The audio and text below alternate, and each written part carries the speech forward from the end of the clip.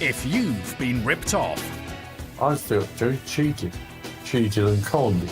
but are struggling to get back your hard-earned cash, Everything that I'd worked for was gone, basically.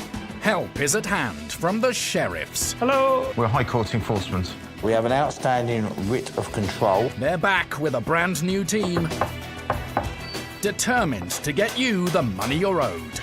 You're wasting our time.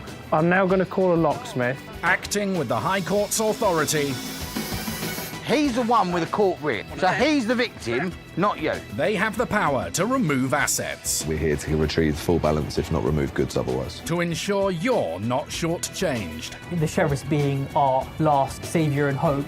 Every year, sheriffs in England and Wales recover your unpaid debts totaling £100 million. I've got my money back and now we can put this matter to bed.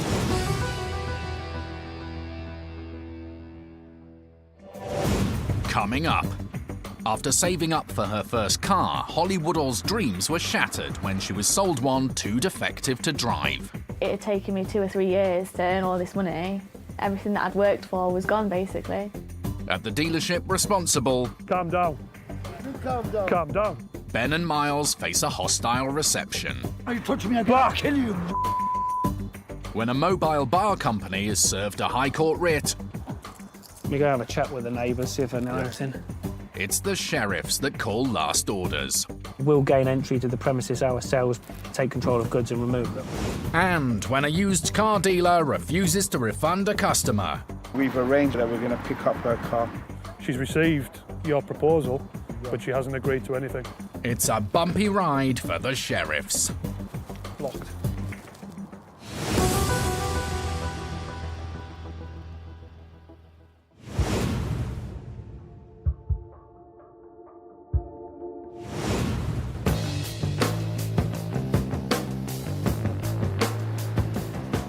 In Yorkshire, High Court enforcement agents Ben Dyram and Miles Whitworth are on the road. With a combined experience of 15 years, they have encountered many difficult debtors in their time. And they suspect today could be one of those days. So we're off to Halifax now with a High Court writ to Motor Arena. It's a large garage, 600 cars on site, mainly deals with prestige motors. We're after just over £8,500. The money is owed to Richard Woodall and his daughter Holly. They came across Motor Arena when they were looking to buy her very first car. The area that we live in is quite a rural area. There's not really many bush routes, and so learning to drive was a way of being able to go and see my friends and just having a life of my own rather than relying on my parents.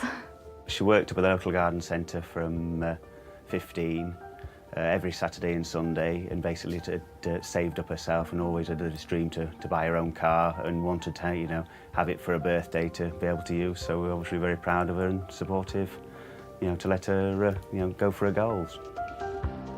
Holly managed to save £5,000, and with her heart set on a Fiat 500, she found one advertised by Motor Arena that looked perfect. It was a white convertible Fiat 500 with a red roof. It only had one owner, and the write-up was just like amazing. It was just everything that I'd ever wanted in a car. Having agreed a price of £4,700, they placed a deposit and travelled the 50 miles to Halifax to check it out. We had a look around the car. There was a small scratch on the door sill, so we got them to have a look at that, and they said that they'd actually take it away just then and get it touched up. It all felt very rushed, and we were sort of basically dragged through to sort of go and settle up and pay before, you know, could be totally confident with everything that was going on. Nevertheless, they handed over the money and set off in Holly's new car. It was great. I was just like, I bought my first car, and it was a sense of achievement that I'd been able to pay and afford my own car. I was pressing all the buttons on the way back, annoying Dad, and trying to connect my phone up and trying to find out what every button did and things like that. Yeah, it was just really nice. But not long into their journey came the first signs of trouble. Pretty much as soon as we got onto the motorway, it all started going sluggish. When you're trying to accelerating things. It had losing power and just wouldn't pull well. I think the main thing when we all sort of realised was when the engine warning light came on. And then that was the first instinct that maybe something isn't right with the car. Richard called Motor Arena and agreed to take the car to a local garage to get it checked out.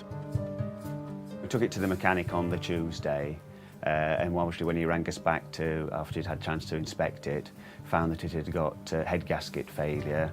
Also, all the brakes were binding and the servo had gone on it, and a couple of other things that he'd found that weren't up to standard. He was really surprised that they'd even allowed it to be able to be on the road, and said it wasn't roadworthy, and even able for us to drive it back. According to the mechanic, the repairs were likely to cost thousands of pounds, including replacing the engine. But Motor Arena wouldn't accept his report. And they actually became quite rude and abusive. Nor would they pay for the repairs or offer a refund. We tried to keep getting in touch with them, and they were blocking calls. The only times occasionally that you'd get through was if you used somebody else's mobile to try and get through, and then they'd say that certain people weren't in and that they'd ring you back. But obviously nobody'd ever get back in touch. It was a tremendous amount of stress for really all the family, and especially for Holly. It had taken me 2 or 3 years to earn all this money, and because I hadn't got anything to show for it anymore. Everything that I'd worked for was gone, basically.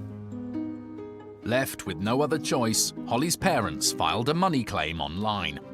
When Motor Arena didn't show up for the court hearing, the judge ruled in favour of the Woodalls, and they were awarded a refund plus costs. But getting their payment wouldn't be as simple as they'd hoped. The court awarded them 14 days to pay the full amount, and after 14 days we still hadn't heard anything. So I rang back to the court, and basically they said the next option was for us to take them to the High Court. The sheriffs are our last hope, and we are hopeful that we'll get our money back.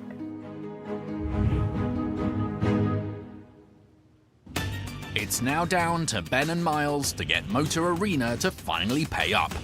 But prior experience with the company on a different writ suggests that won't be easy. Place where we've visited before, and the last time we were there we had a very hostile reception, on the verge of being physical at some stages. Stand back on my space. You are really breaching a piece in this job, and we're going to have to call the police at this rate. It's getting out of hand. You need to calm down. Stand back on my space. It was a bit hostile inside there, but things have calmed down now. The light can just missed us there. To add insult to near injury, the sheriffs had to walk away empty-handed when the company's solicitor managed to get a last-minute reprieve from the courts. Sometimes you attend businesses or addresses and people take an instant dislike to you for no apparent reason. I'm a very easygoing sort of person. Bulldog. Yeah, what was that, the bulldog last time I was here? Soft bulldog. Today, the sheriffs are hoping for better luck. That'd be a challenge, won't it? Yeah. Gonna park it here, walk round.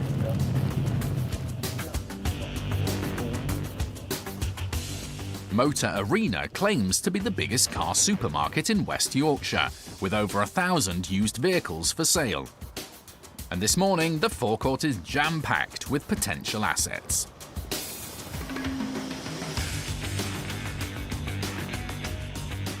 But will the company be willing to pay their debt? Not fancying the queue at reception, the sheriffs look around for somebody else they can deal with.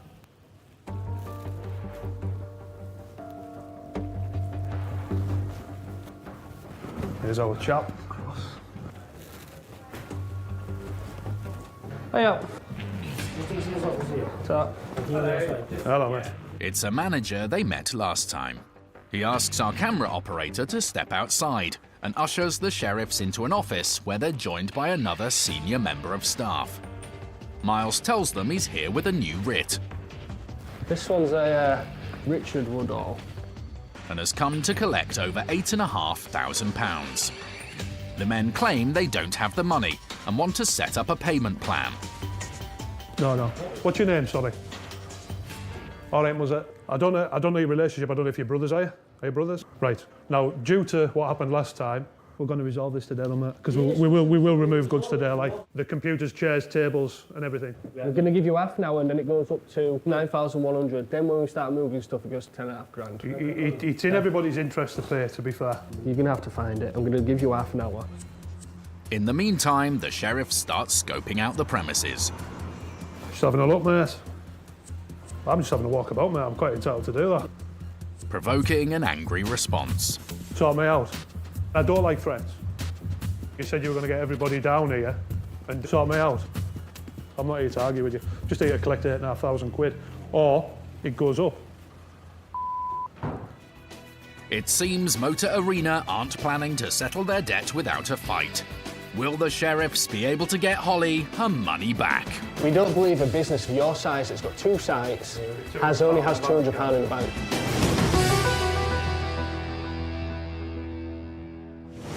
Few of us can afford to be left out of pocket. If you've been let down by faulty goods or substandard services and are struggling to get your money back, you can use the county courts to recover your hard-earned cash. Around 2 million claims are made every year in England and Wales and can be filed by post or online for a small fee. Both parties in the case will be asked to submit evidence, and you may have to attend a court hearing. If you win your case, a county court judgment or CCJ will be issued against the debtor. If they still don't pay, it's time to call the sheriffs.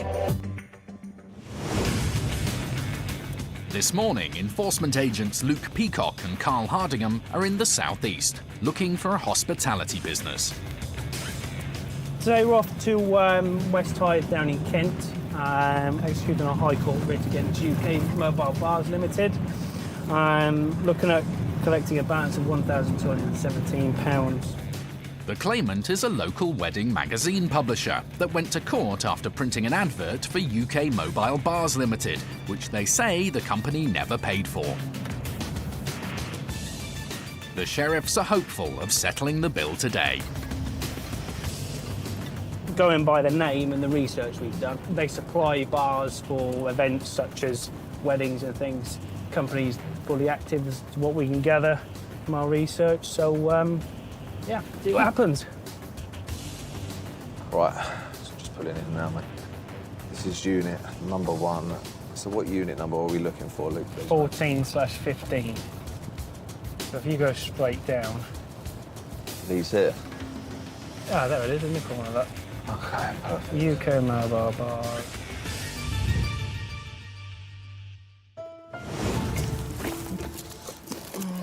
Yeah, Chase would put me in the bush car. The mobile bar business is largely a summer trade, and arriving out of season on a weekday morning, there's little sign of life at the unit.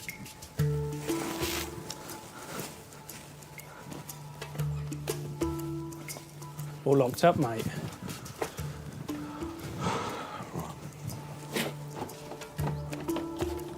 Been here for some time, haven't they? Yeah. If they have reasonable grounds to believe there are sellable assets inside, High Court enforcement agents are entitled to force entry. No. Let me see if there's any response. But they will always attempt to reach the debtor first. Thank you for calling UK Mobile Bars. Please hold while we connect you to customer services. This morning, no one from the company's picking up. We go have a chat with the neighbours, see if they know anything. Morning. High Court enforcement agent. I'm hoping I can make some inquiries about next door. The bar people, yeah. They're here most of the time, are they? Don't suppose you have any kind of contact number with them at all? The neighbours don't have a direct number for the debtor, but they are able to contact the landlord. Lovely. Okay, perfect. Thank you very much for your help. Cheers. Mate. And soon, the sheriffs have the number they need. Hi, my name's Luke Peacock. I'm a High Court enforcement agent. We're currently down at your unit. I'm here to execute a writ on behalf of KD Media Publishing Limited. The company director says he doesn't know anything about the writ. Sorry, did you say you've had no correspondence? Right. But it soon becomes clear there's more to the story. So what you're saying is you knew the judgment had been issued because you then made an application to have it set aside? Well, it hadn't been set aside and the claimant uplifted it to the High Court. At this present time, we have the writ from the High Court to enforce and collect the balance outstanding of £1,217.51. The debtor claims he applied to the courts to get the judgment set aside, but he never heard back. 8 months of interest and fees have increased the debt, and he's not happy. I can't tell you what you should have been told and shouldn't have been told because I'm not in a legal position to do so.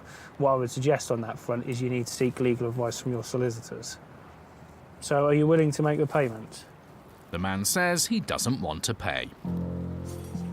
OK, the process for us right now, we're going to transfer the case to stage 2 of enforcement, which will incur additional costs. And we'll gain entry to the premises ourselves.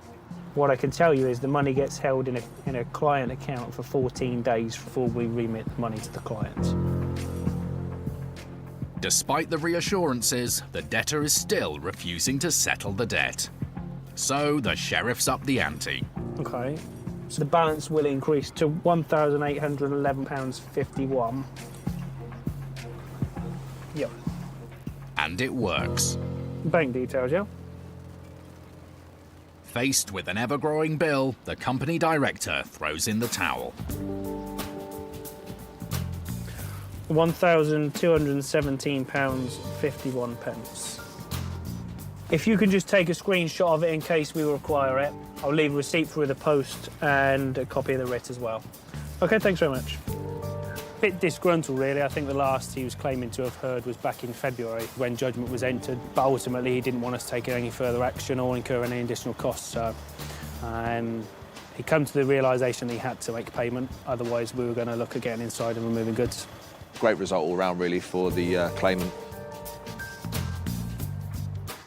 Over a year after they submitted their invoice, the small publishing company will finally get the money they're owed.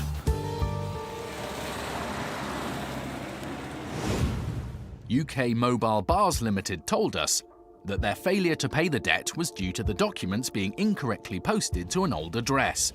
They also say they had notified the claimant of this change of address, and that the matter has now been resolved and everyone has moved on.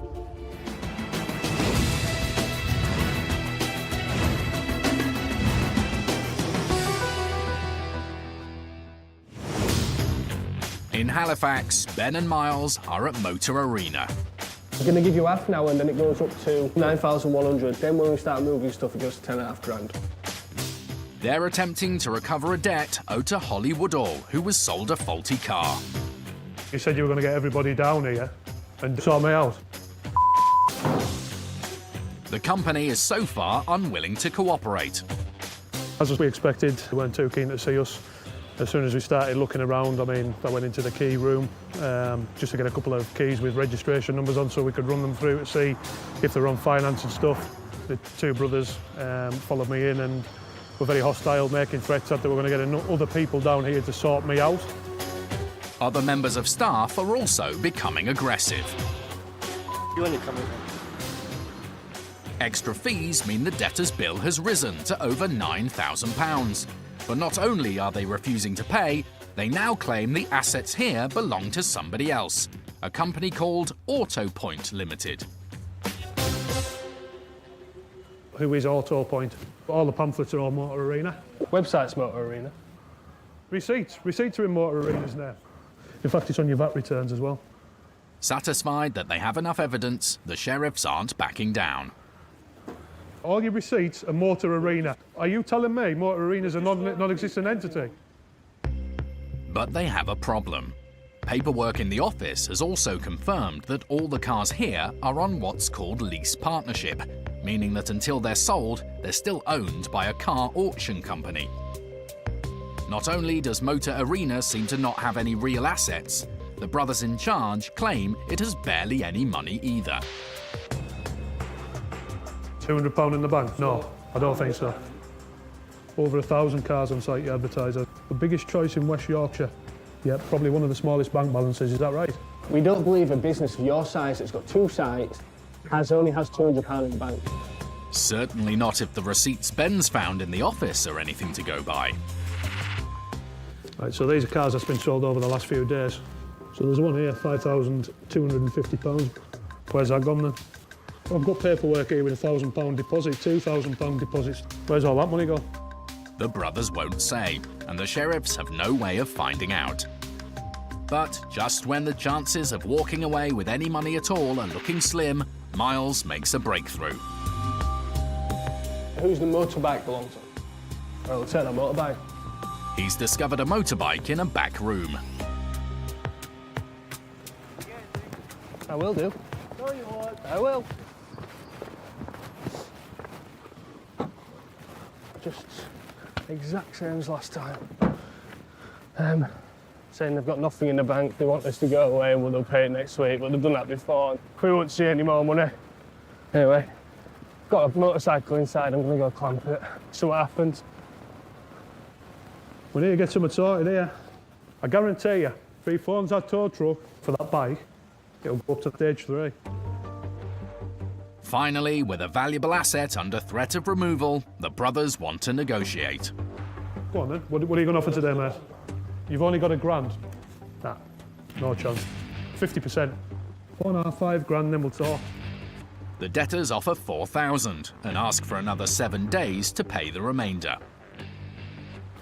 So next Friday, yeah? The bank account details on this piece of paper. And the deal is done. I'll give you that. Right, I'll be on my way. Cheers, lads. Although it's only a half payment for now, the sheriffs are satisfied.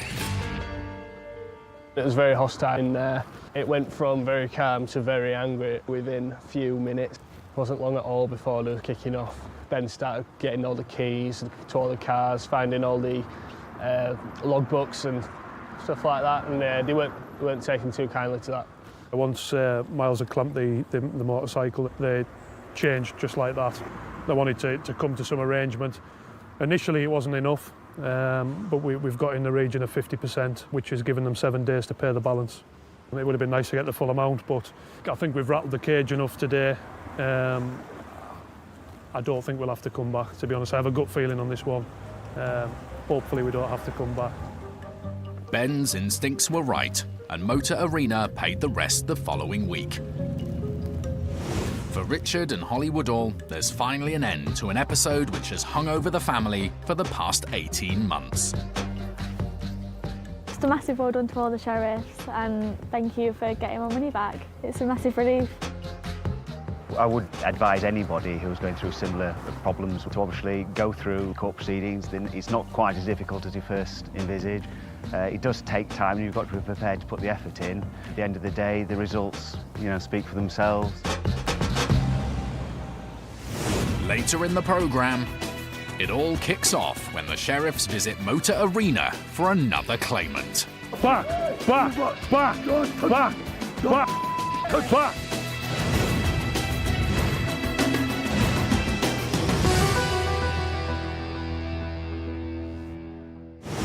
If you've won a county court judgment but are still out of pocket because it hasn't been paid, for £66 you can get the case transferred up to the High Court, which will issue a writ for enforcement by the sheriffs. Can you please come to the door? Here with the High Court writ today. We will be executing today, if not removing goods. These High Court awards have to be paid, and the sheriffs have unique legal powers to ensure you get the money you're owed.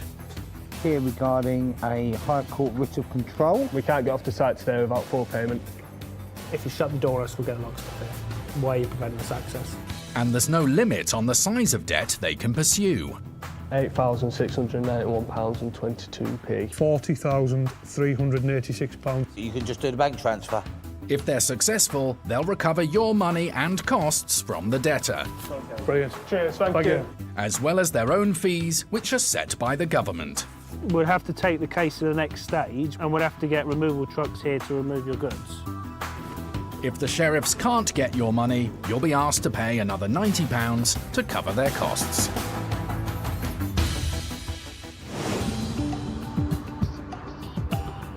car dealers make up a fair proportion of the sheriff's work, and some are not as difficult as others. Today, enforcement agents Ben and Miles are heading to Blackburn, hoping to settle another unpaid debt.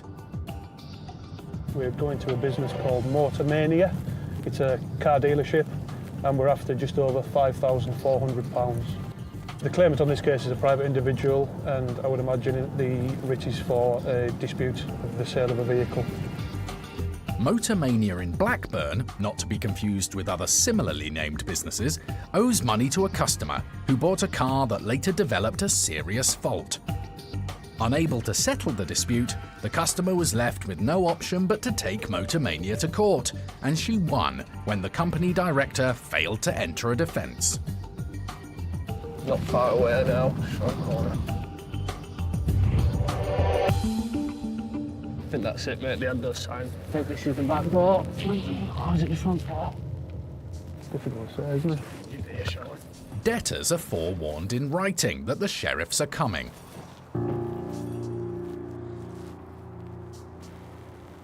On the other side, quickly get it. Once they're spotted, some businesses are quick to shut up shop.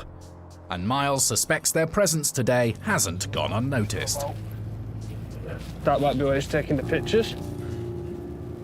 Was he taking photos? It might be. Oh, down there, yeah. Aye, here, sorry. That chap in that car was having a good look. Reptile Mania, Aquamania, Pet Mania. Yeah, it's got to be Motor Mania, hasn't it? Yeah. There he is, he's waiting for us. Yeah, he's seen us. Tip top.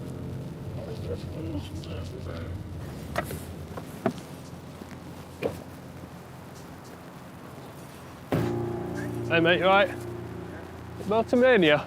Yeah. Hey, Oh, yeah.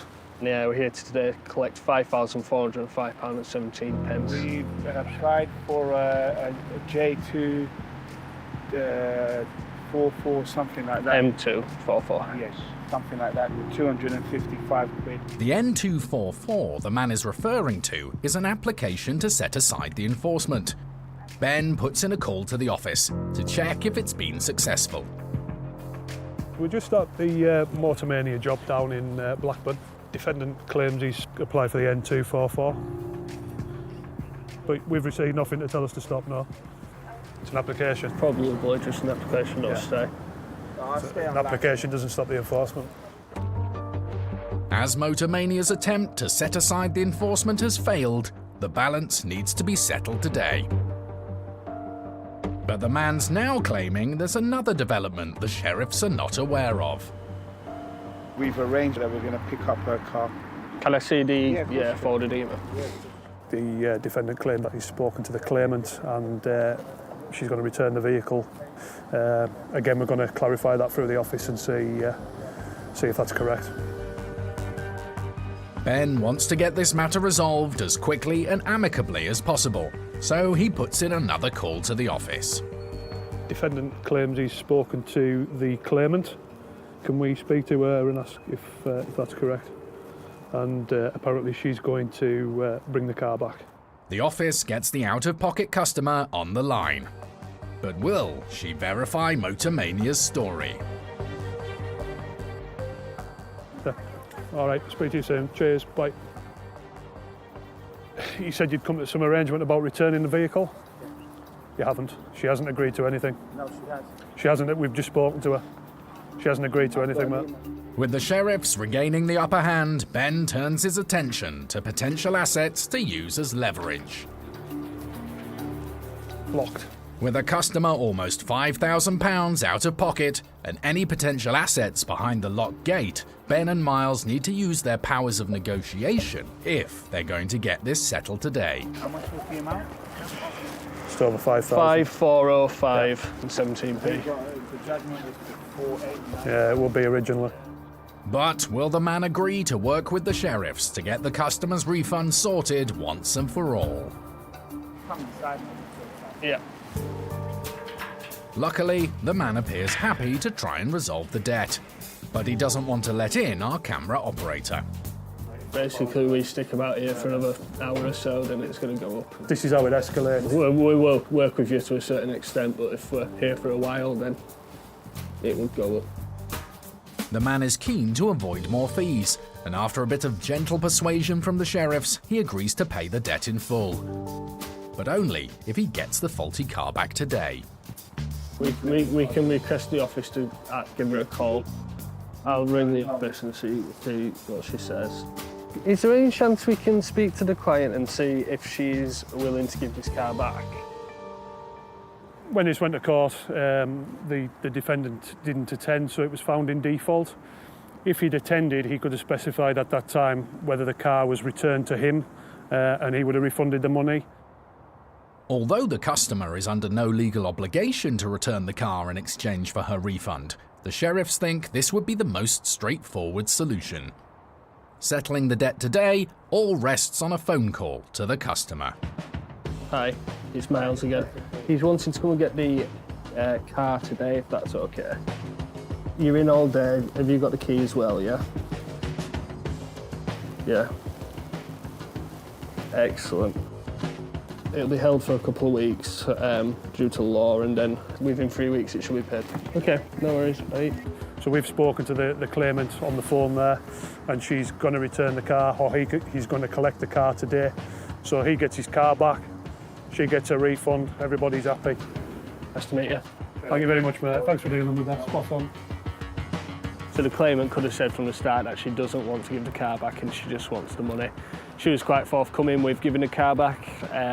It made our life a lot easier once we figured that out, and the payment came straight away. He dealt with it well.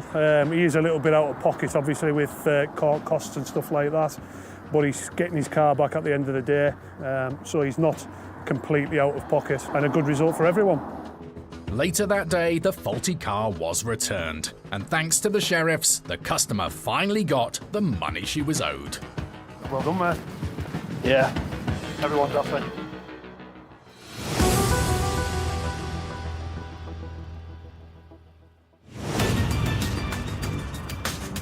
Today, James King and Carl Hardingham are in the southeast. We are down in Ashford, Kent, to a MTA Network Limited. After doing a little bit of a background check on the company, it is a car garage. So, yeah, we should have some equipment there to seize, tools, etc. So I can't see it being a difficult one to recover if they do refuse payment. MTA Network Limited was taken to court after they bought a gearbox worth several £100s, but never paid the supplier. They look to be BMW, they look to be sort of like your German vehicle specialists, like your more higher end, so I would suspect they have some quite expensive equipment. Well, you would assume so. He's driving a Mercedes.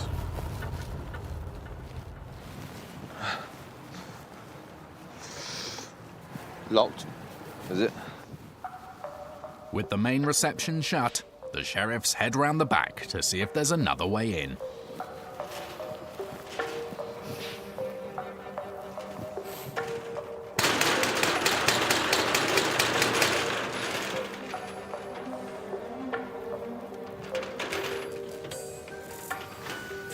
The lights are on, which would indicate that someone is here, or possibly someone was here. They've gone out. Although no one's in right now, it looks like the business is up and running, and the unit is likely to contain assets. Look, it says on here, advanced diagnostics for the public and trade, which means there's got to be diagnostic machines in there. Thinking maybe get a locksmith out and false entry. Seizing goods is always a last resort, so first the sheriffs try calling the mobile phone number that's on MTA's website. Hello? And someone picks up. High Court Enforcement. We're actually outside the premises. This is a High Court writ of control. Claimant is Bexhill Gearboxes Limited. And balance that we're here to collect today is £1,234.39. The man knows all about the debt, but says it's in the wrong name. Our High Court writ is the name of MTA Network Limited. The sign on the wall is MTA Network. According to the man, MTA is a new business, and the judgment should be against his old company, Master Tech Automotive Limited. There is a live writ, and it's in your limited company name. So, I mean, would you like to make the payment? Despite receiving several letters from the court and a letter from the sheriffs over a week in advance of today's visit, the man is refusing to pay. Right, okay. What he's saying, there's another company, however, the business is now traded as MTA. So what I'm going to do now, I'm going to give the claimant a call, try and get some background on this story. Good morning. As James speaks to the claimant, the story soon becomes clear. That's it, so it was Master Tech Automotive. The gearbox was bought by Master Tech Automotive Limited, the company which the claimant originally took to court. Did you then go back to court and get the name on the judgment changed, did you? But the name on the judgment was altered to MTA Network Limited after the claimant was informed the company was now trading under this new name. Thank you, babe. So, by the look of it, this guy is playing a little bit of a game. As far as we're concerned, there's enough evidence for us to assume the goods inside belong to them. And if that means getting a locksmith out to gain entry, then that means getting a locksmith out. James King, I can help. But the debtor is soon back on the phone. Yeah, hi there, sir. He now says he plans to appeal the judgment. Yeah, I understand that. I mean, at the end of the day, the court system's a court system. You can take it out with the courts afterwards. Well, I mean, as it stands, we're obviously here to take control of goods and remove them goods today. Being a commercial premises, we can force entry to the premises by using a locksmith. The man now wants to know the balance. Balance outstanding is £1,828.39. No, it's £1,828.39. His initial refusal to pay has cost him an extra £600 in fees. Do you want me to text you the details of the balance? What? Lovely. Thank you, babe. Saying that he thinks it'll be easier just to make the payment and then he'll take it up with the courts afterwards. So hopefully we should walk away with a payment in full on this one.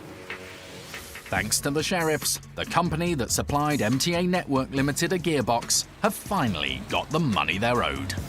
So overall, a fantastic result. He was trying to make out that the goods in the property belonged to a different company. As soon as he realised that he wasn't going to leave the site, the payment was made over the phone by bank transfer.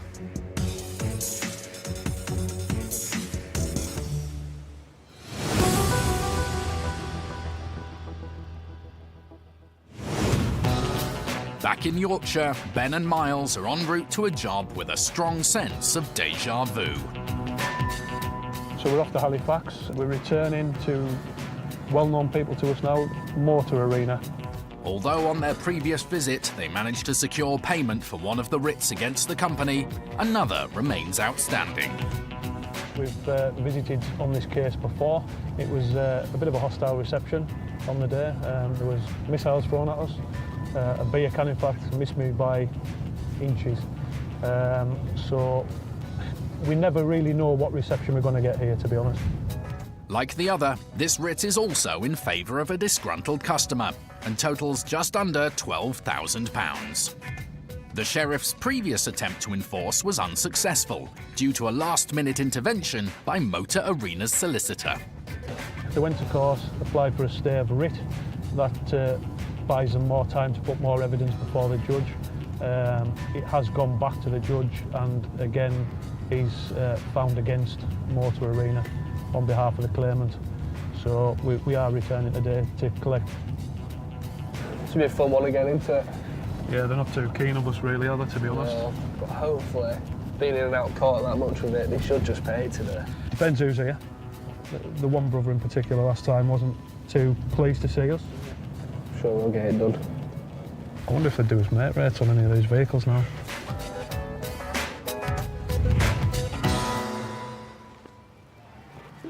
Previously, Motor Arena have been reluctant to part with any money without a showdown. So what will today have in store? Rather nice, isn't it? Yeah. Hello, mate. How are you? I'm back. Yeah. Our camera operator is again asked to leave. But this time, when Miles shows the manager his writ, there's a surprise. You paid? That's it. The man says they've already paid and shows a bank statement to prove it. Where did you pay it on the 14-day period, yeah? The money was paid directly to the claimant, who hadn't informed the sheriffs. He's just not let us know, sorry guys. With the balance settled, that should be the end of the matter. But one of the brothers has other ideas. Angered by the presence of our camera operator, his behaviour becomes threatening. Oh, calm down. Calm down. While Ben attempts to pacify him, a passing car pulls up outside. Yeah, it's all right, bro. The driver of the BMW appears to be either a friend or colleague, and he too objects to our camera operator filming.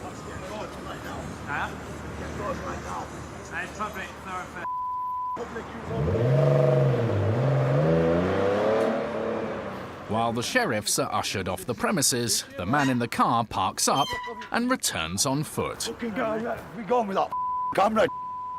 Get it out of my face before I knock you out. Get it off me. Move up. Back. Don't touch me. Don't touch me. Don't touch me. Get going now. Back. Don't touch me. Try touching me again. You touch the cameraman. Touch the camera. You touch me again. I'll kill you. No, you won't. No, you won't. You'll get arrested. Oh, it's been so. I will go where you go. No, this is right. We're on the public. I'll go to this house and nobody lives with these. Aren't they pleasant? Professional outfit. Yeah, I beg to differ. The sheriffs are only too happy to depart. But further down the road, the man in the BMW makes another appearance, hurling abuse out of his car window. You want me to phone the police? You can call your mom. Call the police. You understand? Call your kiss my black. Rather not. There ya. What is all that about? Unbelievable. Upon the first visit, they were very aggressive too, but today was up another level. There's no need to be like that. You know, they advertise as a professional outfit and they carry on like that. I can't understand it, but I think we dealt with it in the only way we could. Happy with the result, happy we got away unscathed. All's good in the end.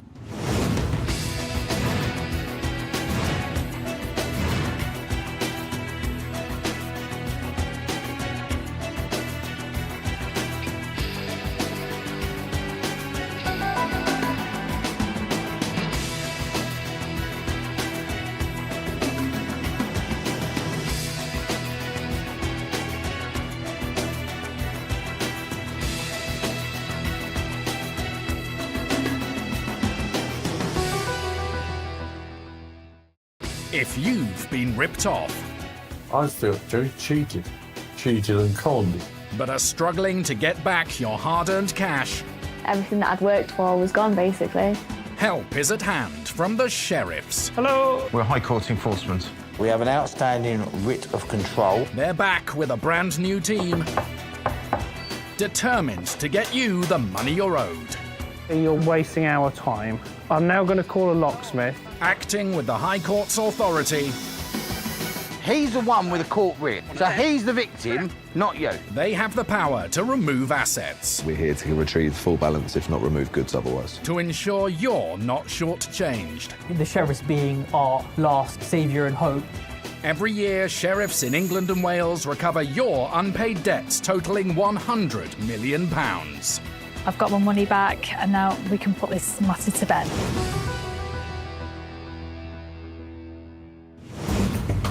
Coming up, The vehicles that's in there were advertised on Aceline Motor Company's website 3 weeks ago. I've never seen it. when a second-hand car dealer denies any responsibility for a debt, Ben and Miles are forced to take drastic action. Porsche 911. An eviction at a pizza shop serves the sheriffs more than they bargained for. Wow. We've got a camper. I can't believe he's literally sleeping on this. It's unreal.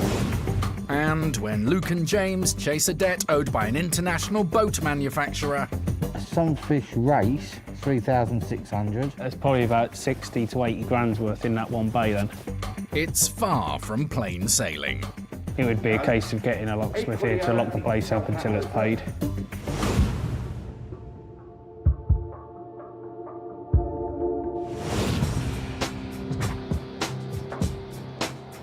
In Yorkshire, enforcement agents Ben Dyram and Miles Whitworth are on the road.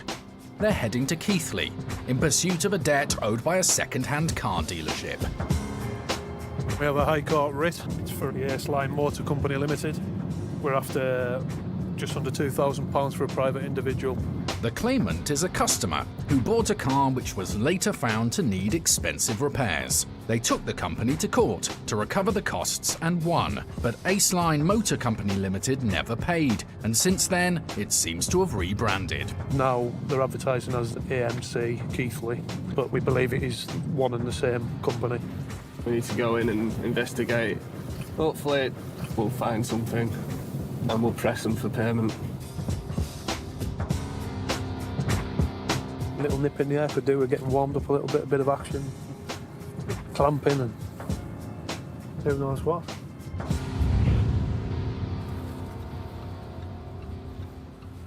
Doesn't look very healthy.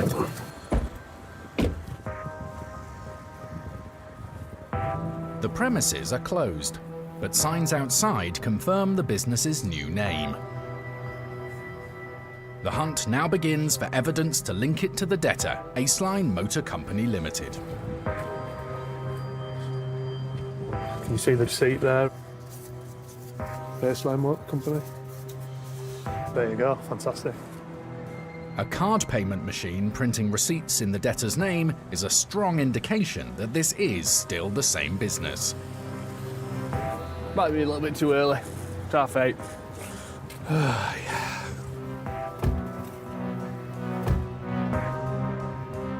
As no one's there, the sheriffs decide to follow up another lead. They head to a nearby residential address that they found on the company's website. And as they're pulling up, Ben spots something. Black Beamer and that white mark. Just have a look. There we go. White mark. We found a residential address where AMC Keighley have on the website. We've just done a drive-by past that property and there's a car that matches one that's for sale on the website, parked on the highway. So we will take control of that with a clamp. If, as the sheriffs suspect, AMC and Ace Line are the same business, this Mercedes is a potential asset which could be sold at auction to cover the debt. Try and get a clamp on.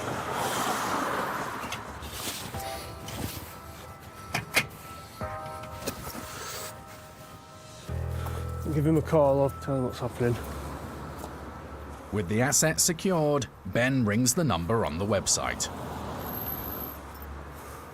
Hello mate, I'm just giving you a quick call. You have a white Mercedes for sale, a 16 reg. My name's Mr. Dyram, I'm an enforcement agent, and we've just taken control of it by clamping it because we have a High Court writ. Would you like to pop out and talk to us about it? Thank you, cheers. Did you say we're inside? He said he's coming out to speak, so I assume he's inside the property.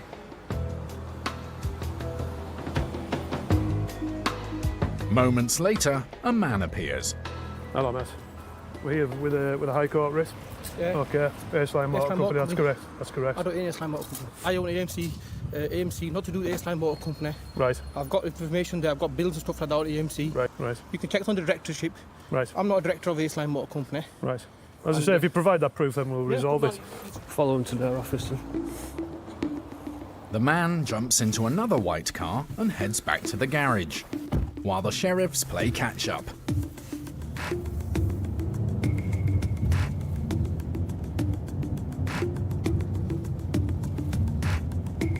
By the time they arrive, he's opened the unit and is ready and waiting.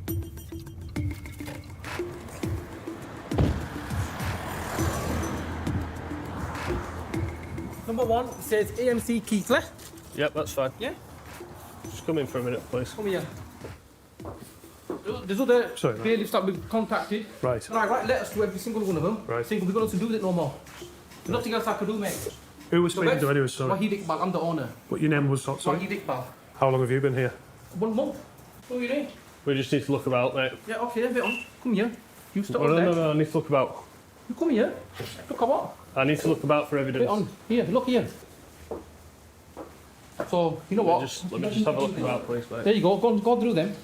I'm just having a look about. They're all AMC That's Keighley. fine, it's fine. You just calm down for a second, I'll just have a look. Enforcement agents have the legal right to carry out a diligent search of a debtor's premises for evidence. And while Miles is in the office, Ben heads to the showroom to check out the stock Mr. Iqbal has for sale. Many of them look familiar. Some of these Audis, they were on the site. The Black Posh. So's the Golf. Boom. The very same cars were advertised for sale on Aceline's website only a few weeks ago. Probably all that were on the site are probably all here, and that's too much of a coincidence. Yeah.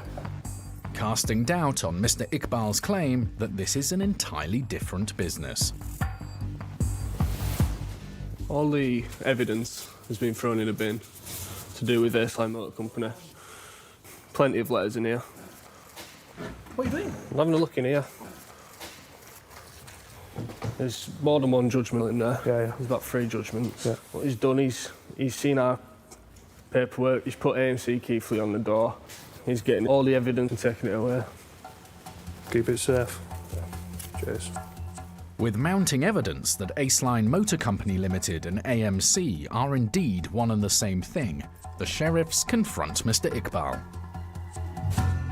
The vehicles that's in there were advertised on Aceline Motor Company's website I don't know. What's 3 the weeks ago. I don't know. I've never seen it. We did. Oh, it's nothing to do with me. What when 3 weeks ago, nothing to do with me? It's everything to do with you. No, you're wrong. Who's the No, we're not director? wrong. No, We're not you are wrong. What does You are AMC stand for? AMC, what does it stand for? Automotive cars. Right. Not Aceline Motor Company. Nothing to do with me. Right. Why is that in your bin? Because I throw everything away. There's loads of stuff in like that. We write to them. I throw it in the bin. It's nothing to do with me. So that's the original county court judgment that's been torn up and put in the bin. Why are your receipts in Aceline Motor Company? That's an old machine. That's to do with me. It's on your desk. I've never used it. Listen, it's nothing to do with me. Hey, calm down. Listen, there's nothing to do with Calm me. down. Listen, Calm down. Can you get out? No, Go, No, we can't. we won't be Well, getting go on out. then. Why? What's the problem? Because we're here with a High Court writ. So what? How much is it anyway? Sorry? How much is it? You're saying it's nothing to do with you. I can't discuss it with you. How much is it? Why? God bless you. You need to calm yourself down. You asked about this Porsche, yeah? You need to calm yourself down. With Mr. Iqbal continuing to protest his innocence, will the sheriffs be able to persuade him to pay the money he owes?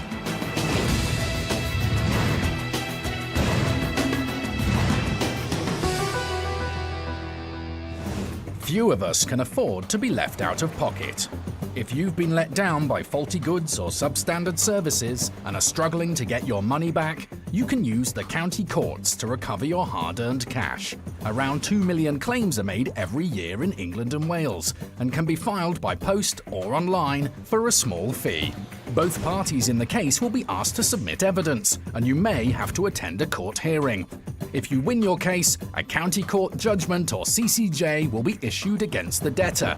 If they still don't pay, it's time to call the sheriffs.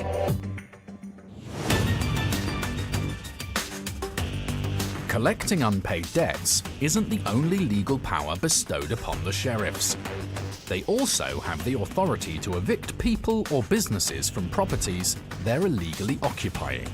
This morning, Luke Peacock and Grant Bailey are in the home counties.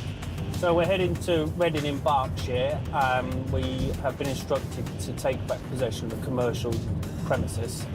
The property's been occupied by a business that's trading in there as a pizza shop. So we've been instructed this morning to re-enter and take peaceful possession of the property. Peaceful possession involves gaining entry and changing the locks. The sheriffs have the power to do this at a commercial premises without an order from the court. But if there's anybody there, they can't use force to evict them. We don't expect the occupant to be there. However, by the time the security company have turned up to board the place up, there is a high possibility of the business turning up to operate. We just have to take them as it comes. I believe this is it on the corner here. It's Milano's. Morning, mate. The locksmith is already on site and knows exactly what needs to be done. Me. As the outer security is breached, a makeshift legal notice is revealed. In this premises, running new business since 29th of May, without consent trying to break anything. Huh? That doesn't even make sense.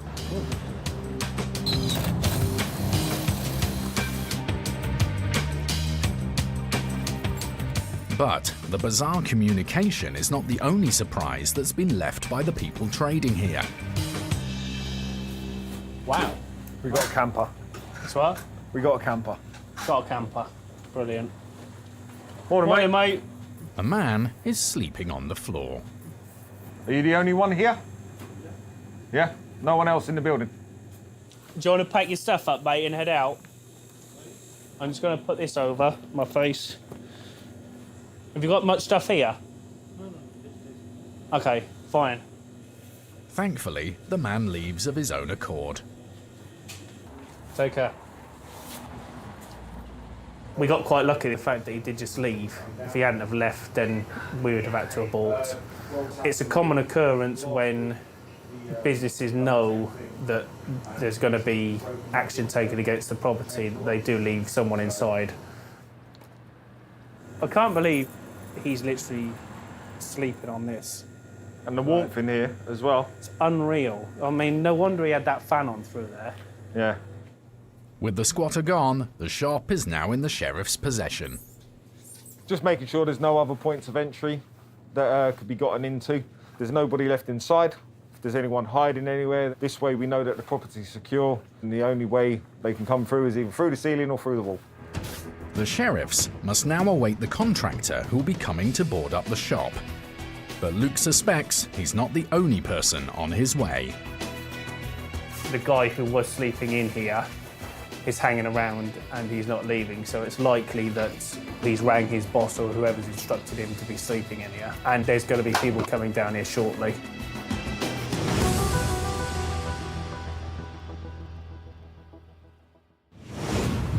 Ben and Miles are in Keighley, looking to recover just over £2,000 owed to a disgruntled customer by a second-hand car dealership called Aceline Motor Company Limited. You can't just walk in and say, oh... Well, we come with a writ. At the debtor's address, they've met Mr. Iqbal, who says he's taken over the premises and claims he has nothing to do with Aceline. Why are your receipts in Aceline Motor Company? That's an old machine, that's to do with me. But the sheriffs aren't so sure. The vehicles that's in there were advertised on Aceline Motor Company's website I don't know. 3 weeks ago. I don't know, I've never seen it. We did. We're going to have a look. No, you can't do this. They're old websites, my friend. There's that one. Because you prove it to me, this belongs to Aceline. You prove it doesn't, because that was advertised on their website. Okay, shall I get the owner down then? He might give them to sell beforehand. Maybe. Yeah, maybe. That black Golf. This was also advertised on their website. Might have been. No, it definitely was. It definitely was. The guys who gave it to me to sell, they said they want to send the cars for us. That's what I'm doing. This is my website is here. We're loading the cars up. Right. Which cars you know about? Porsche. Days in stock 2 days. Right. I've had it 2 days. No, that's fine, but 3 weeks ago, the vehicle is in here. So what? So we'll take control of the vehicle Why if need can't be. you help me take control of the vehicle? I'll take control of the vehicle if I need to. Why? You don't take control of the vehicle? Because we've got evidence that Aceline Motor Company are still here. Aceline, where are they then? Come and tell me. You've just torn a receipt up off the That's desk. been gone. Go back to that thing there. It goes back 3-4 weeks. It's suddenly there. What we're doing, throw it away. They're going to come and pick it up. Never used it. If I moved in somewhere, I wouldn't be sat at somebody else's desk. This is our desk, my desk. So why is somebody else's printer on there? There's a lot of evidence. A lot of evidence. Faced with the threat of one of his cars being removed today, Mr. Iqbal comes up with a plan. You can wait here, I'll lock the door. I'll go. Can't lock the door. I'll go to court. Why would you go to court? Because I'm going to tell them, you're in my premises, yeah? I don't want you here. This writ's got nothing to do with me. The judge can decide what to do. The judge won't speak to you if it's got nothing to do with you. A county court judgment can only be contested by the debtor themselves. If Mr. Iqbal isn't connected to Aceline Motor Company, then the court will not be able to help.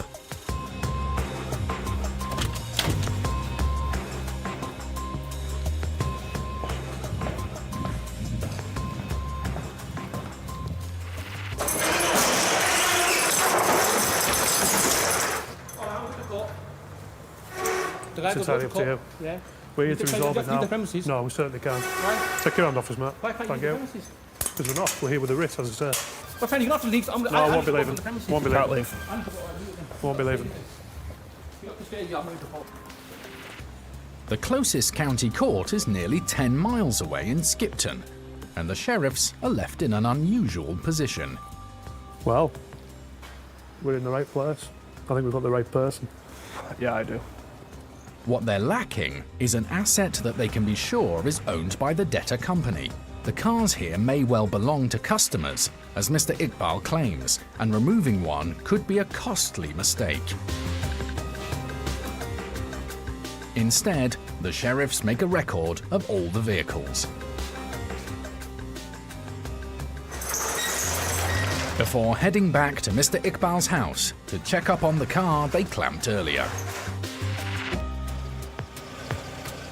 When they arrive, the car is there as expected. Still here. But surprisingly, so is Mr. Iqbal. Hello, mate. Thought you were in Skipton. Yeah, the judge hears it, we'll go back. Pay them £50. That's all. You can hear it. Right. So when they get back to me, tell you. Despite telling the sheriffs he has nothing to do with Aceline Motor Company Limited, Mr. Iqbal seems to have managed to secure another court hearing in 2 days' time to appeal the judgment against it. There's not what we can do, is there? Yep. For now, continuing the enforcement is too risky.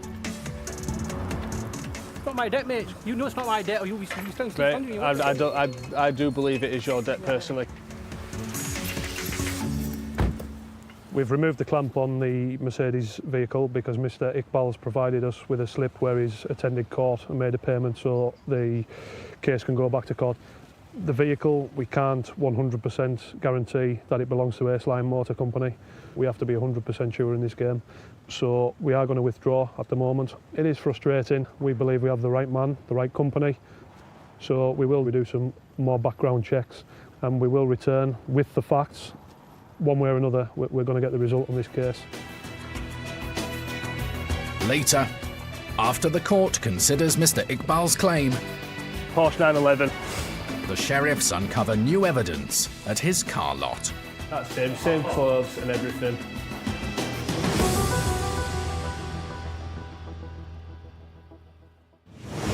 In Reading, Luke and Grant have taken peaceful possession of a pizza takeaway shop, which was being illegally occupied. A man found sleeping on the floor left when asked to, but has been hanging around outside. I'm not going to open the door yet. He hasn't asked us to come out and speak. So until he does, unless they're away from the property, the door's not coming open. And now a second man has arrived. This man is presumed to be the person illegally trading from the premises, so the sheriffs aren't taking any chances. Obviously, if we open the door, it's a pull door, so it's very easy for them just to put their foot straight through and push us back. The difficulty we faced this morning is we've got the landlord coming and a team to secure the property. And with the guys here, it just makes things that little bit more difficult. It's very easy for temperatures to go quite high, quite quick. Eventually, the man comes to the door. Step back. Right to the van. Keep going back. To the van. Yes. Once he's at a safe distance, Luke is willing to hear what he has to say. You're from the High Court, right? Sorry? You're from High Court. We're enforcement agents. High Court enforcement. Enforcement right? agents. That's right. You have a notice. The notice is on the door. That's not a notice, sir. That's not from the court. It doesn't matter. It's a commercial premises. Right. Okay, this commission. Can you see that thing over there? Yep. The machine over there. That's from my lawyer. I'm in possession of this property since last year. This premises under my company. You need I to need a court notice to you. Do you come into my property? Right. You don't. We've Okay. done everything by the laws. Okay, It's a right, commercial premises, so there's no requirement to go to court. Okay. So I've paid for the building. I've done everything. So you're into the building right now. Yep. They've taken the money from me. I don't know about that, sir. You don't- No, we I'll have don't, to sir. call the police then. Call the police. Okay. Confident their client is the rightful occupier of the property, the sheriffs are unfazed by the man's threats. He's claiming that everything's up to date and what we've done is illegal. So I've advised him that he needs to take legal advice. I'm not in a legal profession, he's not in a legal profession, and he's now on the phone to the police. I don't believe the police will attend this morning for such an issue. It's a civil matter. As expected, the next to arrive is not the police, but the client. Hello. Lovely. Oh, Hi. come on in. Come in, come Hi. in. We'll just lock the door because there is one of the guys still lurking around. Oh, actually, his Mercedes is gone, so he may well have left. The full story of what's taken place at the shop now emerges. Mrs. Kakad says she bought the lease 10 years ago for her children, and the man outside is someone they recently entrusted to look after it until her son was in a position to take over. We employed this man to run the shop, and we asked him to pay the rent in time, do the maintenance of the shop, and keep all the accounts so that when we come, we can check what is going on. So we slowly came to know that he's not paying the rent. So I have paid from my own pocket. He didn't pay the insurance in time, the building insurance, which is important. And I had to give all that from my pocket since last 12 months. Mrs. Kakad works as a teacher, and the situation has taken its toll on the family finances. I've lost all my savings, all my salary, and I'm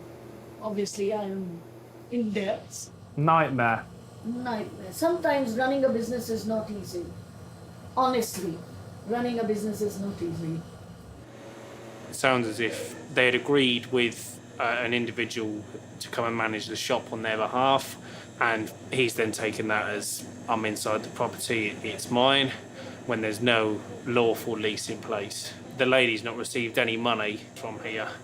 At the same time, she's still having to pay the rent to the landlord with no income other than her individual salary from her other job.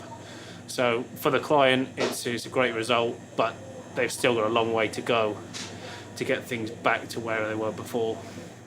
When we came in this morning, Okay. these cardboard boxes down here, someone was sleeping on them. Oh, really? Yep. So that means he was making someone sleep here Exactly. to keep an eye. Yep. In this premises, nobody is allowed to sleep. So No. that is illegal what he did.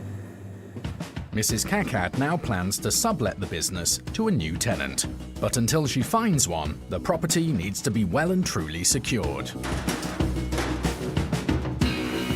As well as the entrances being sealed up, as an extra precaution, a 24-hour alarm system is also fitted. Good stuff. Thank you. Thank you guys. No problem at all. Really, and I'll send you good messages that, yeah, my shop is open again. Good stuff. Lovely. Okay, thanks very much. Take care. See you later. Really pleased with how the job went today. From the client's perspective, she got a shot back.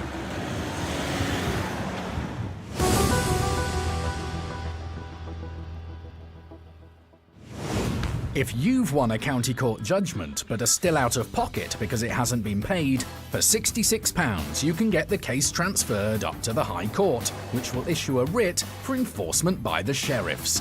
Can you please come to the door?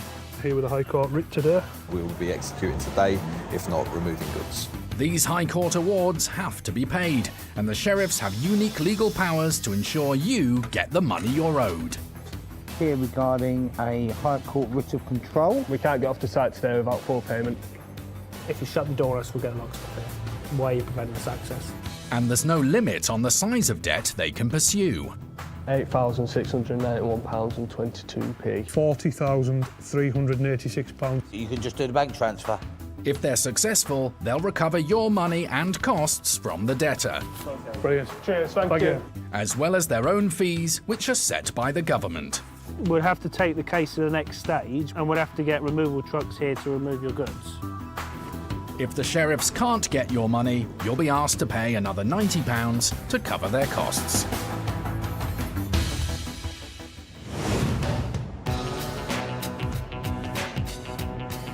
It's early afternoon.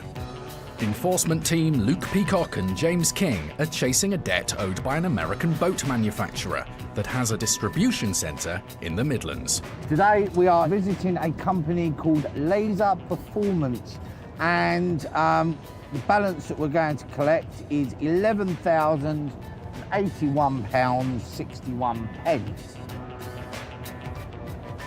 The claimant delivers yachts and boats, and that's where this money is outstanding from. Laser Performance is the world's largest producer of small sailboats, so James has every reason to be hopeful of recovering the money. Anything like a boat or yacht are generally quite expensive, so we should be in a good position to obviously take control of goods. So I just found out that they deal in boats and parts. So parts for boats. So we may not even find boats, we might just find parts. Well, this was Laser Performance Showroom.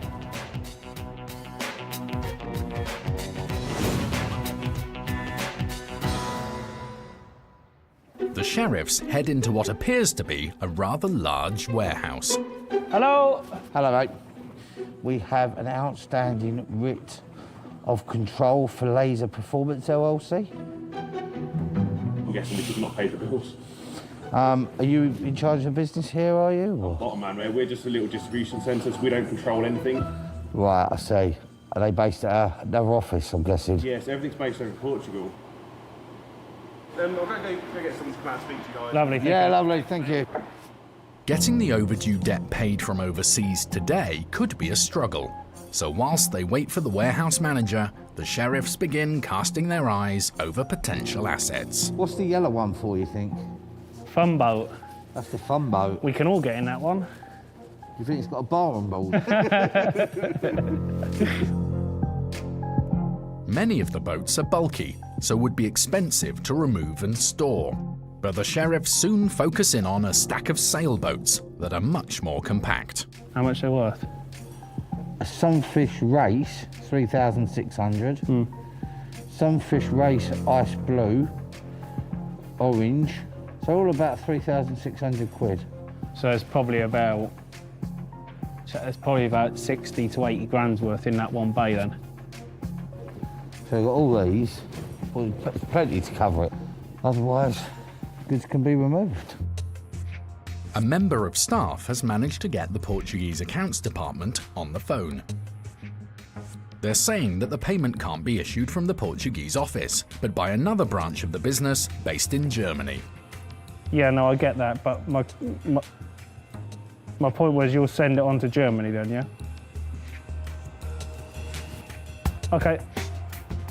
They've agreed to make the payment through the accounts team in Germany. Okay. That's got our bank details. So this is what they need to pay to. Yeah, that's what I need to pay to. That's the balance. And we just go back to my office, I'll scan it through to him. Can you just make sure that it's obviously an instant transfer? But 30 minutes later, there's still no sign of the money. Well, internet banking, obviously I don't know how it works in Germany, etc., but an instant transfer is an instant transfer. It hits an account within 2 hours. Luke has the accounts department back on the phone. The German banks close in less than an hour, and they're struggling to make the payment. But if you turn around and say to us the money will be in your account by tomorrow morning, then we'll have to take action. The problem we're having is this is an international company with their accounts department in Germany, and obviously Germany are an hour in front. So what they're trying to do now is they're trying to make the payment from the States. It's still a waiting game.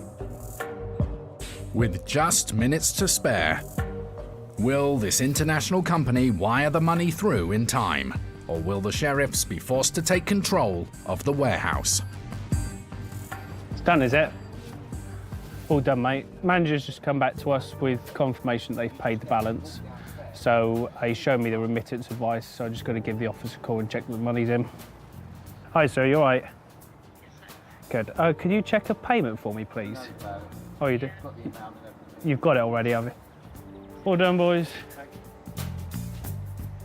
He advised us that upon receipt of the bank details and the instruction from us, the payment would be made within 10 minutes. We then received another call back for them to say that there's a problem with the payment and it's not going to hit the account until tomorrow. Therefore, there's a little bit of suspense as to whether we were actually going to get a result today or whether we would have had to take further action and enforce the writ further. And they were able to speak to the bank and get the payment made today. Great outcome for us, great outcome for the client. Good result all round. Thanks to the sheriffs, the freight company finally got the money they were owed. Take care, guys. All the best. Hey, Jakes. Take care. See you later. Laser Performance told us that all matters have been settled, including the payment of any invoices. And that timely payment of invoices would require timely and satisfactory delivery of services.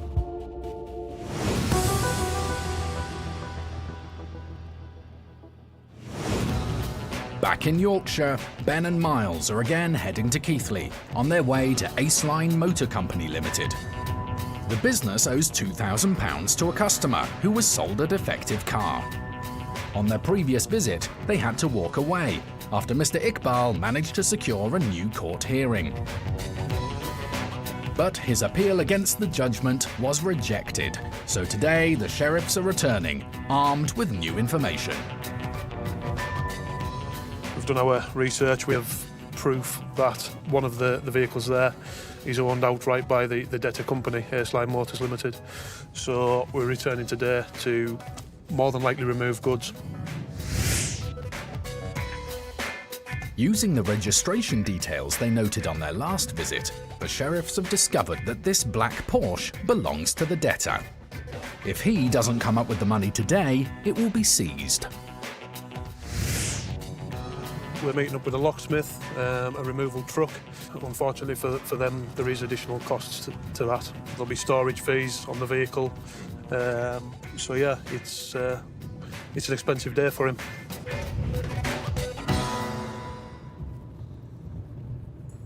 So our truck's already on site. Next door. What we're checking? It's a Porsche 911, hopefully. The unit is once again closed. Paperwork, computer and everything's still on the table, mate. But this time, they won't be waiting around. High Court enforcement agents are legally entitled to force entry into commercial premises. I'll give it a go, huh? Shall I give it a go? You haven't got a bar or anything, have you? You got a bar? I mean, not going to do it by myself, am I?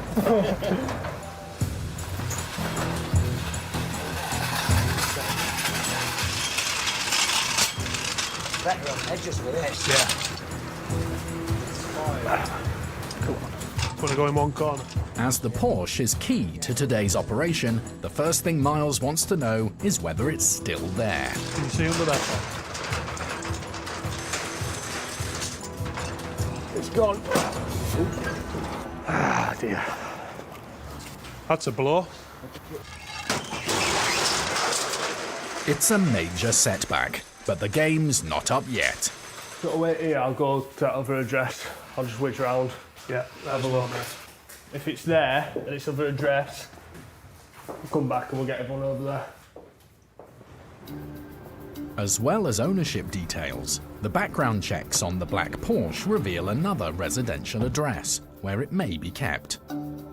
If the sheriffs can find it, then all they'll need to do is immobilize it with a clamp, and the job would be in the bag. The truth. No Porsche. But it isn't there.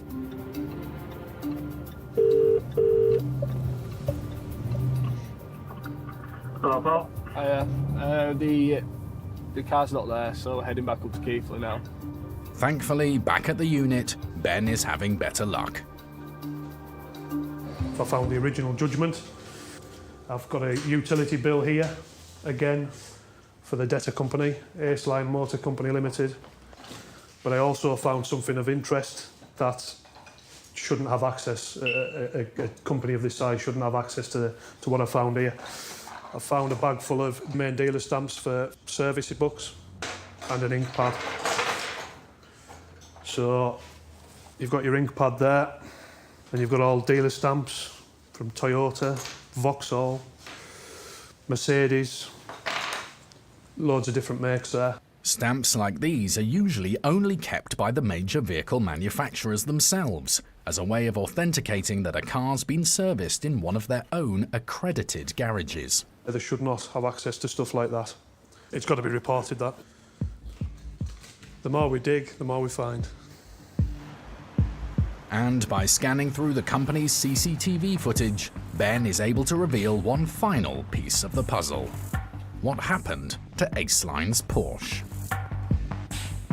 That's him, same clothes and everything.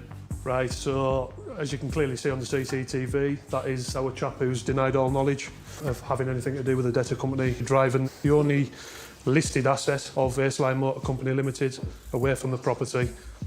That's the footage there before our very eyes. What, when did it go? Monday, between 8 and 9 o'clock. In the morning? In the morning. Amazing, isn't it? I'll give him a quick phone call and give him the good news. With Mr. Iqbal's link to Aceline Motor Company Limited now beyond doubt, the sheriffs are ready to pile on the pressure. Hi Wahid, it's Mr. Dyram again. We have CCTV footage of you driving away the black Porsche that was registered to Aceline Motors Limited, the only listed asset of the debtor company. So we are now at the stage of removing goods if we can't resolve this. Mr. Iqbal still denies any link to the company. And I've got number plates here with Aceline on. I've got paperwork, I've got utility bills here from the debtor company, Aceline Motors Limited. You know, we've got all the proof we need, which entitles us to remove goods, basically, if the debt isn't paid. But I found other stuff in this office that other agencies will be more than happy to find out about. We're after a balance of £4,059.25 now, because there's locksmith fees, 2 tow trucks, all those other fees have been added, you see. That's what it adds up to, £4,059, so the balance has doubled. Obviously not very happy about that, but as I say, if this had been paid, it would have saved on countless fees. I didn't tell him what I'd found, but I said I did find items that would be interest to other people, such as the police or trading standards, and he basically instantly said what was the balance, and he was going to pay it. Now, this is a man that has denied all knowledge of anything to do with Aceline Motors Limited, and now suddenly, I found this little bit of leverage, he is going to come down here for 2 p.m. and sort things out. But the sheriffs don't have to wait that long, as shortly after, Mr. Iqbal's cousin arrives. I've come to give you some money. Let's work it out and get it over with. I've got it here with me. I'm happy to give it to you. £2,000. And that's it. You take your money, call it a day. The man has brought half of the money and wants to come to some kind of deal for the rest. Honestly, I've come here to help sort the situation for him. What agreement you can have for me? What sort of agreement are you after? Tell me what you can do for it. £2,000 now, 500 quid a week. 4 weeks. 250 a week. No. But just as they're arguing over the terms, Mr. Iqbal suddenly arrives. Hiya. £2,000 now and £500 a week. If you do that, you've got an agreement. You do? Yep. Okay. And the deal is done. Thank you. The man who had claimed all along that he was nothing to do with Aceline Motor Company Limited has finally agreed to pay the business's debt.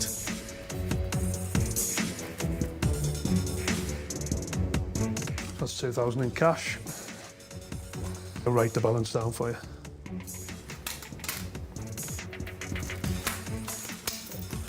Can you sign the print name, please? Thank you. Thanks for coming down and resolving that, really. Thank you very much, yeah. Although the sheriffs are leaving without full payment just yet, they're confident the battle is won. It's difficult when there was only one asset owned outright there and it was taken away. So on the day, yes, a good result. We are hopeful that it will be paid in full within a month. He has learned now that we won't back off until that balance is cleared. Mr. Iqbal did continue to make the payments, and the customer has finally got the money they're owed.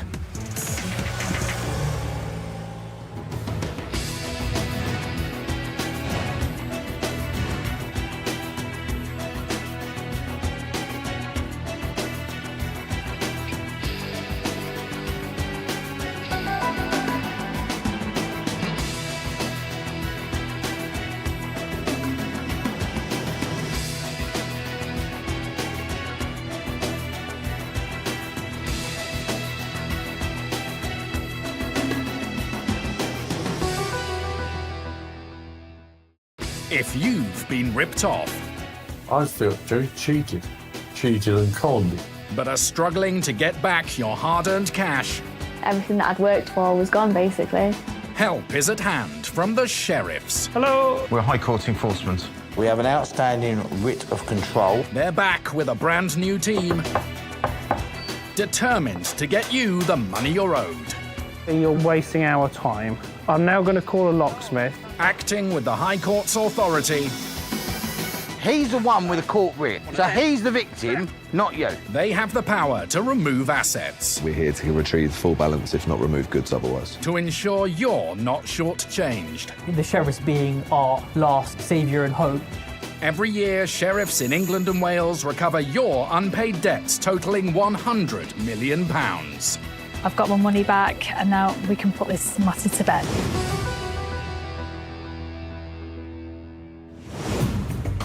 Coming up, the sheriffs visit a shopkeeper who's failed to pay his bills for almost 2 years. It's either full payment today or we have to take action. If you can't do that, then you'll find your shops being locked up. 85-year-old Dudley Bristow was left drastically out of pocket, courtesy of a door-to-door salesman. I felt very cheated and conned. The debtor tries every trick in the book to avoid liability. It's actually the other way round, sir. You need to prove to us that it doesn't belong to Rue Shield. He's the director of the company. You should pay their debts. And when a second-hand car dealer denies responsibility for a debt, I'm going to ask you again, is this XMC car sales? Said no, it's not. I don't. Ben puts the sheriffs firmly in the driving seat. There's a distinctive Fiesta here with red alloys, and it's there on the website. We're in the right place.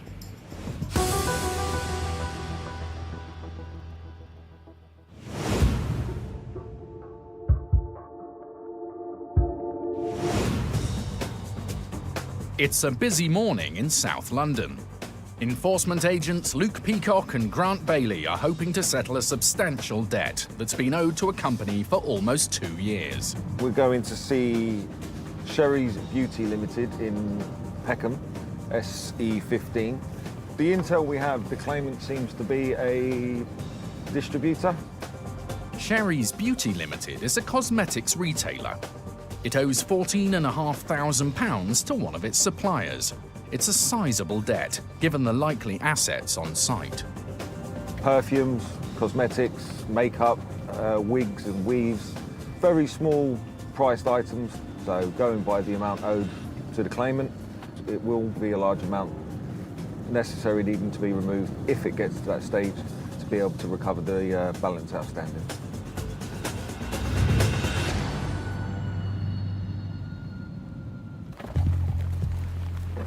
The address the sheriffs have for the debtor leads them to Peckham's busy high street and a shop called Ginny's Beauty, not Sherry's. In situations like these, the sheriffs are eager to iron out any confusion as soon as possible. Hi there, guys. How you doing? You all right? Oh, you work here? Yeah. Lovely. Can we speak to Mohammed Najib, please? He's not here. He's not here? No, he's out of the country. He's out of the country. Are you able to contact him for us, please? Yeah, I can try. Enforcement agents. Do you know about it? Yes. Lovely. Oh, that's interesting. Sherry's Beauty Limited. So it's them? Yeah. The name above the door was actually different to the company that we were looking for. So the immediate concern was that there could possibly be another company operating from here. But what we found under the desk here is a certificate of incorporation, and the name on it is Sherry's Beauty Limited, which is the company we're actually here to see. So if we do get told that actually is another company operating from here, we know that's not true. Meanwhile, the staff have managed to get the company director on the phone. Hello? You've been taken to the county court and the case has been uplifted to the High Court. So we are here to collect £14,518.43. The debtor says he'd made an arrangement with the claimant to set up a payment plan when he returns from Pakistan in a week's time and can't understand why the enforcement agents are in his shop. Unfortunately, they've taken it to the High Court. That's why we're here. So they've passed all responsibility to us because they want the full balance. Insisting that he doesn't have the money to hand, the debtor asks for more time. Sir, you keep pleading with me, but you're not letting me finish. If you don't pay, it's likely that we'll get a removal truck here today to remove your stock. I can't tell you how you're going to resolve it. All I could tell you is that this balance needs paying, otherwise we're going to clear the shop. You now need to act upon that. Okay, bye-bye. Lovely. Thank you. He's going to come back to us, yeah? We're just going to take a look around the shop. With the company director promising to try to find the funds, the sheriffs begin their assessment of the assets in case he isn't able to come up with the money. Going to be a lot of bottles of lotion. £5, £13. Very low value items, but they all add up. £7.50, £40. With more than £14,000 owed and most of the assets here worth less than 50, recovering the debt poses a logistical challenge. But yeah, it's going to be a very big removal if necessary. It would be a day just doing inventory. I think we'd be here till the weekend. Yeah. The best thing to do on this one would be to do a sale on site. It's the most sensible option right now, looking at it on face truck value. here, spending hours and hours and hours packing up. To actually remove this stuff is going to be a big operation. One option we do actually have is to arrange a locksmith to come, lock the shop up, and then in 7 days, if they haven't paid, there'd be a public auction held on site. If we're saying all of these are averaging at £40 each, so there's 10 of each item, 400, 400, 400, 400, 400, 400. Obviously, they wouldn't sell at £40 each. Not at auction, no. But when you've got a whole wall all the way down there, at least 80 to 100 all the way feet. down here, as a whole, is worth thousands. Someone would come and buy it as a whole thing. Yeah, they'd have to. And I needed a toothbrush yesterday. Should have come here first, then. 99p for a little pink one. Meanwhile, the debtor calls back. Hello? You would like until 2 p.m. tomorrow to pay the full balance. If by 2 p.m. tomorrow you guarantee to have the full payment in front of us, then I could go back to the client and request that. Right, I will make the phone call. And if they say yes, they say yes. If they say no, they say no. Okay, stay by the phone. Luke calls the claimant. Hello? It's Luke Peacock, how you doing? And soon has his answer. All right, lovely, thanks. Although it's unusual for the sheriffs to walk away empty-handed from a business full of assets, on this occasion, they're going to be patient. Considering the time of night now and the actual manpower that it would take to remove these items, I think that's the best case scenario. They're a fully operational shop, so I don't think we've got any concern of them emptying the place so we can't remove the goods. Hello? Hi, sir. They're happy to give you until 2 p.m.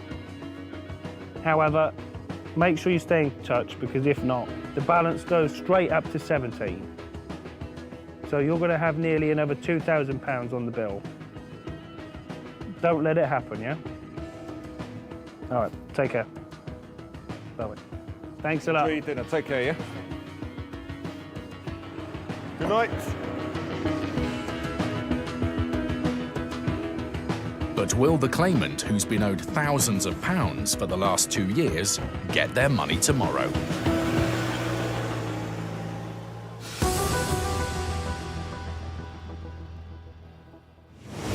Few of us can afford to be left out of pocket. If you've been let down by faulty goods or substandard services and are struggling to get your money back, you can use the county courts to recover your hard-earned cash. Around 2 million claims are made every year in England and Wales and can be filed by post or online for a small fee. Both parties in the case will be asked to submit evidence, and you may have to attend a court hearing. If you win your case, a county court judgment or CCJ will be issued against the debtor. If they still don't pay, it's time to call the sheriffs. Tracking down a debtor company is not always as simple as you might think. Today, enforcement agents James King and Mark King are chasing a debt owed by a company which has been proving difficult to locate. Okay, this morning, me and James were off to Maidstone to a roofing company called Roof Shield Solutions Limited.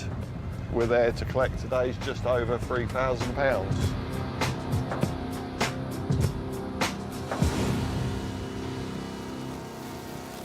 Roof Shield Solutions Limited were taken to court by 85-year-old Dudley Bristow. His dispute with the company began when he was visited by a door-to-door salesman. Well, it was a day in May and the weather was fine, you know, and I was gardening and that, and there was this knock at the door, and this very pleasant chap. He said, "I'm not trying to sell you anything," he said. That's his word. "I'm not trying to sell you, but I would like to point out that your roof is in need of cleaning," he said, "and we could do it at a very reasonable price. Removing the moss and coating it with a chemical so that the moss never ever came back on again. That was the service." It sounded quite plausible at the time. Clever people, these salesmen. Roof Shield Solutions quoted a price of £6,000, and Dudley was initially reluctant, but the salesman persisted. He started off with naturally being very pleasant. As time moved on, you know, I could tell that he was really trying to push it, sort of thing, you know what I mean? It sort of start off very smoothly and carry on till they get a deal. Eventually, Dudley agreed to the work and placed a deposit of £2,000. But he soon started to have second thoughts. After a couple of days and sitting down with all the paperwork and working out the cubic meters and everything, it seemed hideously expensive for a job that was pretty basic, really, no skill attached to it or anything really. And at the same time, it did occur to me, if you've got someone on the roof, they can do damage. You know, they can. I mean, we don't know who these people are, so I just thought, scrap it. So I picked the phone up, cancelled the deal. Still well within the 14-day cooling-off period, Dudley was legally entitled to cancel with a full refund, and Roof Shield Solutions seemed to agree. They accepted it, and they said they'd reimburse me. After a couple of weeks, I phoned them back again. Yes, we're putting it in the post now. Never happened. And that happened 3 times. Every time I phoned, they agreed that they were going to pay me back. They never said they wouldn't, ever. But of course, it never happened. Angered by the company's failure to give his money back, Dudley began to question whether the work had ever been needed in the first place. If you look at my roof now, you can see it's not in a critical moss state, is it? I felt cheated and conned. I began to feel very depressed about it. Dudley became determined to get his money back, even if it meant taking legal action. I took it to the small claims court, realising what they were doing. They never showed up in court. But the judge ruled in my favour. It's a very straightforward case. Dudley assumed that the court ruling would be the end of the matter, but it wasn't that simple. I won my case. They still didn't pay up, so I took it to the High Court. That I won my case, and they still didn't pay up. And as a last chance, I required the services of the sheriffs to get the full refund.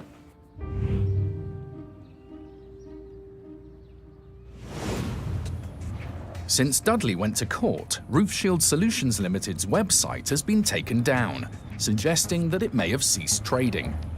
The sheriffs recently visited an address they had on file, but the unit turned out to be empty. They now plan to visit a second address they believe could be linked to Roof Shield Solutions Limited. You ever done a roofing company before? Sure, to be honest. Done scaffolders. I've done scaffolders before. Yeah, I've done scaffolders. Mark thinks getting Dudley the money he's owed could be tough. Being outside contractors, if you like, the site is probably just to have a port cabin or something on it, maybe. Wouldn't expect there to be a lot of assets there other than vehicles, I would have thought. Might be some vehicles. By the time we get there, if they're any good, they're going to be out working. Ooh, black cat. Sorry, guys.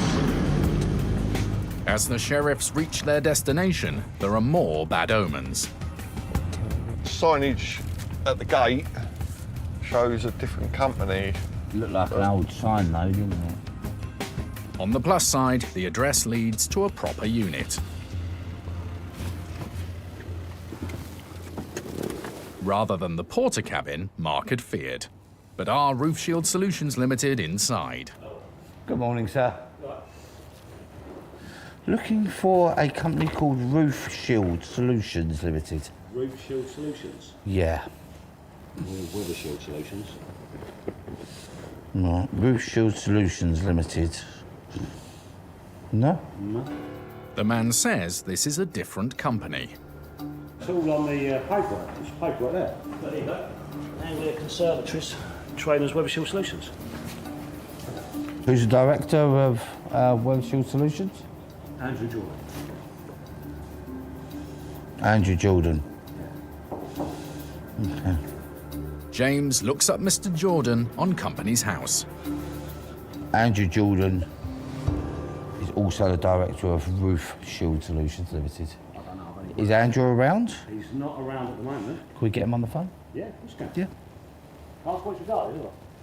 Yeah, it's a High Court writ. Yeah. We're here today to remove goods, cover this outstanding debt. All right. How much is it for? Balance is £3,009.34. I'll message him as soon as he rings me. I'll say. Yeah, Yeah. lovely. So, looks like Weather Shield Solutions Limited has the same director as Roof Shield Solutions Limited. So it's a good possibility they're both trading from this unit. So we are at the right place. Obviously, from our point of view, we need to identify the goods that belong to Weathershield and the goods that belong to Roofshield. James and Mark cast their eyes over the goods piled up in the warehouse for any clues as to who owns them. But at first glance, there isn't much cause for confidence. Other than a few roof tiles, there's nothing here that I've seen that relates to roofing.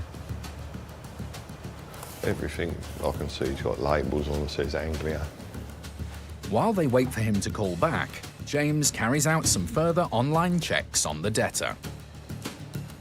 They've certainly got a lot of limited companies. Andrew Paul Jordan, Roofshield Solutions Limited, currently has 5 CCJs against it. All similar sort of amounts, 1,500 to 3 grand.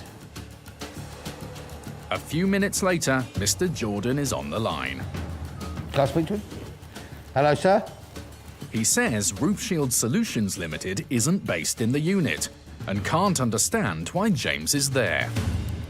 Obviously, this is a county court judgment that's been transferred to the High Court. I'm an enforcement agent. Now, I don't know if you're aware, but we can go to anywhere in England and Wales where we believe there's goods that belong to the company. Now, considering this company is called Weathershield and you are the managing director, you're also the managing director of Roofshield Solutions, then we have reasonable assumption that the goods here could possibly belong to Roofshield Solutions. The debtor says nothing in the unit belongs to Roofshield Solutions Limited, which is the company that's failed to return Dudley's sizable deposit, and says that without proof, James would be unable to remove anything. It's actually the other way round, sir. You need to prove to us that it doesn't belong to Roofshield.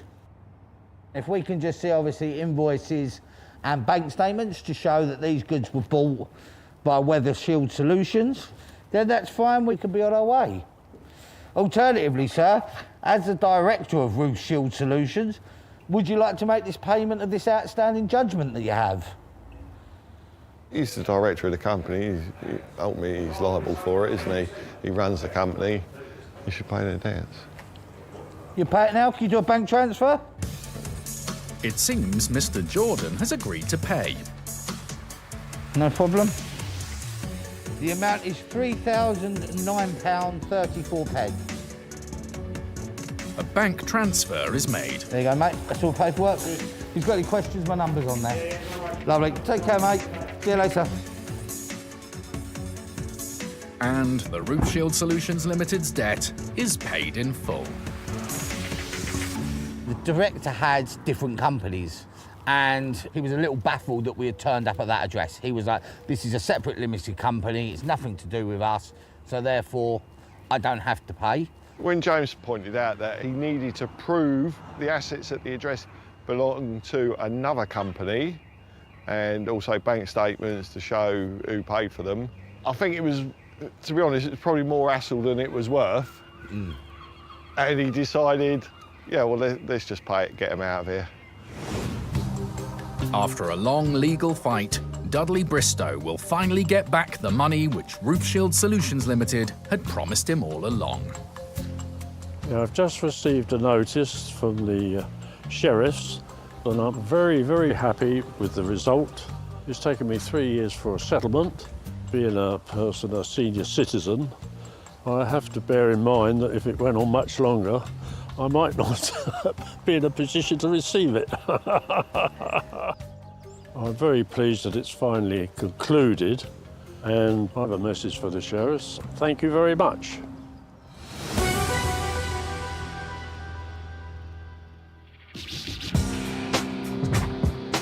Back in London, Luke and Grant are on their way to pay another visit to Sherry's Beauty Limited in Peckham, who for over 2 years have failed to pay a small supplier over £10,000. Last week, when the sheriffs visited, the director was in Pakistan. OK, stay by the phone. And he asked for more time to pay. What's he saying? He wants 24 hours till 2 o'clock tomorrow, and he can clear the full balance. But he has not lived up to his word. With the conversations I had with the director initially, it sounded pretty genuine and reasonable, and that he was going to make reasonable attempts to actually clear it. But within the following 24 hours, he didn't come forward with a payment and requested another week. So the clients requested that we return and look at taking control of the goods that are on site. So today we're heading back to retrieve the balance. If not, we'll be looking to do a potential lockout. Take possession of all goods in the property, change all the locks to secure the premises, and then if necessary, an auction will take place within 7 days if the balance isn't paid.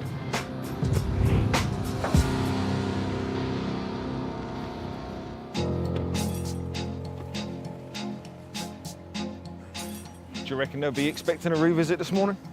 No.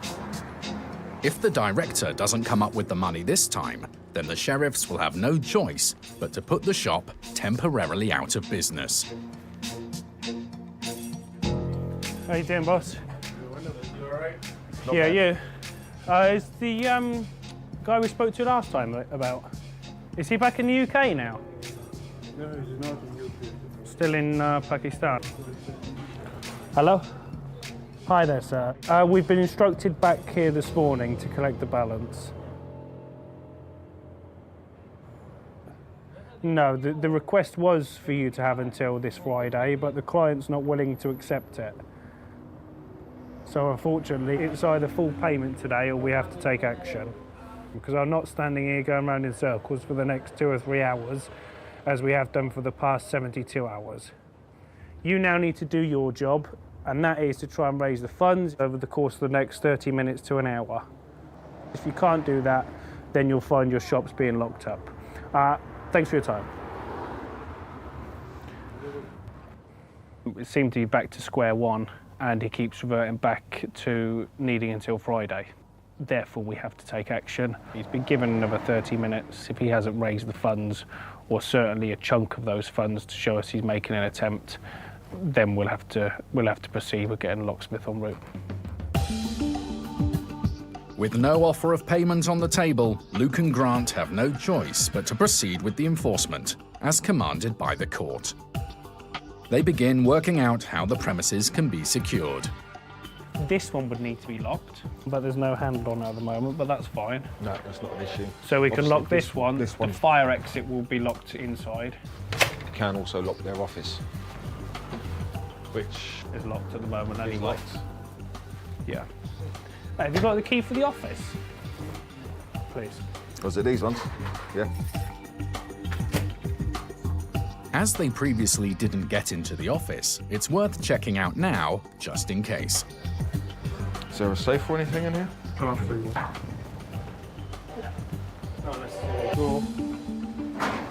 Imagine if we found 20 grand in cash. There could be a potential cash flow back here, maybe a float or something, which cash we are able to seize and knock that off the balance. Just appears to be receipts, so nothing of too immediate interest. The debtor's 30 minutes is nearly up. Luke Peacock. When he rings back, he says he's going to be able to raise the cash by borrowing from his older brother. Has your older brother told you that he has 15 grand to give you? 45 to 50 minutes, he's going to come back to you.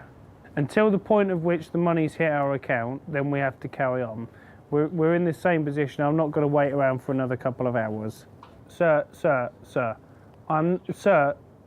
quite frankly, you're wasting our time. I'm now going to call a locksmith. We're going to lock the shop up. That's it. Unconvinced by the debtor's promises, the sheriffs make the call. Just checking your availability for this SE15 job. He's changed in tone since the original conversation this morning because he's now saying he's trying his best to get the money together. But ultimately, we're not getting anywhere as we are. Yep, that's perfect, mate. Yep, give us a shout. I'll bet about half an hour or so, he said, he hopes. In the meantime, there's plenty to do. Although the sheriff's strategy of taking control of stock on site has avoided the arduous task of removing it, they still need to make an inventory of everything here. Right, wigs. What colour wigs have we got? Black. Brown. Grey. Grey. Purple. How many of each? You count brunettes. 2, 4, 5, 6, 7, 8, 9, 10, 11, 12, 13, 14, 15, 16, 17, 18, 19, 20. I think it's like 127. What, all the way along? Well, today, yeah, brunettes, not blondes or red. Because there's a couple red ones there. I've just put wigs all. How many wigs are there, all of them? 53, 54, 55, 56, 57, 58, 59, 60, 61, 62, 63. And 3, 74, 6, 75, 66, 77, 7, 8, 6. 80, 81, 82, 83, 84. Although each wig is counted, 185. Can you write on the paperwork? for everything else, a photographic record will have to do. With the paperwork complete, the contents of the shop are now officially under the sheriff's control. Here we go. He's here, Luke. Lovely.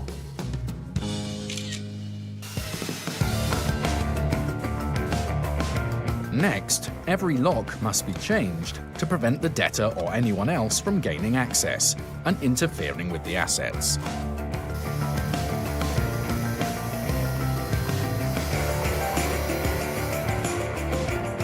It's now the last chance for the debtor to come up with some money before his business is shut down. Luke Peacock. Finally, he calls back. Hi. So you're not able to pay anything now? It's bad news. The debtor's brother has been unable to lend him the money. Right. What do you have today, sir? So you've got £240 you can offer today. You've now had from Thursday to Monday. You've still paid nothing, and you've offered us 240 quid, which, to be fair with you, is an insult. So this is it now, sir. The man says he still wants to pay off the debt. You'll have 7 days before everything in this shop is sold. With the debtor's best offer totaling less than 2% of what he owes, the closure of his shop is now inevitable. Take care, guys. Thanks for your hospitality, and hopefully it pays and you can come back on Friday. All the best, guys. Enjoy the time off. Very hard time to enjoy. I feel sorry for these guys because they've basically just been kicked out of their job and their main source of income because the director, for whatever reason, is back home in Pakistan and has not made any attempt to actually pay it. You know, even if he had raised a few £1,000s today, he could have prevented this. All done, mate, yeah? Lovely job. The sheriffs now have the only keys to the premises. But before they can leave, there's one final matter to take care of. Got it? Kind of. Just empty that outside. There's a quite considerable leak in the building. Obviously, the fact that we've locked the shop up, it's going to be locked for potentially 7 days. With the rain we've got at the moment, it could start filling up quite quickly. So it's something that we need to take into consideration with the fact that we've secured the premises. So to an extent, we have some responsibility over it.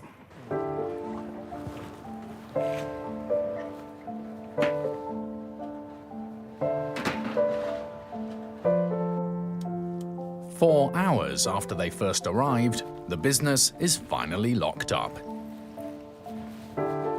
Paperwork. Keys are on there. Keys. Yeah, let's go.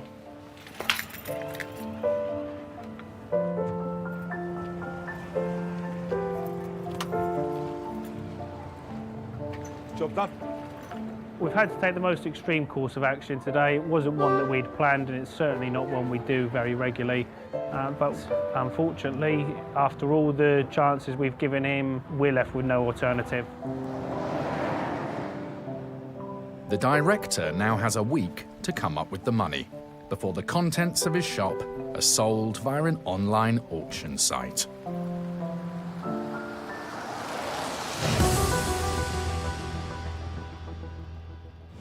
If you've won a county court judgment but are still out of pocket because it hasn't been paid, for £66 you can get the case transferred up to the High Court, which will issue a writ for enforcement by the sheriffs. Can you please come to the door? Here with the High Court writ today. We will be executing today, if not removing goods. These High Court awards have to be paid, and the sheriffs have unique legal powers to ensure you get the money you're owed. Here regarding a High Court writ of control. We can't get off the site today without full payment. If you shut the door, us will get a lock stop here. Why are you preventing us access? And there's no limit on the size of debt they can pursue. £8,691.22p. £40,386. You can just do the bank transfer. If they're successful, they'll recover your money and costs from the debtor. Brilliant. Cheers, thank you. As well as their own fees, which are set by the government. We'd have to take the case to the next stage and we'd have to get removal trucks here to remove your goods. If the sheriffs can't get your money, you'll be asked to pay another £90 to cover their costs.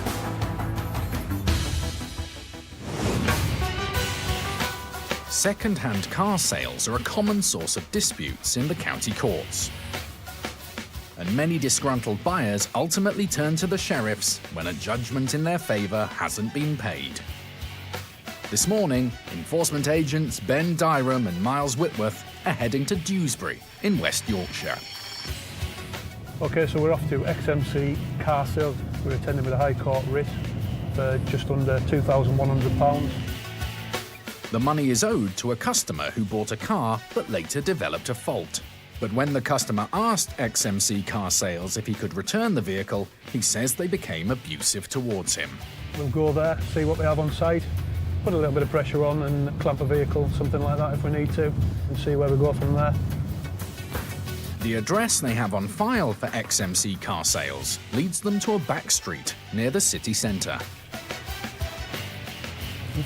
Could be wrong, but I see this is where the photos are, mate. There's your picket fence.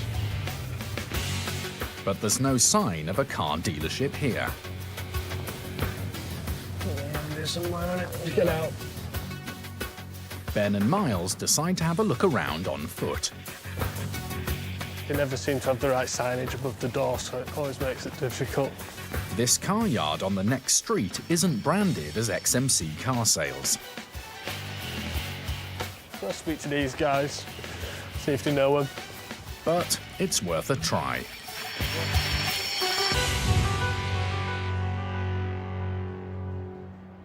Give him a knock. Hello. Hello, mate. Hey, mate. We're looking for XMC, mate. XMC Car Sales. A young man inside says XMC Car Sales is nothing to do with him. Right, so I'm just here to ask him, mate. As I say, obviously it's proven a little bit difficult to find, but... Do you know where they are, up? He says he hasn't heard of XMC Car Sales. What's the address here, mate? Do you know where Bell Street Mills is? Nor does he recognise the address. Right, all right, mate. Cheers, buddy. Cheers. But the sheriffs aren't convinced they're being told the full story. What's the number of XMC? 970-799.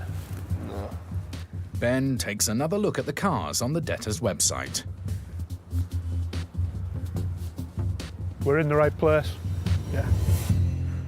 Yeah, I mean, you can see there's a distinctive Fiesta here with red alloys, and it's there on the website.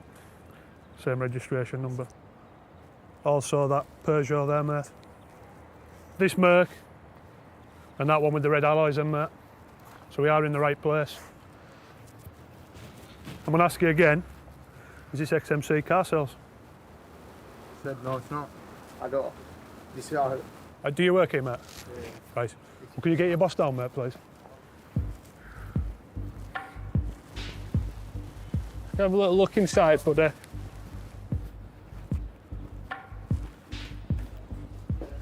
Although the sheriffs are entitled to search the premises, the staff don't want to let our camera operator in.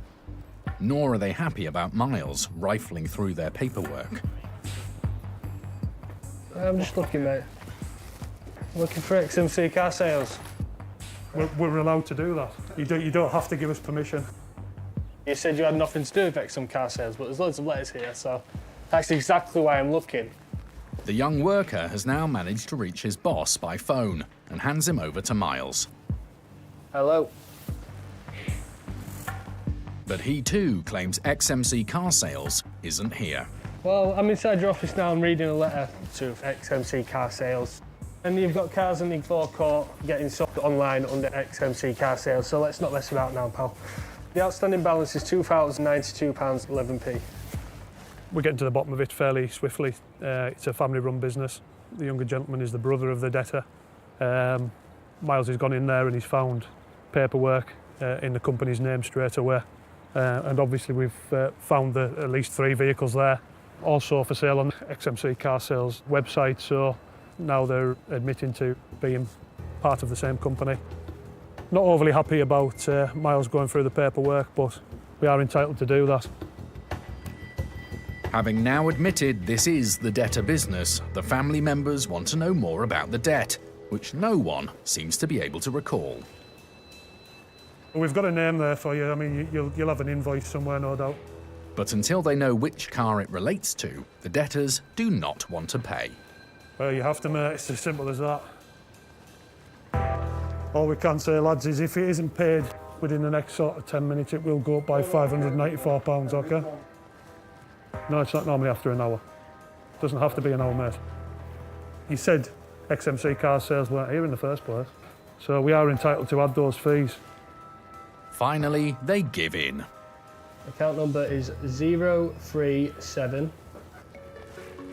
And ask for the bank details, so they can make the payment. £2,092.11p. Payment has cleared. That's excellent. No problem. All right. Thank you, Emma. Cheers. Bye. Bye. All right. So it's as easy as that, lads, eh? We'll get your receipt and then we'll get away. And despite the business's identity crisis, the customer has finally got the money he's owed. Once I was inside, I was speaking to multiple different people, actually. One of them wasn't happy, one of them was quite forthcoming. He was fine and he was quite willing to pay, but in the background, the other one was kicking off about it. It's not unusual for garages of this type. You know, it's clear that there's multiple businesses trading from there. XMC Car Sales was just one of them. What saved the day was we'd done an internet search and lo and behold, there was at least 3 vehicles in that compound that belonged to the debtor and was advertised on that site. So once we had that information, we weren't going to go anywhere until it was paid. Job well done for the claimant, fairly straightforward, apart from a little bit of wrangling. Yeah, job well done on the day and the result for the claimant.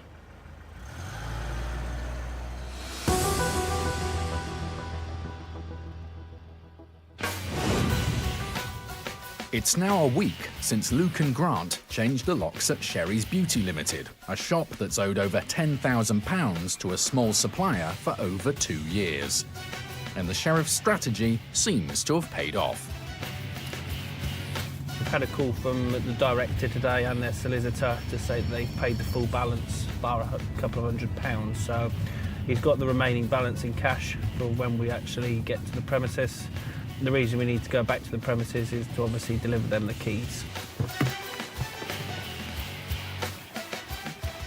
You want to give him a shout, find out where he is?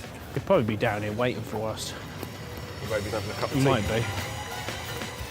The sheriffs are the first to arrive, I think this is our man. followed shortly afterwards by the director. Hello, sir. How are you? Making my film? Yes. Luke, we finally meet. Yeah, finally meet. You need to see my passport? Yes, please. Yep, some sort of identification. Thank you. There's mine anyway, so you're aware. Do you want to see? I shall see. Yeah. So, have you got the 353? Chat away, Gus. Yeah, look. Lovely, thank Keep the you. change. 355.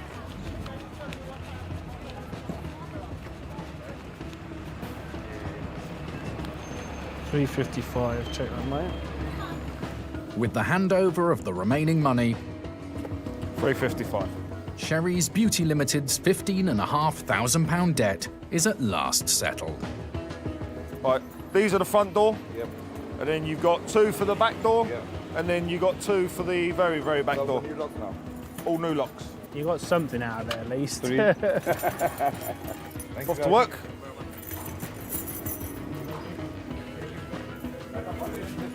That's it, we're done. The shop is officially back in the owner's hands and can trade once again. Thanks a lot for your help, guys. Take care, boys. Take care, guys. See you later, guys. All the best. So, thankfully, it's our final time back here. It went a lot smoother. The director of the company was very forthcoming. He appreciated that we had a job to do, and ultimately, that makes the whole process a lot smoother. So, yeah, good result in the end. We got full payment, and he's now back in the shop and ready to trade again, which is the main thing. The client's happy now, he gets his money, everybody's happy. After 2 long years, the shop's supplier will finally get the money they're owed.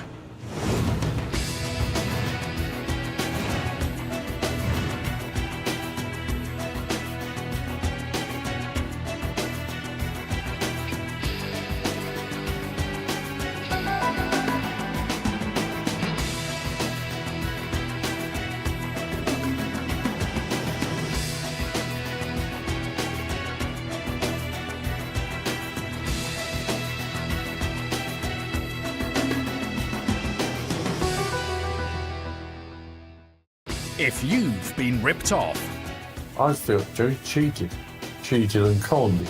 but are struggling to get back your hard-earned cash, Everything that I'd worked for was gone, basically. help is at hand from the sheriffs. Hello. We're High Court enforcement. We have an outstanding writ of control. They're back with a brand new team, determined to get you the money you're owed. You're wasting our time. I'm now going to call a locksmith. Acting with the High Court's authority, He's the one with a court writ, so he's the victim, not you. they have the power to remove assets, We're here to retrieve full balance, if not remove goods otherwise. to ensure you're not shortchanged. The sheriffs being our last saviour and hope. Every year, sheriffs in England and Wales recover your unpaid debts totaling £100 million. I've got my money back, and now we can put this matter to bed. Coming up, If not more, I'm away for a headbutt you, I'm telling you. I'll headbutt you. You won't. the sheriffs are confronted by a hostile crowd at a used car dealership that sold a customer a defective vehicle. You spit no. Don't touch me! Give it a rest. Don't touch me! Give it a rest. Don't touch me! Get the police down here. And when the company responsible won't pay, They told me to be human when I'm collecting a debt for a guy who got a faulty car. Ben puts the sheriffs in pole position. I found a couple of diagnostic machines here that's worth substantial money. Interior designer Perry Mills was let down by one of his suppliers. There were lots of excuses. I've got a problem with this. I was poorly. I'm going to go on holiday. But the debtor still doesn't want to foot the bill. He wants to play the hard route. He's gone through every trick he can. And when an architect fails to pay a decorator a 5-figure sum, OK, have you got the funds to pay it? the sheriffs draw up their own plans to settle the debt. Its actual original value is an £11,000 bicycle. So if we can tie that to the company, then we might be at a turning point.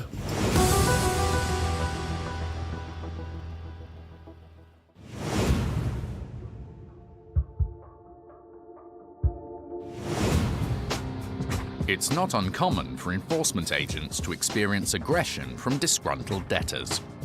But occasionally, they encounter threatening behaviour for no apparent reason. This morning, Ben Dyram and Miles Whitworth are in Bradford. So we're off to Oak Motors Limited. We're attending today for £8,483. It's for a private individual, so I would imagine it'll be a vehicle, possibly faulty, something along that lines. The money is owed to a customer who paid £5,500 for a second-hand car, but it broke down hours after he bought it due to a fault with one of the engine's cylinders.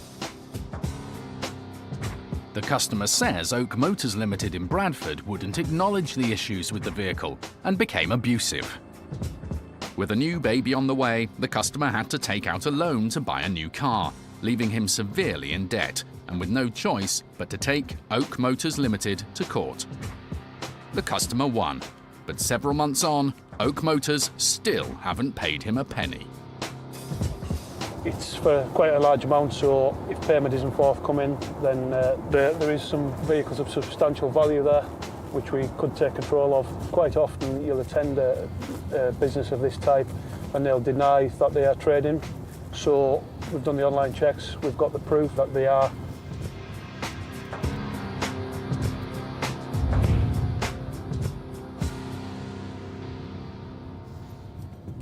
I reckon it's in oh, that looks interesting, this. What looks like a spotter stationed outside the debtor's premises already has Ben and Miles on their guard. Can't get down here.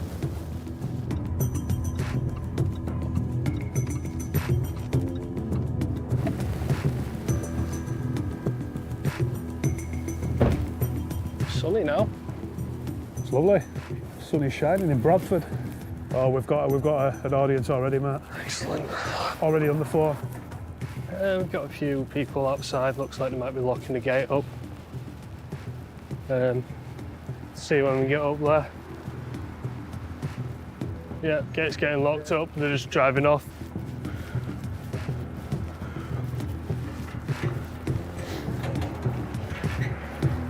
So you lock it, lads, yeah? I'm here for 5 Are you? Yeah. Just get the locksmith down. Have a word. What's up? Yeah, so it was locked as we were walking up there. Could hear them putting the chain round. They were seeing us, so give them a minute, see if they're going to open up again. Do you work here? No. You're not seeing you coming out, lads, eh? Leave them. With the men claiming they don't work for Oak Motors, the sheriffs wait to see if anyone inside the premises will come to the gate to let them in. But before long, another man pulls up. All right, mate. Do you work here or own it? Do you own it? Work here? Never mind, mate. Probably knows it. I am being nosy, mate. I'm just asking a straightforward question. I don't even know you, so you shouldn't be talking. I don't matter, mate. Although Ben's happy to walk away, the man wants to continue the conversation. Sorry, what was that again? I asked you, mate. I said, do you... Talk to my face. Don't talk to my face, talk to my hand. Okay? I don't work like that. You don't work with me, I don't work with you. So Well, what's the problem, buddy? So what's your right? What's the problem then? What's the problem? What's the problem? Whoa! Whoa! What's the problem? I'm just asking. What's the problem? Listen, I've come here to view a car. That's are fine. you coming to help fine. me? If not, move out of my way before I headbutt you. I'm telling you.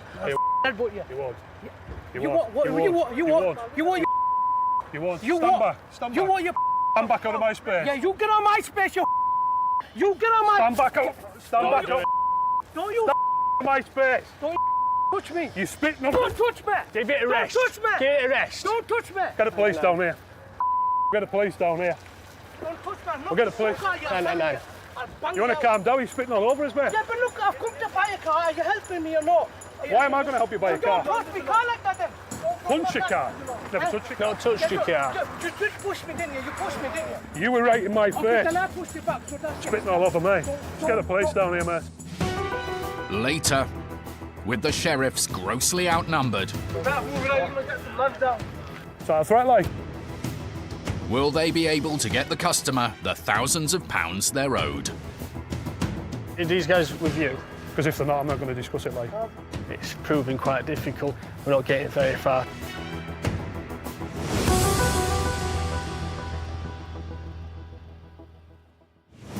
Few of us can afford to be left out of pocket. If you've been let down by faulty goods or substandard services and are struggling to get your money back, you can use the county courts to recover your hard-earned cash. Around 2 million claims are made every year in England and Wales and can be filed by post or online for a small fee. Both parties in the case will be asked to submit evidence, and you may have to attend a court hearing. If you win your case, a county court judgment or CCJ will be issued against the debtor. If they still don't pay, it's time to call the sheriffs.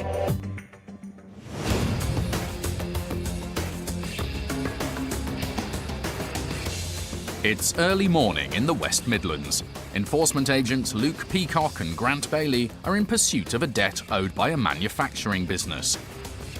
This morning we're in Birmingham, visiting the Plating Group Limited. We're looking at collecting in the region of £5,000.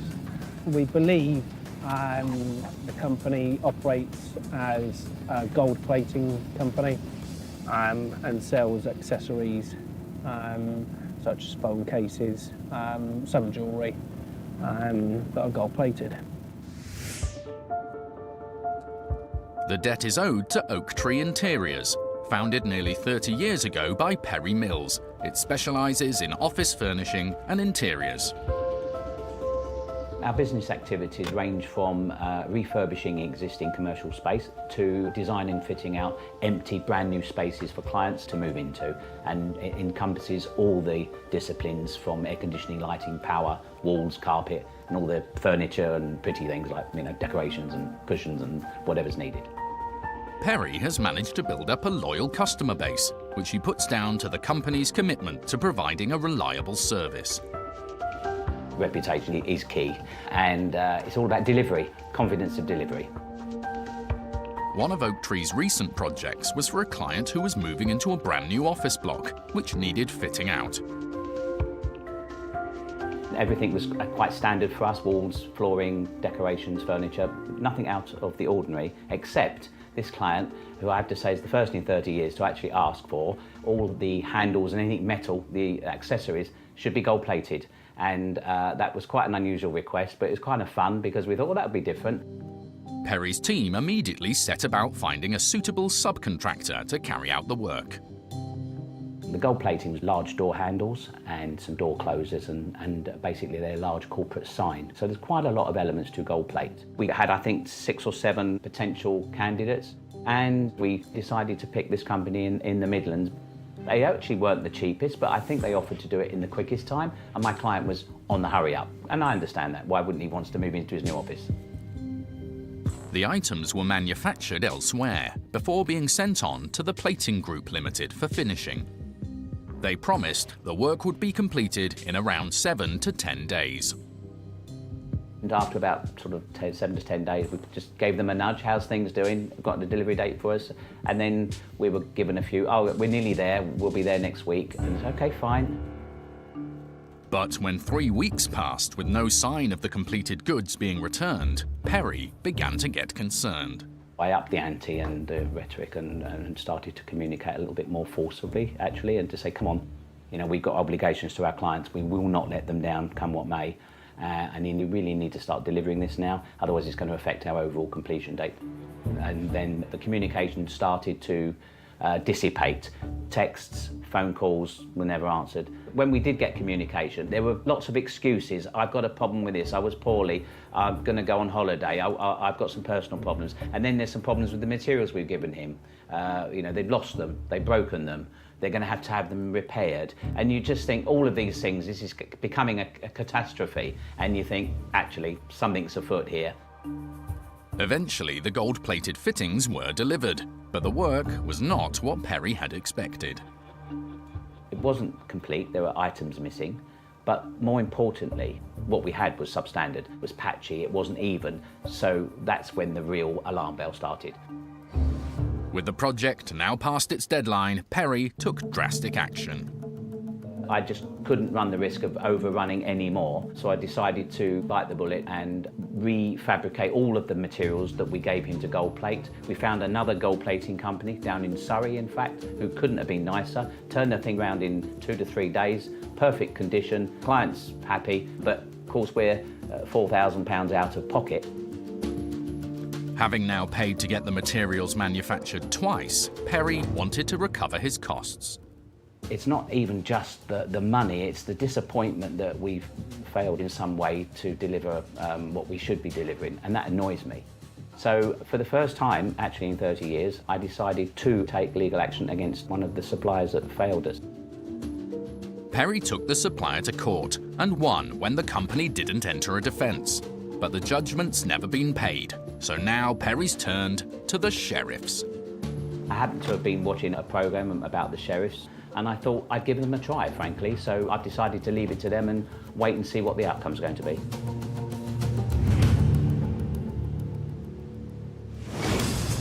In Birmingham, Luke and Grant are approaching the Plating Group's address.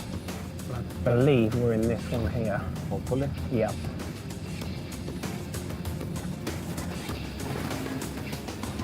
go. What unit are we looking for? Unit 2. Yeah. This ain't looking good. Mind you, it could be in here.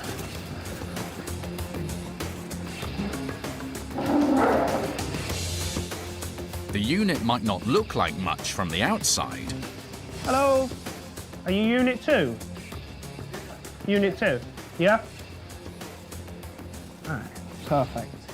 But they are in the right place and soon find an office with someone inside.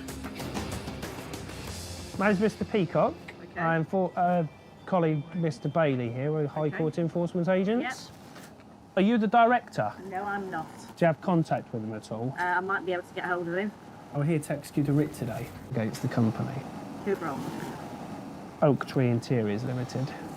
Oh, well, I've started paying them back and I can show you. How much have you paid them already? We paid them 200 and something so far. Okay. It still won't change the predicament we're in because they total in excess of £5,000 and we're here to collect the full balance. We haven't got that to get it, so... It sounds as though the company may struggle to pay the bill, but one way or another, it needs to be settled today. The director isn't actually on site. The lady in the office has said that he's took his 2 days off, quite conveniently when we arrive.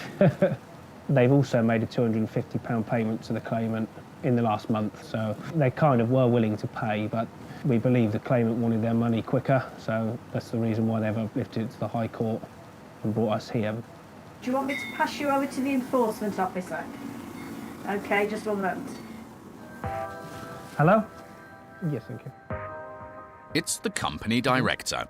He says he's paying off the debt in instalments and thought that was enough to satisfy the county court judgment. No, it's not. Unfortunately, unless you've gone to court and the court have said this is how this case is going to work by you paying X amount every month, you could have been paying the claimant for 6 months, £100 a month, and all of a sudden they go, actually, we want the money in full. The claimant's well within their rights still to take it through to the High Court. Unless the court says otherwise, a successful claimant is entitled to all their money at once. But the director says he doesn't have the funds. Instead, he offers to pay half today and increase his instalments. Unfortunately, we've got enough assets here to cover the balance. So here's full balance or we have to take stuff. Desperate to avoid full payment, the man is looking for any other way out. You can, but it doesn't happen that easily. It'll probably cost you more to shut the company down than it will to actually pay the balance. Well, if you declare yourself bankrupt, you're shooting yourself in the foot because the company's still active. OK, thanks very much. Bye-bye. He wants to play the hard route. He's gone through every trick he can. He wants us to set an arrangement. We've told him we can't set an arrangement. He's talked about folding the company. The end of the phone call is he's going to speak to the claimant and then come back to us. So currently we're in a position where he's refused to pay, basically. So we'll now take this case to the next stage, start listing assets and see where we go from there. Later, as the company director continues to stall, can the sheriffs convince him to come up with Perry's money? It's not about possibilities, practicalities or possibilities. It's about what we're instructed to do.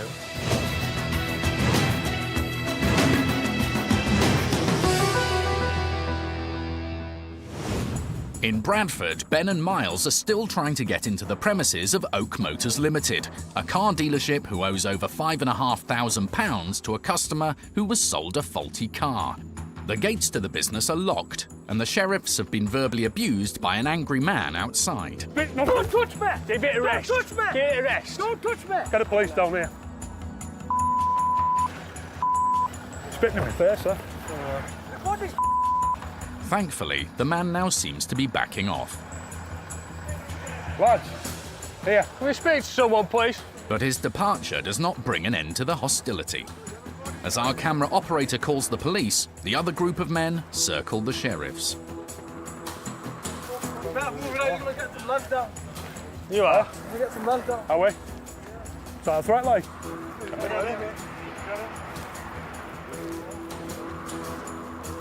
dangerous place to work, especially on your base. So. On your own, not good. Finally, someone from inside the garage comes to the gate. Hey, boys. Are you Oak Motors, mate? Are you Oak Motors, yeah? I'm not Motors, no. Are you? Yeah. Well, We need to speak to someone from Oak Motors. we're here with a High Court writ. Are these guys with you? Because if they're not, I'm not going to discuss it, like. So they either back off or I'm not discussing it with you. There's just a bit too many people, that's all. Like, we just want to speak to you guys, that's all right. So you wanting to know what it's regarding? We're here to collect for £8,483. So for what? You can't just go around collecting your money around. Well, No, we can. You would have had a judgment for. Yeah, you've had notices of enforcement. Is are you the lad I need to speak to who's most high up, who will probably know? We just work here. But it's yourselves, yeah? We are speaking to the right people, yeah? Yeah. Right.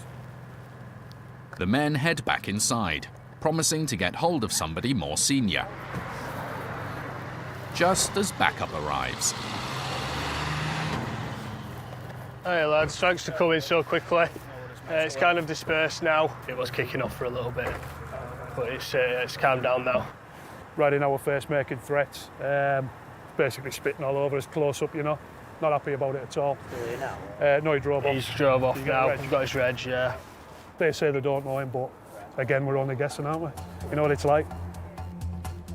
Now under the careful watch of the police, the garage workers hand Ben a phone. Hello, mate, how are you? Who am I speaking to, please? Are you the owner of Oak Motors, Mr. Iqbal? Mr. Iqbal says he is. There's myself and the colleagues down here today with a High Court writ, and we're here at the moment for £8,438.55. The debtor says he doesn't have the money. He also says none of the cars here belong to Oak Motors Limited and offers to bring paperwork to prove it down to the yard tomorrow. No, it won't be tomorrow, mate. We aren't leaving without it being resolved. It's proving quite difficult to talk to him. We're not getting very far so far, but we'll stick about. The police are happy to stick about with us. It might end up being a pay half now and then pay so much a week payment plan, just to make it a bit easier for him, so we don't want to be here all night either. And now the police are here, we don't want to hold them up too much. With Mr. Iqbal acknowledging the debt is his, Ben hopes that a bit of pressure may bring him to the negotiating table. If it's not paid, mate, the writ does entitle us to take control and remove goods to cover the outstanding debt. We have vehicles here that was advertised on your website, so we are in a position to remove those goods. If we do remove it, goes up to £10,500. The tactic does result in an offer of payment. He's offered £500. But not quite what Ben was hoping for. No good. With Mr. Iqbal claiming he's desperately short of cash, Miles tries a different tack. £2,500 today, and then it'd be around about £1,000 a week. Would you be able to afford that? Right, Ben, we're accepting a payment plan. Mr. Iqbal makes a bank transfer. And a job that got off to a bumpy start ends in a cordial agreement. Once we went inside, after everything had calmed down after the initial fracas, we managed to get a payment of £2,500 today and £822 a week thereafter to clear the balance. There's still quite a lot to pay, but it's better than going in there walking out with nothing. Thanks for your help. Cheers. See ya. Later, when Oak Motors fail to keep up their payment plan, the sheriffs are back. We're here today for the outstanding balance that you've decided upon yourselves not to pay. More determined than ever to get the customer the money he's owed. You need to see the invoices of the goods being transferred over. That TV, that desk, that computer, that cabinet, that Epson printer. If you've won a county court judgment but are still out of pocket because it hasn't been paid, for £66 you can get the case transferred up to the High Court, which will issue a writ for enforcement by the sheriffs. Can you please come to the door? Here with the High Court writ today. We will be executing today, if not removing goods. These High Court awards have to be paid, and the sheriffs have unique legal powers to ensure you get the money you're owed. Here regarding a High Court writ of control. We can't get off the site today without full payment. If you shut the door, else we'll get a lock stop here. way of preventing this access. And there's no limit on the size of debt they can pursue.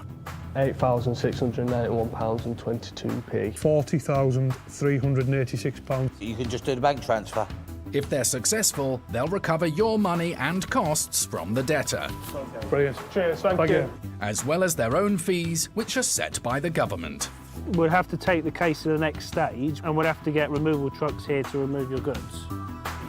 If the sheriffs can't get your money, you'll be asked to pay another £90 to cover their costs.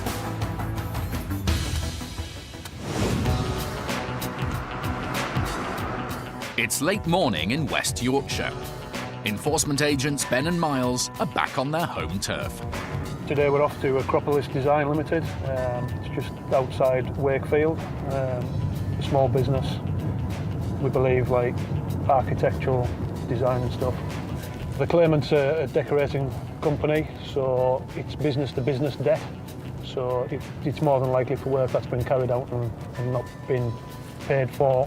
We're after just over £14,000, so it's quite a substantial amount of money. If, as suspected, the enforcement address they've been supplied is for an architect's office, then finding assets to secure a debt of this size may be difficult. We'll more than likely have to do a bit of digging on this job, obtain access to the bank accounts and stuff, see what funds I have available.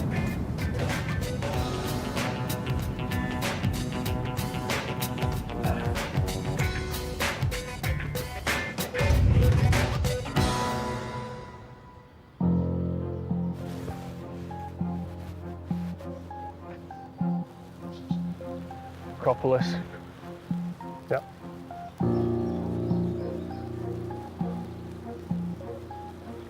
I'm looking for Acropolis Design. Good. The boss isn't here, so a staff member gets him on the phone. Hello. I'm from the Hattie Court. I'm here regarding debt outstanding of £14,136.69. We need that solving today, if that's possible. The director says he hasn't got anything like £14,000.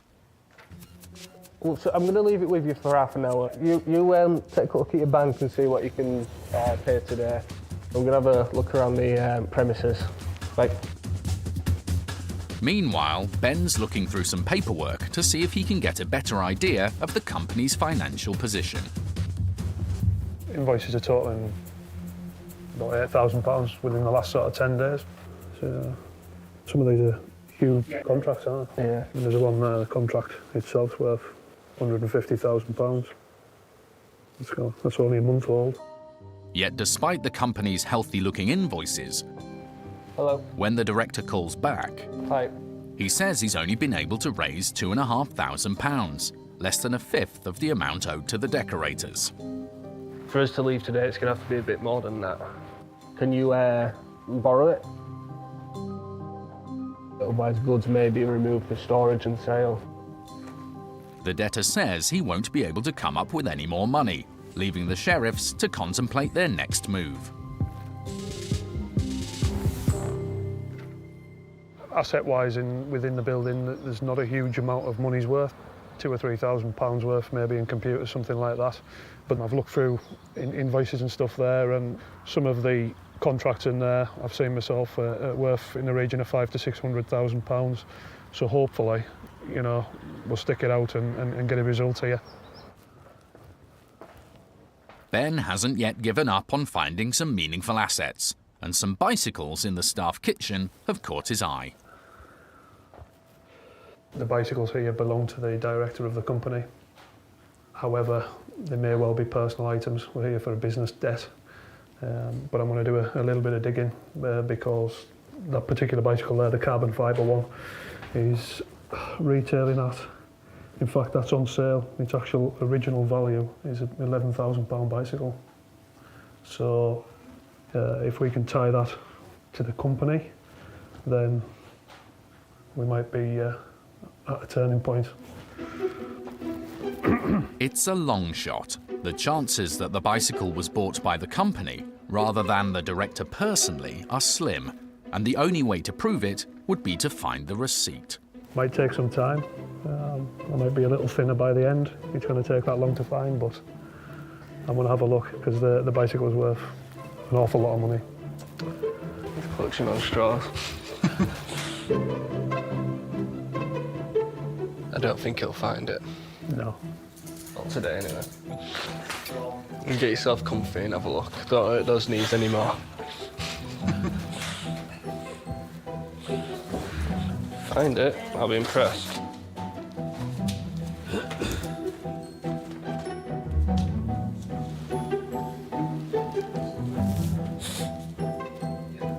Ben is still working his way through the first bag of receipts. Yeah. When the director returns, Yeah, sure. he asks our camera operator to leave. He says he wants to get the matter resolved, but can't afford to pay it in one go. With few assets worth removing, the sheriff's hopes of getting the decorating company the money they're owed are getting slimmer by the second. You know, we're after a balance of over £14,000. You've got to appreciate these smaller companies. Cash flow can be irregular. They rely on other businesses paying them. So if we do 2.5 today, what sort of arrangement can we come to? If you did £2,000 a month, it would be 6-7 months. It would be a bit too long. Could we make it £3,000 a month? Excellent. I'll give you the bank details here to pay that 2.5 now. An arrangement of $3,000 a month is agreed, and the initial down payment of $2,500 is made by bank transfer. Any problems, do give me a ring. Cheers. Bye-bye, take care now. Against the odds, the sheriffs have managed to leave with a part payment and a payment plan for the rest. We got a result, although not the full payment. On the day, I think that's what we expected, somewhere in that region, so we're happy enough with that. Probably the best result we could have got on a day without stripping them of everything they had and putting them out of business, which wouldn't have been any good for the claimant or the employees of the company. Thanks to the sheriffs, the decorators should finally be getting the money they're owed.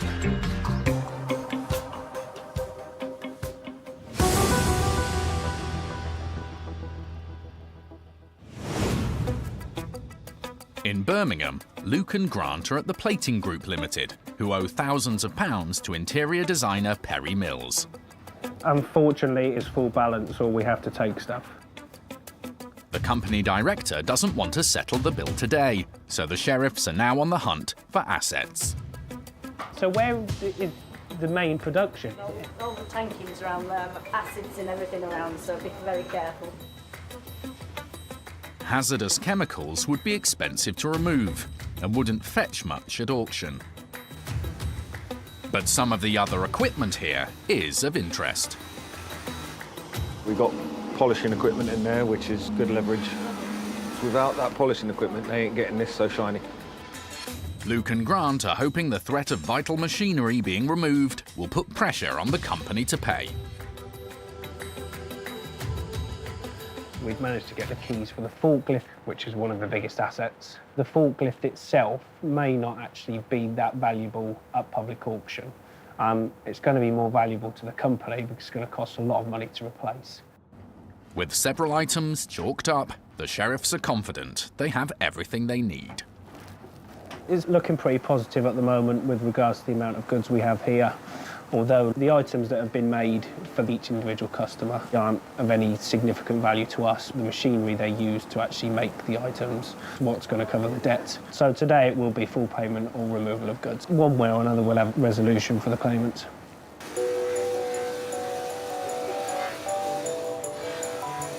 The director, however, has other ideas. Hello? And is still talking about setting up a payment plan. No, it'll be the full balance today or it will be removal of goods. Everything, basically. It's not unusual for debtors who claim they don't have the funds to find the money when the pressure's on, so Luke is standing firm. Well, we are giving you a short time to pay the balance. It's not about possibilities, practicalities or possibilities. It's about what we're instructed to do. The account number is 0372. Looks like we're getting paid. Lovely. OK, no problem at all. It seems like he's exhausted all of his options to actually try and get out of paying this today.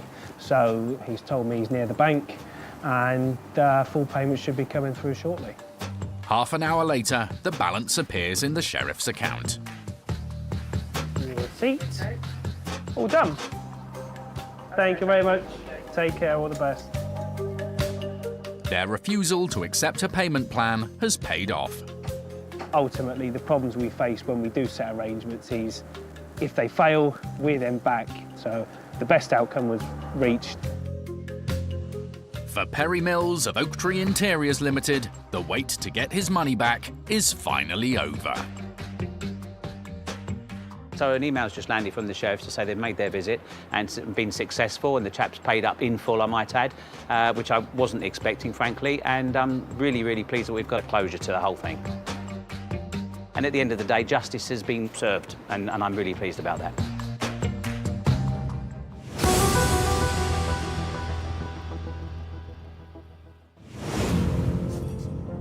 This morning, enforcement agents Ben and Miles are back on familiar ground. They're in Bradford to revisit a car dealership who still owes money to a customer after selling him a faulty car.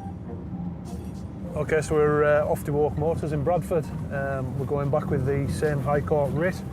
They've stopped paying the arrangement they had with us, and they've ceased communication.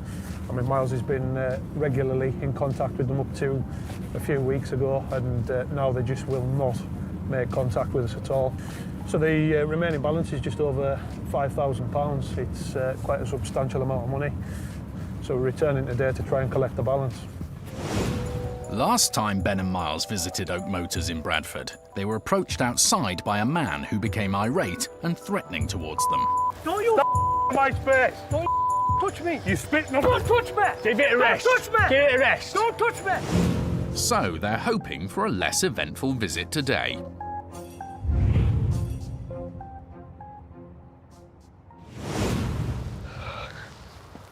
Locked. There's no one in the office right now, but by the look of the cars for sale, it appears they're still in business. Still exactly the same.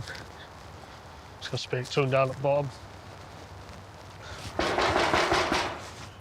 But above the door, Ben spots a worrying sign. They changed the name of the garage on the signage. Since Ben and Miles last visited this address in Bradford, Oak Motors Limited is now displaying the name Sandy Lane Garage Limited, not to be confused with other businesses with the same names. But there is one thing that is familiar. Number on the banner there, that was the number we had for Oak Motors. So we believe they're still trading from here. With a customer still thousands of pounds out of pocket, Ben and Miles are determined not to leave empty-handed. So give the number a call. Hello there. Hello there, mate. I'm just wondering if you're open today. And they're in luck. I'm here with a High Court writ against Oak Motors Limited, so we're here today for the outstanding balance that you've decided upon yourselves not to pay. The man says they're not Oak Motors Limited, but Sandy Lane Garage Limited. Well, I phoned a number that was affiliated to Oak Motors and you've answered. The man is adamant he's nothing to do with Oak Motors, but Ben's not convinced he's being told the whole story. We're down here today. We're here with the intention to collect the balance. We want them back in the office to decide that for ourselves. Right, so what's your name, just so I know who I'm speaking to? The man is refusing to give his name. All right, thank you. But Ben has the result he wanted. Well, he says he's coming down in half an hour. What do you reckon? Think he's at the show? Yeah. Yeah? No. No. But 35 minutes later, a car pulls up. Oak Motors, Bradford. Straight away, our camera operator is asked to leave. Can we go inside? We do have to go inside, Paul. Just need to have a look about. See if there's anything Stop about like we did last time. Go inside, we'll sort it. Sandy Lane, that's what you're telling us, yeah? So all this contact I've had with Oak Motors for all this time, talking about payment, it's the same number on your sign outside. Yeah, they claim that they're nothing to do with Oak Motors Limited. However, every one of them was here upon our first visit. They claim that they're working for the new company, so we'll just keep putting a bit of pressure on and see where we go. The hunt now begins for evidence to link the assets on site to the debtor. I want to see all the invoices for every single car that was transferred over. Every car that was in the garage in the forecourt of when it transferred from Oak Motors to Sandy Lane Garage. The men say all of Oak Motors' assets have been transferred to the new business and that the sheriff's search will be fruitless. Oak Motors at this address, so I've got the rights to be in here and search it. And they're unhappy about the sheriff's rifling through the office. You told me to be human when I'm collecting a debt for a guy who got a faulty car. I'm being real. I am being real. I'm being real. I am being real. I need to see the invoices of the goods being transferred over. That TV, that desk, that computer, that cabinet, that Epson printer. Eventually, the men produce documentation for the vehicles and all the other equipment in the office, meaning the most lucrative assets are seemingly untouchable.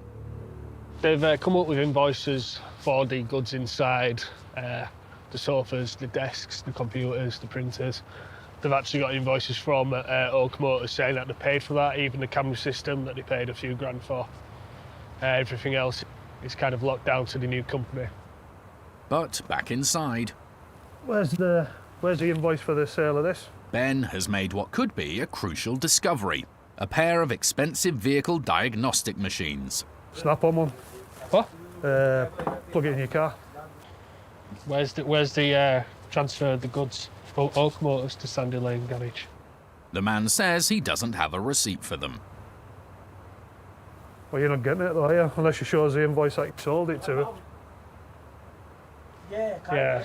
So it's Oak Motors property. Exactly. So we have to take it. One's worth about £1.5 grand and one's worth a few £100.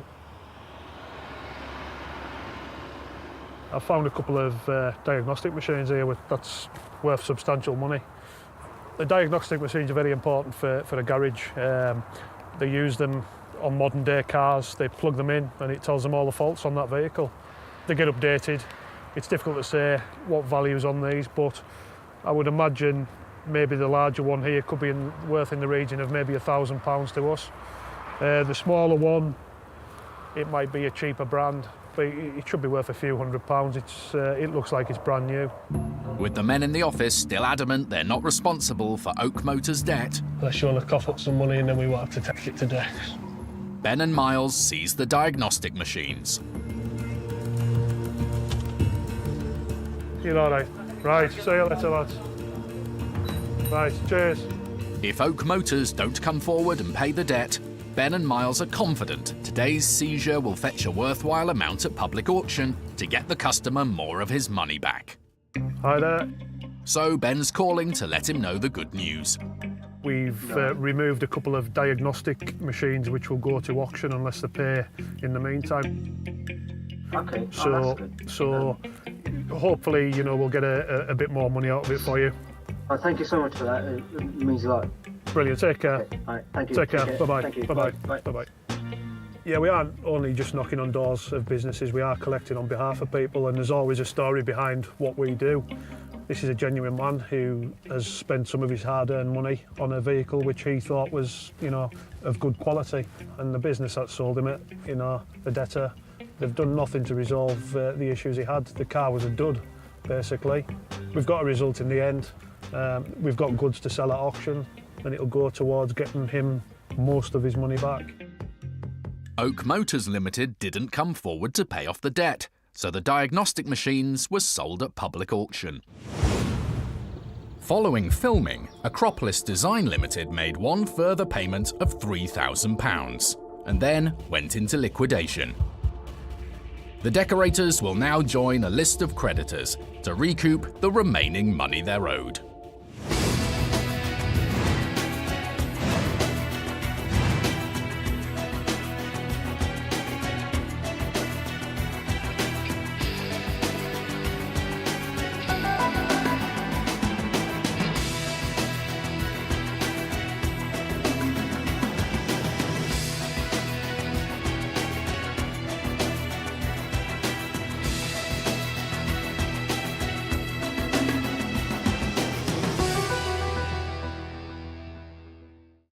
if you've been ripped off, I felt very cheated and conned. but are struggling to get back your hard-earned cash, Everything that I'd worked for was gone, basically. help is at hand from the sheriffs. Hello. We're High Court Enforcement. We have an outstanding writ of control. They're back with a brand new team, determined to get you the money you're owed. You're wasting our time. I'm now going to call a locksmith. Acting with the High Court's authority, He's the one with a court writ, so he's the victim, not you. they have the power to remove assets, We're here to retrieve full balance, if not remove goods otherwise. to ensure you're not shortchanged. The sheriffs being our last saviour and hope. Every year, sheriffs in England and Wales recover your unpaid debts totaling £100 million. I've got my money back and now we can put this matter to bed.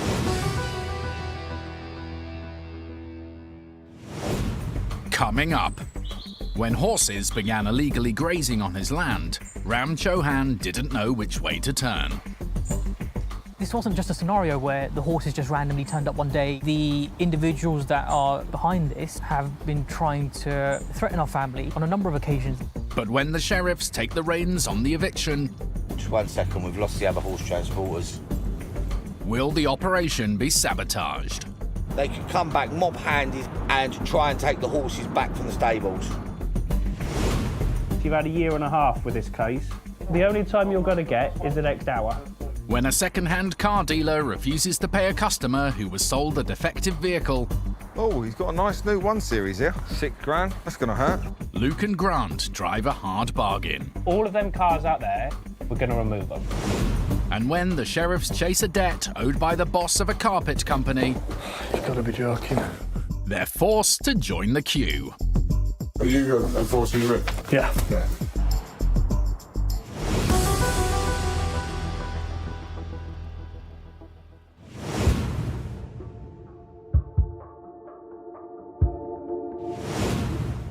The sheriffs are regularly called in to carry out evictions. Whether it's squatters that have taken over a residential property, Hello! It was a bit of a rude awakening for him. or those illegally living in commercial premises. We got a camper. Morning, mate. It's High Court enforcement agents people turn to when unwanted visitors refuse to leave. They really don't give a damn for the property, so they just basically live as if it's a tip. But the riskiest evictions of all often involve trespassers with 4 legs rather than 2. Good morning, guys. Thanks for coming out. We're meeting here at 4 a.m. In Berkshire, under the cover of darkness, enforcement agent James King is leading today's operation. We are carrying out an eviction on behalf of the horse bailiffs to remove 6 fly grazing horses from a piece of land. Events leading up to today's operation began nearly 20 years ago, when Ram Chauhan and his family came across a small field for sale near to their home in Berkshire. The property was Greenbelt at the time and it was empty, vacant, and we bought it from a property auction. And we just saw it as a long-term good investment. So we purchased it and thought that one day it might be worth something and we could probably, develop something on it. And that ultimately led us to purchasing the property. Over the years, the land lay empty and steadily increased in value. But 2 years ago, Ram and his family were approached by someone who claimed they wanted to buy the plot. We started getting, cold calls from an anonymous buyer who was interested in purchasing the property. And at that stage, we thought it might be a good idea to actually cash out on the investment that we've made, given that the land was idle and it was sitting vacant. After sounding out the offer, Ram and his family decided they didn't want to sell the land and thought that would be the end of it. When we refused to sell the property, he one day emailed us out the blue and said, "You've got horses on your site." When I first saw the pictures of 25 horses on the field, it was quite nerve-wracking. A level of anxiety does set in. Ram had no idea who the horses belonged to or why they were illegally grazing on his land. You could see that they were not well looked after. There wasn't sufficient food on the property for them. They were effectively drinking rainwater. When we initially did research about what to do with the horses, it effectively, we understood that we are liable for the animals' welfare. But the horses weren't the only problem. Around this time, Ram received letters from the land registry stating someone had applied to claim ownership of his plot. We learned that local individuals who are interested in kind of land grabbing or have been known to land grab in the local area were trying to effectively grab the site via adverse possession and claim that they've been on the property for more than 80 years when there's actually no one there, just fly racing horses. And that's when we started thinking that there's something fishy going on here. Ram was told the people trying to take ownership of his land were members of the travelling community and had put the horses in his field to help legitimise their claim. This wasn't just a scenario where the horses just randomly turned up one day. The individuals that are kind of behind this have been trying to threaten our family on a number of occasions. They've been to our business and almost told my family, we're going to take the land off you. The land that was meant to be a little investment for the future had quickly turned into a nightmare. It's taken a toll on our family on the basis that when does it end? What's next? When will it occur again? What will they do next? And that's always playing in the back of your mind. Ram and his family spent a lot of time and money successfully fighting the claim on his land. However, 6 horses remain illegally grazing on his plot. You don't actually know what to think because it's not often that you're in a scenario where you have livestock on a property that's yours. Concerned about the legal challenge, the horses' welfare, and that his family could be responsible for looking after them, Ram decided he had to take action. After speaking to the solicitors and speaking to the police, I think that all avenues lead down to speaking to the sheriffs and effectively, the sheriffs being our last saviour and hope to bring this to a resolution and remove the animals from the property. The sheriffs have called in the horse bailiffs, who specialise in equine removals. And today, there's a lot riding on James and the team. We're going to move to site in convoy, horse handlers and the dog handler. If you could stay at the end of Long Lane. The sheriffs have been attacked on horse evictions like this in the past, so they're taking the threats received by Ram and his family seriously. To let you know, guys, the police are here with us in landmark car. The high-risk element of these evictions is we are taking the owner's horses away, and by us taking the horses away, it can cause aggression. This is the risk of the possible travellers turning up and obviously trying to take the horses off the field at the same time as we're trying to gather the horses. If you hear me shout down the radio, out, out, out 3 times, it means that we've been compromised and we need to leave. Let's get moving and let's stay in contact via radios. The horse bailiffs have put together a 12-strong team of enforcement agents, horse handlers, dog handlers, a trained vet, and the police. They make the short journey to Ram's field. We're here.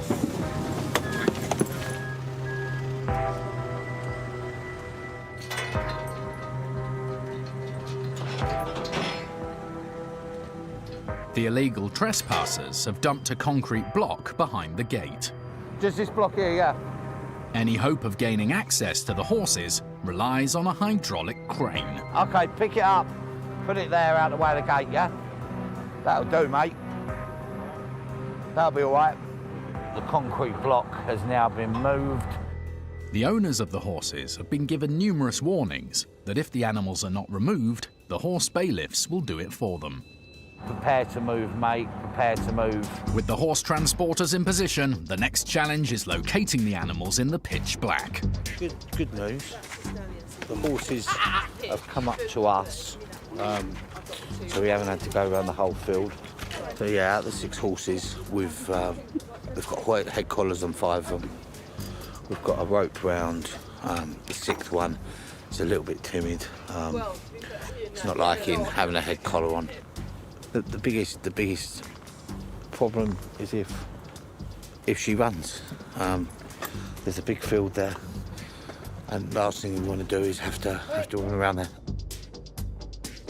Concerned the reluctant horse could become distressed, the handlers call for the vet to administer a sedative. So we're waiting sort of 10-15 minutes for that to kick in. Okay. Come on to. On to you.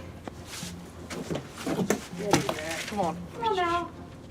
Although the owners of the horses have been given warnings that the animals will be removed, for the safety of the team, it's imperative they get the horses onto the transporters as quickly and discreetly as possible. 4 out of the 6 are loaded. There's 2 left to come. One of them hasn't got a head collar on yet. Yeah. We're hoping that was the one that was darted. Hopefully, we should be able to get the last 2 loaded and we can be on our way to the finish point of the operation. Right, we can just push her over. Okay.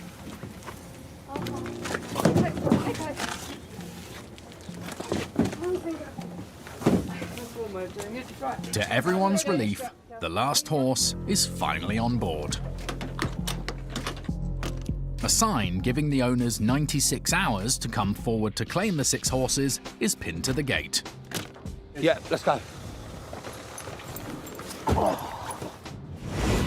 Later, I'm staying with the last horse transport. Can you keep an eye on the front 2, please? events take a dramatic turn. Just 1 second, we've lost the other horse transporters.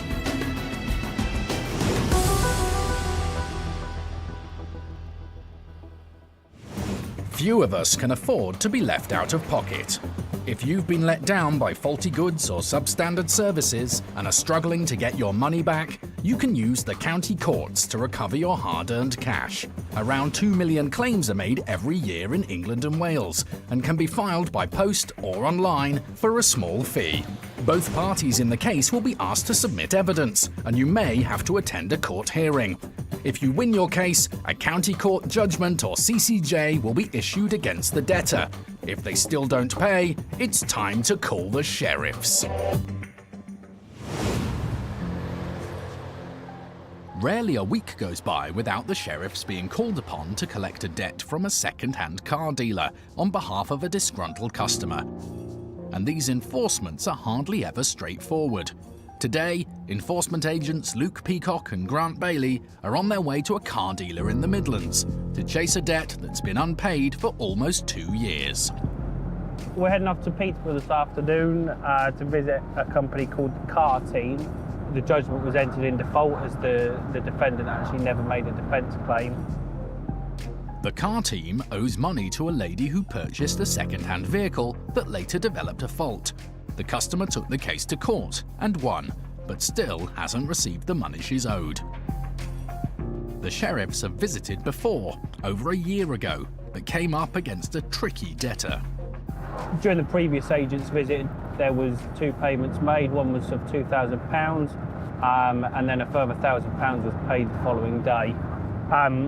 Since that point, the defendant made an application to have the judgment set aside, but it was actually thrown out of court. So the writ's now live. There's no current ongoing court cases. It's all been thrown out, so we're back today to enforce the remaining balance. The sheriffs need just over £4,500 to pay back the customer and cover fees. They're determined not to leave empty-handed. Being a car sales garage, we should hope to find some vehicles there, should we need to actually look at start taking control of goods, etc. What's the place called?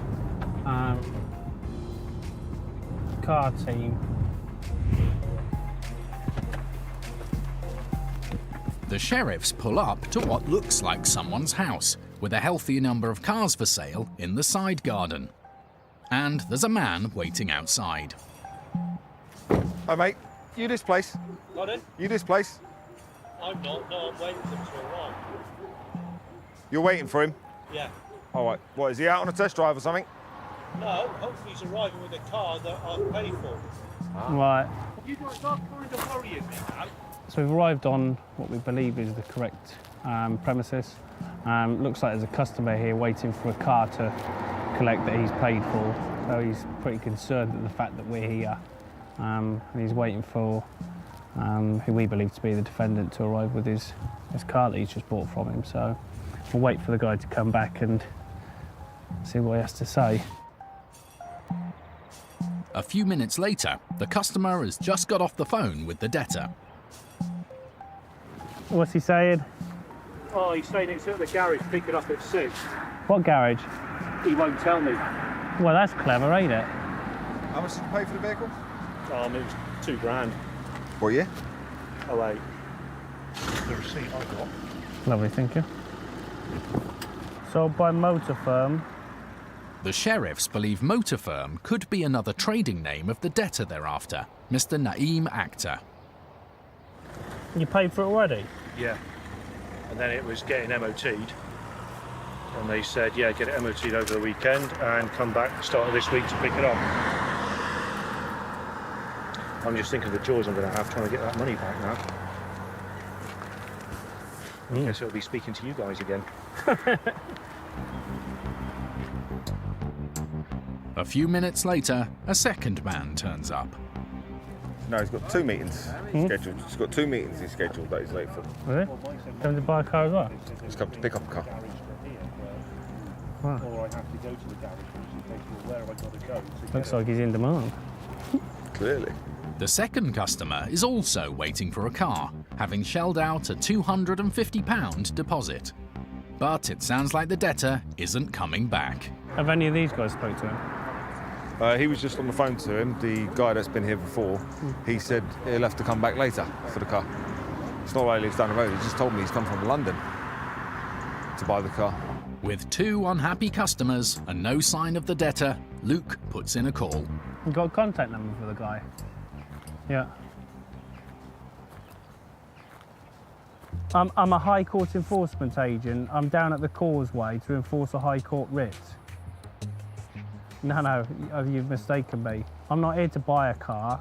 We're here for the car team here at the Causeway.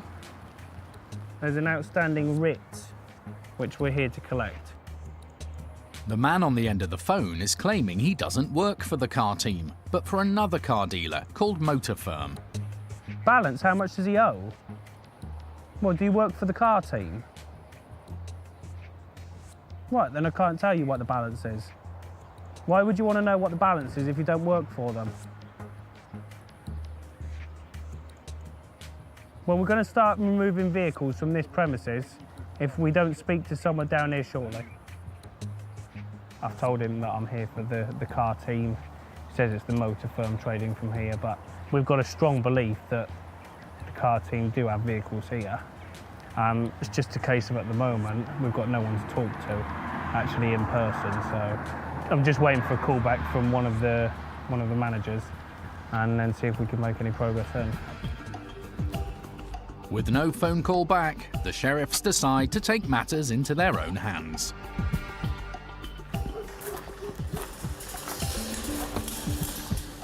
See if the office is open. Yeah, they're all very nice cars. One on that's popped, I don't know about that. Hey, look, he's even got more cars back there.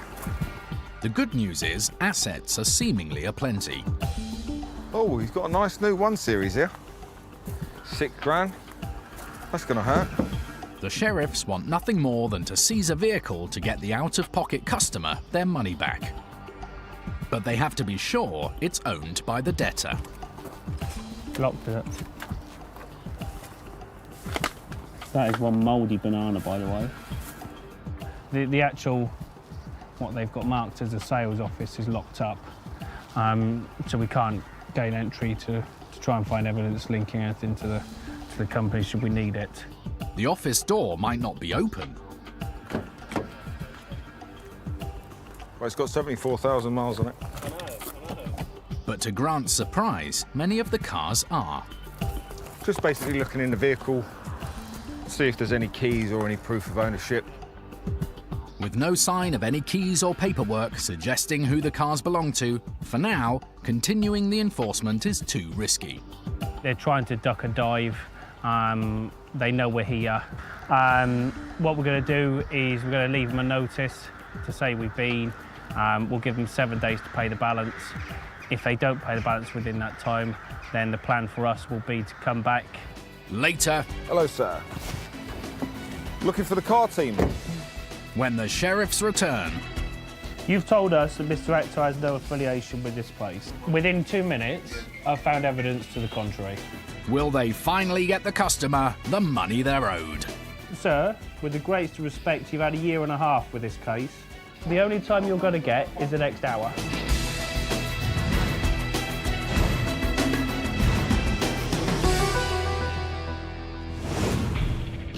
The horse bailiffs, with help from James and the sheriffs, have just successfully evicted 6 horses that have been illegally grazing on land owned by Ram Chauhan. Yeah, Luke, DH1, dog handler 1 is with the second horse box, you're fine. The team will now drive the animals in convoy to secure stables. If you see anyone following you, please radio me immediately, please. They're now entering arguably the most critical stage of this operation.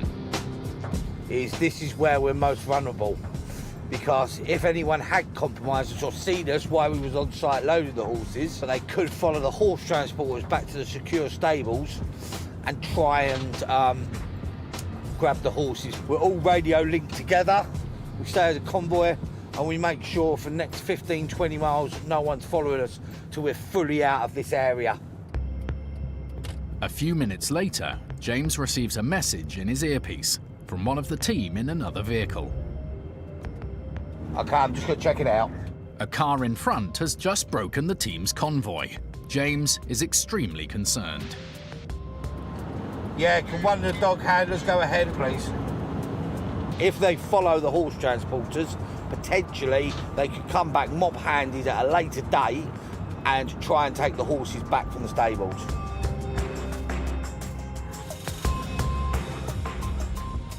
Just 1 second, we've lost the other horse transporters.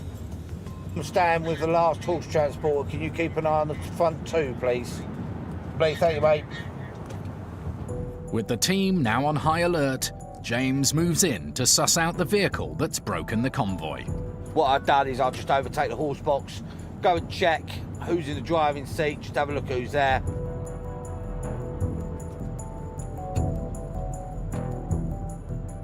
It's just someone going to work, nothing to worry about. Can the horse box pass me again, please? Luckily this time, it was a false alarm. I'm quite safe in the fact that we're not being followed at all. We have had incidents in the past where the travellers have tried following us. It was just someone going to work, so it's absolutely fine, and we're now back in convoy together. All convoy. Finish location is 1.5 miles away, 1.5 miles. Thanks to the sheriff's escort, the horses are just minutes away from their secret destination, safe and sound. So here we go, we're coming off now. The horse transporters aren't being followed and they're on their way back to secure stables. So overall, the operation has been a complete success. And now we can get a coffee. For landowner Ram and his family, there's finally an end to an episode that's hung over them for almost 2 years. Yes, I've just received a phone call from the sheriffs. They've said that the operation to remove the horses was successful, and I'm really pleased about it. It's a conclusion that we've been waiting for such a long time, and one that we're really ecstatic about. The sheriffs are fantastic from the beginning to the end. They described the entire process. They gave us an operational plan of how it's all going to work, and everything went down to a T, so we were really happy with that. Later, Hello. The story takes another dramatic turn. Most of the ponies and horses have a microchip. Upon checking this one, it is actually a stolen pony. If you've won a county court judgment but are still out of pocket because it hasn't been paid, for £66 you can get the case transferred up to the High Court, which will issue a writ for enforcement by the sheriffs. Can you please come to the door? Here with the High Court writ today. We will be executing today, if not removing goods. These High Court awards have to be paid, and the sheriffs have unique legal powers to ensure you get the money you're owed. Here regarding a High Court writ of control. We can't get off the site today without full payment. If you shut the door, us will get locked up here. Why are you preventing us access? And there's no limit on the size of debt they can pursue. £8,691.22p. £40,386. You can just do the bank transfer. If they're successful, they'll recover your money and costs from the debtor, Brilliant. Cheers, thank you. as well as their own fees, which are set by the government. We'd have to take the case to the next stage and we'd have to get removal trucks here to remove your goods. If the sheriffs can't get your money, you'll be asked to pay another £90 to cover their costs.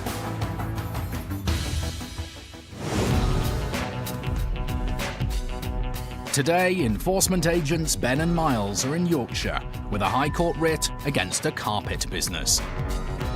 Right, we're off to Magic Carpets in Halifax for just over £2,000. Hopefully a nice recoverable amount. Magic Carpets in Halifax owes money to a lady who purchased 5 carpets for her home. But after they were fitted, she discovered 2 of them were not the carpets she'd paid for. After giving Magic Carpets ample opportunity to rectify the mistake, the customer took the dispute to court. But when the company director called in sick and failed to attend a hearing, the judge found in her favour.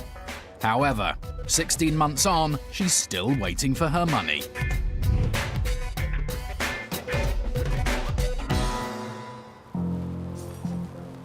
Entering a large warehouse full of valuable carpets, the sheriffs have every reason to be hopeful of recovering the money. But the job of the sheriffs is full of surprises. You've got to be joking. Another enforcement agent is already in the company director's office. Afternoon. Not a lucky day. Are you enforcing it? Yeah. Yeah. We've been instructed to issue insolvency papers. Right. Guys, want to go back outside? Yeah, we'll go outside, yeah. We'll just go out here. Insolvency papers, otherwise known as statutory demands, are issued against a company by creditors who are getting impatient for their money. Once the papers are served, the company has 21 days to respond, or else it could be wound up.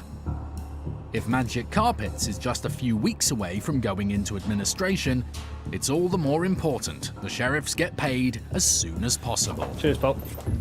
But as soon as they enter his office, Hiya. the director puts Miles onto his sister, who's a solicitor. Hello. It's Miles Whitworth. I'm here from the High Court. And asks our camera operator to leave. The sister then claims that he missed the court hearing due to illness and says they've applied to get the judgment set aside.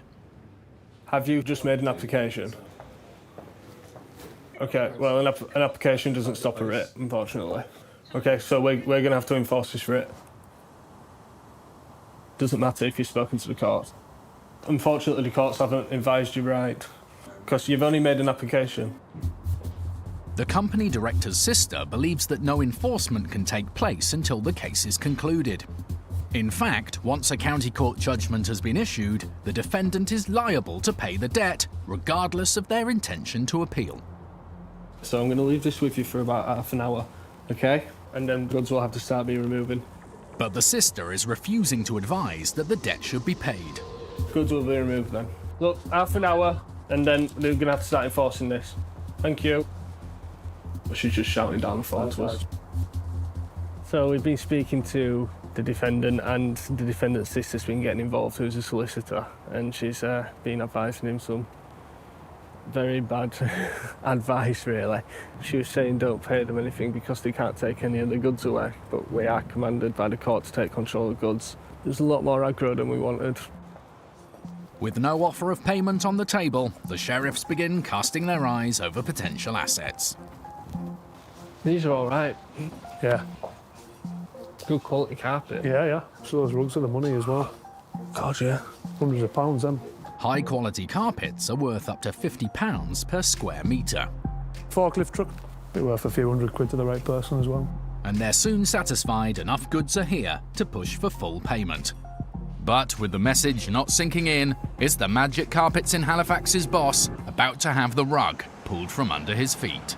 Look, an application does not stop a writ, I've told you. The last hearing you were supposed to attend to, that was the 2nd of August. You've had 6 weeks to speak to the court, but there's nothing in place to stop us enforcing his debt. You're really not helping your brother here. He's saying that we can't take stuff, but we can. You're giving him very bad advice. Basically, you're risking putting your brother out of business here for £2,000. Realising the threat to his livelihood, the company director breaks ranks and offers £1,000. No, the fact is, there is the goods here to cover that debt, and we will do that. We will take the likes of the forklift truck.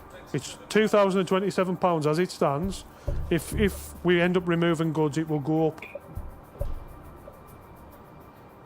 Finally, the director hands over £300 in cash.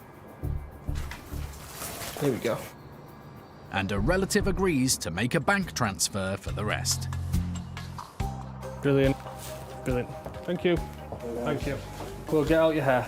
Hope you get better. Take care. Have a good day. Cheers. It's a hard-won victory for the sheriffs. A lot of going around in circles, wasn't there? It was frustrating. She was getting involved and taking it a bit more personally than maybe she should have done. So it got a little bit heated. In the end, they did come to the senses and realised they had to pay it. And that's all we're after. We're not here to, put people out of business or make life too difficult, but we are here to do a job and recover money on other people's behalf. Magic Carpet's application to get the judgment set aside was later dismissed after a court hearing. For the customer who received the wrong carpets, her 16-month battle to get her money back is finally over.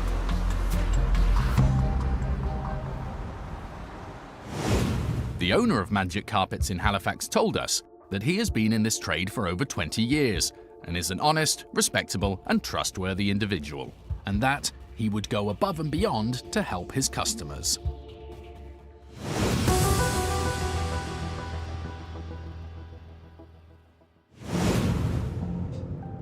Luke and Grant are on their way back up to Peterborough, feeling a sense of déjà vu.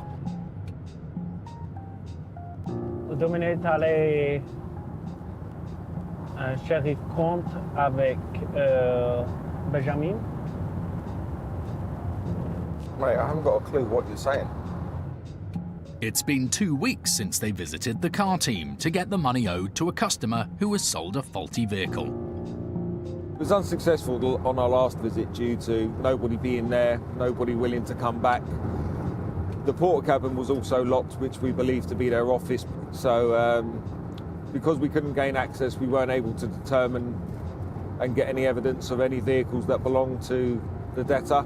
We've got a locksmith on standby. We've also got a recovery truck on standby. So this time we will not be leaving empty-handed. Are we there yet? 2 minutes. We're up here on the left, haven't we? Yeah, just past that. There's guys here. No, it's here. Oh yeah, so it is. Do you reckon they're part of the company? Yeah, I'd say so. They're already eyeballing us. The outstanding debt for the faulty car is owned by Mr. Naeem Akhtar, trading as the car team. Hello, sir. Looking for the car team? No, they don't operate from here, no? Okay, what proof do you have to show that, sir? What do you want? The company has a motor firm? Whatever you've got to prove that they're not operating here. What the company has a motor firm limited? The outstanding debt for the faulty car is owed by Mr. Naeem Akhtar, trading as the car team. Naeem Akhtar we're looking for, yeah? My name is Mohammed Saddam. Sorry? My name is Mohammed. But Grant's not convinced the man who's claiming to run a company called Motor Firm is telling him the whole story. What relationship you got with Mr. Akhtar? Mr. Akhtar has still been responding to correspondence that's been sent to this address. Right, is your office open? Can you let us in, please? We do have a writ from a high court. If you don't let us in, we'll just use a locksmith. I've got a customer living in Bavasman at the moment, so if you want anything, I'll send it via email. Right, well, we request access to your office, so as my colleague explained, unless you want to open it, we'll use a locksmith. Give me 5 minutes, let me just deal with this customer. Right, well, you could open the office and then you can deal with your customer. No, you just need to check the keys and come back. 2 minutes, yeah? He's basically claimed that the company no longer trades from here, or the debtor no longer trades from here. We've advised him that we require access to his office. He's explained it's locked, but Luke's just gone ahead and opened it, so now we're going to go in there and have a look. Here we go, we've got a board full of keys. There you go, logbook straight away. It's a promising start. But in order to go after the assets, the sheriffs need hard evidence that the car team are still trading from this address. Okay, well, we've asked for access. You've said it was locked. It's open. How long you been here, sir? How long you been here? What do you mean? How long you been here? I told you, you've been about 6 months. Why? I don't understand. So why Yeah. are you getting deliveries for the car team? Because you get deliveries all the time. Told me you got no association with We've got no him. association. Well, you've opened it as well. Well, we've got no association with them. Right, stop. Listen, it's cut. This.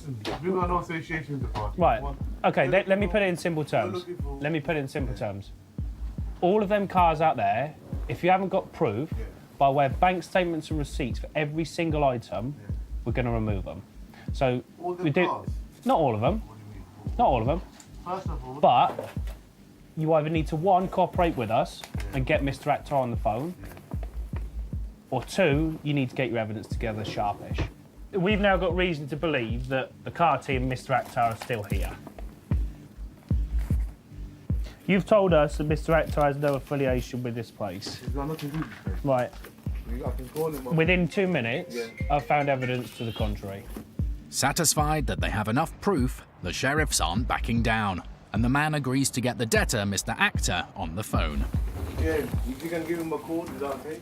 Got his number? His number, yeah. Yeah, true. A customer has waited for over a year and a half to get her money back, so Luke's determined to settle the debt once and for all. Yeah, Mr. Akhtar, yeah? You could pay the remaining balance that you have outstanding. £3,593.34. Mr. Akhtar does acknowledge the debt, but says he won't be able to get the money together to pay it today. Sir, with the greatest respect, you've had a year and a half with this case. The only time you're going to get is the next hour. Can I ask you a question? Who's the guy we're here with now? Right, is a friend of yours, yeah? Okay, you have an hour, sir. Yeah, we need to see the invoices for all the cars. Which one do you see? Every single one. I've managed to touch base with Mr. Akhtar through the guy who's operating from here, who initially told us he had no association with him. There's potential that Mr. Akhtar could still have something to do with this premises and could still be selling cars. So fingers crossed the guy just raises the funds and we can get out of here. With the debtor given 1 hour to pay up, Luke begins looking through receipts for the 50 or so cars in the field. RO15 UDE, Audi A3, from Whittlesea. And whose name's it in? Right, what about the cars out the front? Any of them you've got? But after combing through the car lot, there's no evidence suggesting the vehicles belong to the debtor, so removing one could be a costly mistake. Going through all of his receipts that he's got for the vehicles. The guy that we've spoke to he's running a limited company from here. It's a completely new organisation, legitimate company, you know, trying to run a successful business. The problem there is that the debtor actually used to work here. He used to run a business from here. We've now established that the debtor has nothing to do with this address, so we could kind of leave this one, leave the guy to run his business, hope that the debtor does come true to his word, and then we'll have it all settled. With zero leverage, Luke's running out of options. But a few minutes later, he gets a call. Hi, Mr. Akhtar. I'm very well, thanks. You? Desperate to avoid full payment, the debtor is looking for any other way out and is offering £1,000 today and the remaining £2,500 in 3 days' time. £1,000 within the next hour. Next hour, sir. Next hour, and then we will give you till Monday to pay the balance. It's taken months to get to this point. If Mr. Akhtar can find the funds, the customer who bought the faulty car will finally get the money she's owed. The only way we could take payment is by cash or by bank transfer. So you're going to pay £1,000 by bank transfer, yeah? Okay, thanks very much. Against the odds, it seems Mr. Akhtar has agreed to pay.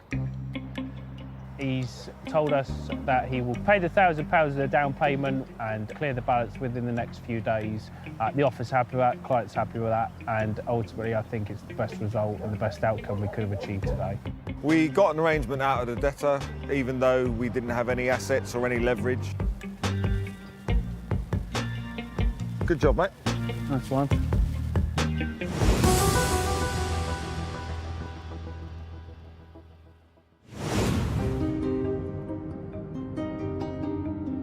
James still has work to do on the case involving the horses that were illegally grazing on Ram Chauhan's land. It's been over 96 hours since the animals were successfully evicted. As no one has come forward to claim ownership, legally they can now be rehomed. So today we are off to the secure stables. We like to come and check on the welfare of the horses with our experienced horse handlers. Due to the sensitive nature of their work, the horse handlers wish to remain anonymous. Hello. So James receives an update off camera. And there's been a dramatic twist to the story concerning this Shetland pony. Most of the ponies and horses have a microchip. If they are microchipped, it's in the neck. And upon checking this one, we found it's actually a stolen pony.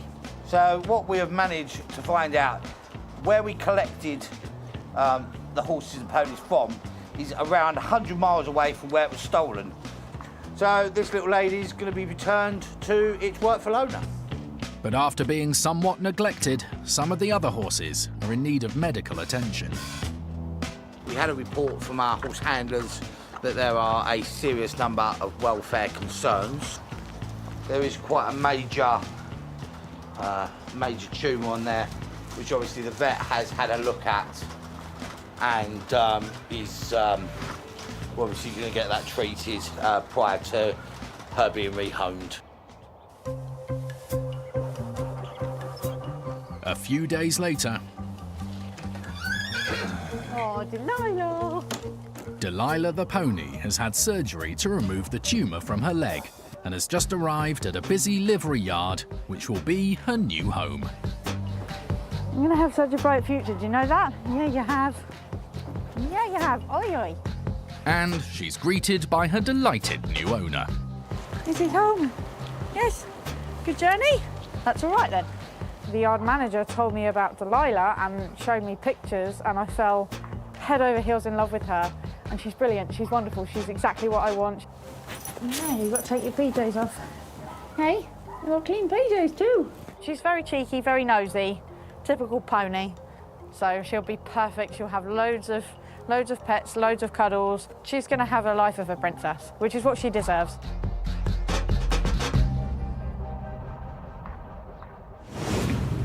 Following filming, Naeem Akhtar, trading as the car team, failed to make the payment he promised the sheriffs. A new writ has been issued against Mr. Akhtar for the remaining balance.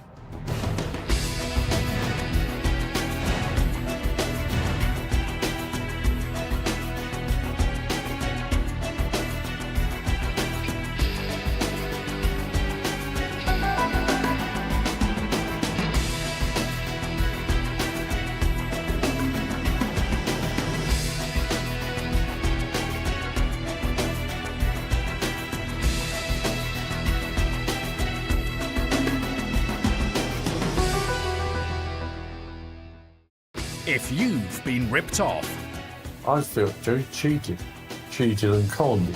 but are struggling to get back your hard-earned cash, Everything that I'd worked for was gone, basically.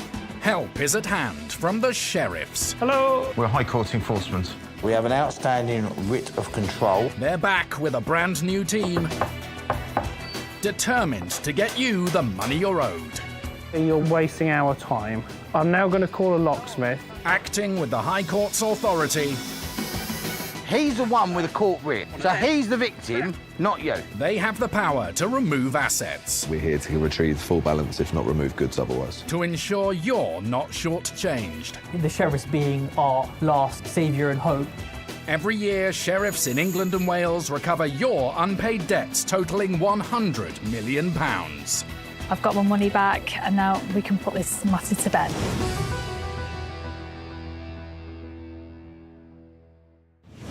Coming up, when the boss of a janitor business fails to pay a former employee after unlawfully deducting money from his wages. We left numerous letters, to be fair to you, mate. We tried to ring you this morning, didn't answer.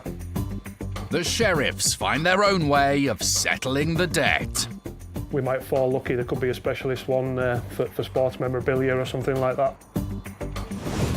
Mum of two, Georgina Yates, ended up with the tenants from hell. I can only assume that the dog's maybe not taken outside when they should have been because it did smell of urine when I came in. But the estate agent responsible... It's a High Court writ, yes. ...doesn't want to give her a refund. But he wouldn't really communicate with me, he just said, I'm off to the office. And when the sheriffs visit a country estate... We're going to be chopping that lock. Luke lays down the law. Your vehicle will be going, sir. Going where? On the back of a tow truck.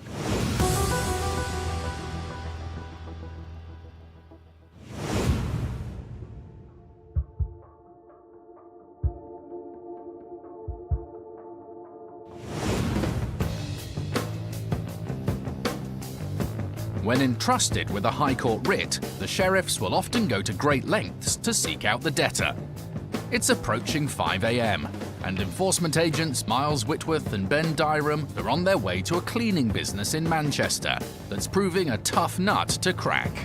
Okay, so we're off to Intrinsic Cleaning Limited in Altrincham.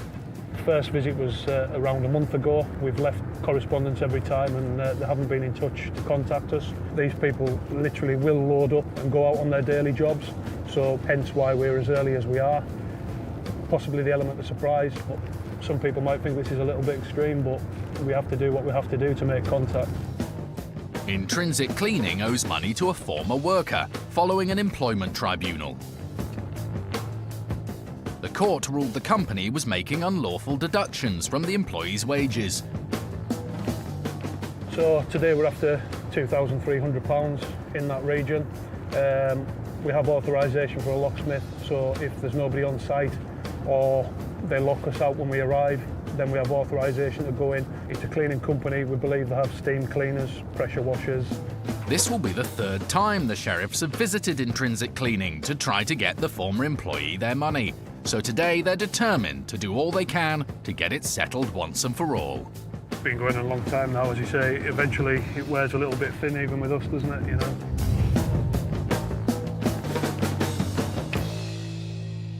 Desperate to avoid detection, the sheriffs head to the back of the unit, where they believe the company operates from.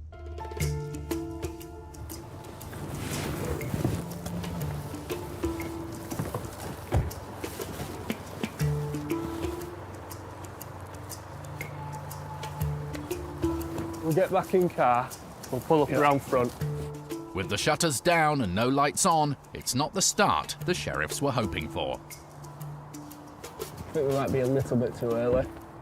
We set off at 4:45 this morning. We got here about 5:30. Hopefully those should start arriving about 6 o'clock. It's 5 to 6 now. Ben and Miles sit tight in the shadows. That's easy to do. I don't want to spook him, so he calls his lads and tells them not to come down here. Might give it another half an hour. Yeah, being impatient. Playing the waiting game. But as the sun begins to rise, it seems the sheriff's early morning stakeout isn't quite going to plan. Although a High Court writ empowers the sheriffs to force entry and remove goods from commercial premises, it is costly and time-consuming, and usually a last resort. Morning. When's the last time we saw Jason? 4 weeks, I think. To strip the place, do you know? What? Do you reckon he's moved to strip the place? No. You save anything? Yeah, he probably will. Concerned that the debtor may have packed up and left, Miles calls upon the services of a local locksmith. Hey, buddy. Yeah, do you want to come down? Do you want me to give you the address? Grind this guide off. Right. Set these off, that guide will come out, and then this you can pull out and slide them out one at a time. Yeah, take the sections out.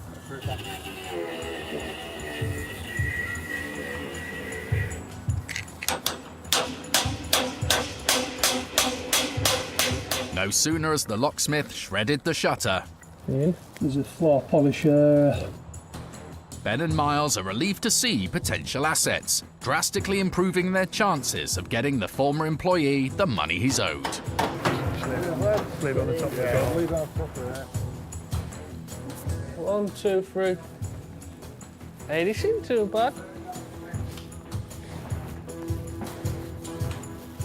Big place. Just had a quick look through the drawers. Can't see any keys or anything. So I'm just having a quick look for van keys. There is an unsigned written van outside, so we don't know who the ownership is of that yet. So I'm just looking in all the usual places, see if I can find a set of keys. Company vehicles are always a quick and easy way for the sheriffs to recoup a debt. But with no sign of any keys, they're now on the hunt for other lucrative assets owned by the cleaning company. They'd usually have a sticker on. I mean, they've got Intrinsic FM written all over them. See? Stickers on. Asset ID, so it could be leased. Asset ID. Or maybe he leases them out. Or he maybe buys them and hires them out, yeah. I think they lease them out, mate. Or hire them out, I should say. Due to the holiday shutdown, we have not charged for that period.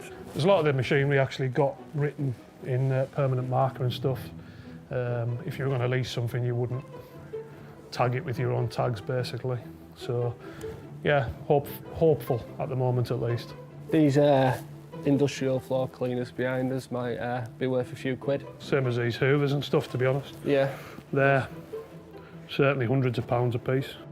Confident they may have some leverage, Miles is keen to let the company director know they're in his unit. We're going to send a few pictures to the defendant's phone that were inside. If you own this business and someone sent you a picture, he doesn't know. He knows my number because you've been ignoring it, but if you inside his unit, you'd be a bit worried. And within minutes, the company director, Jason Hill, is on the phone. We left numerous letters, to be fair to you, mate. You never got in contact with us. We tried to ring you this morning, didn't answer.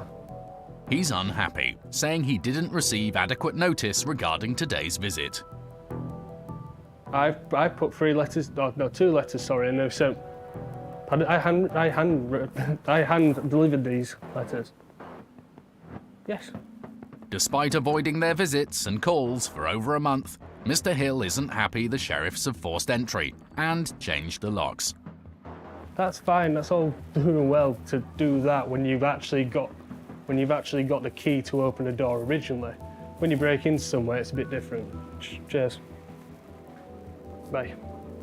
I've just been on the phone to the defendant as well. He's actually going to come down and get the keys back for the place, so you can have the keys back once you pay the debt, basically. To be fair, see what he turns up in vehicle-wise and I'll just clamp it. Whatever it is. Whatever it is. Make him prove ownership. But he has to prove what, if it's a business one or his own, doesn't he? A few minutes later, Mr. Hill pulls up in a van outside. No, not really. That'll be fixed. Pardon? No, it's been done by a professional locksmith. Right, it does that. Yeah. So,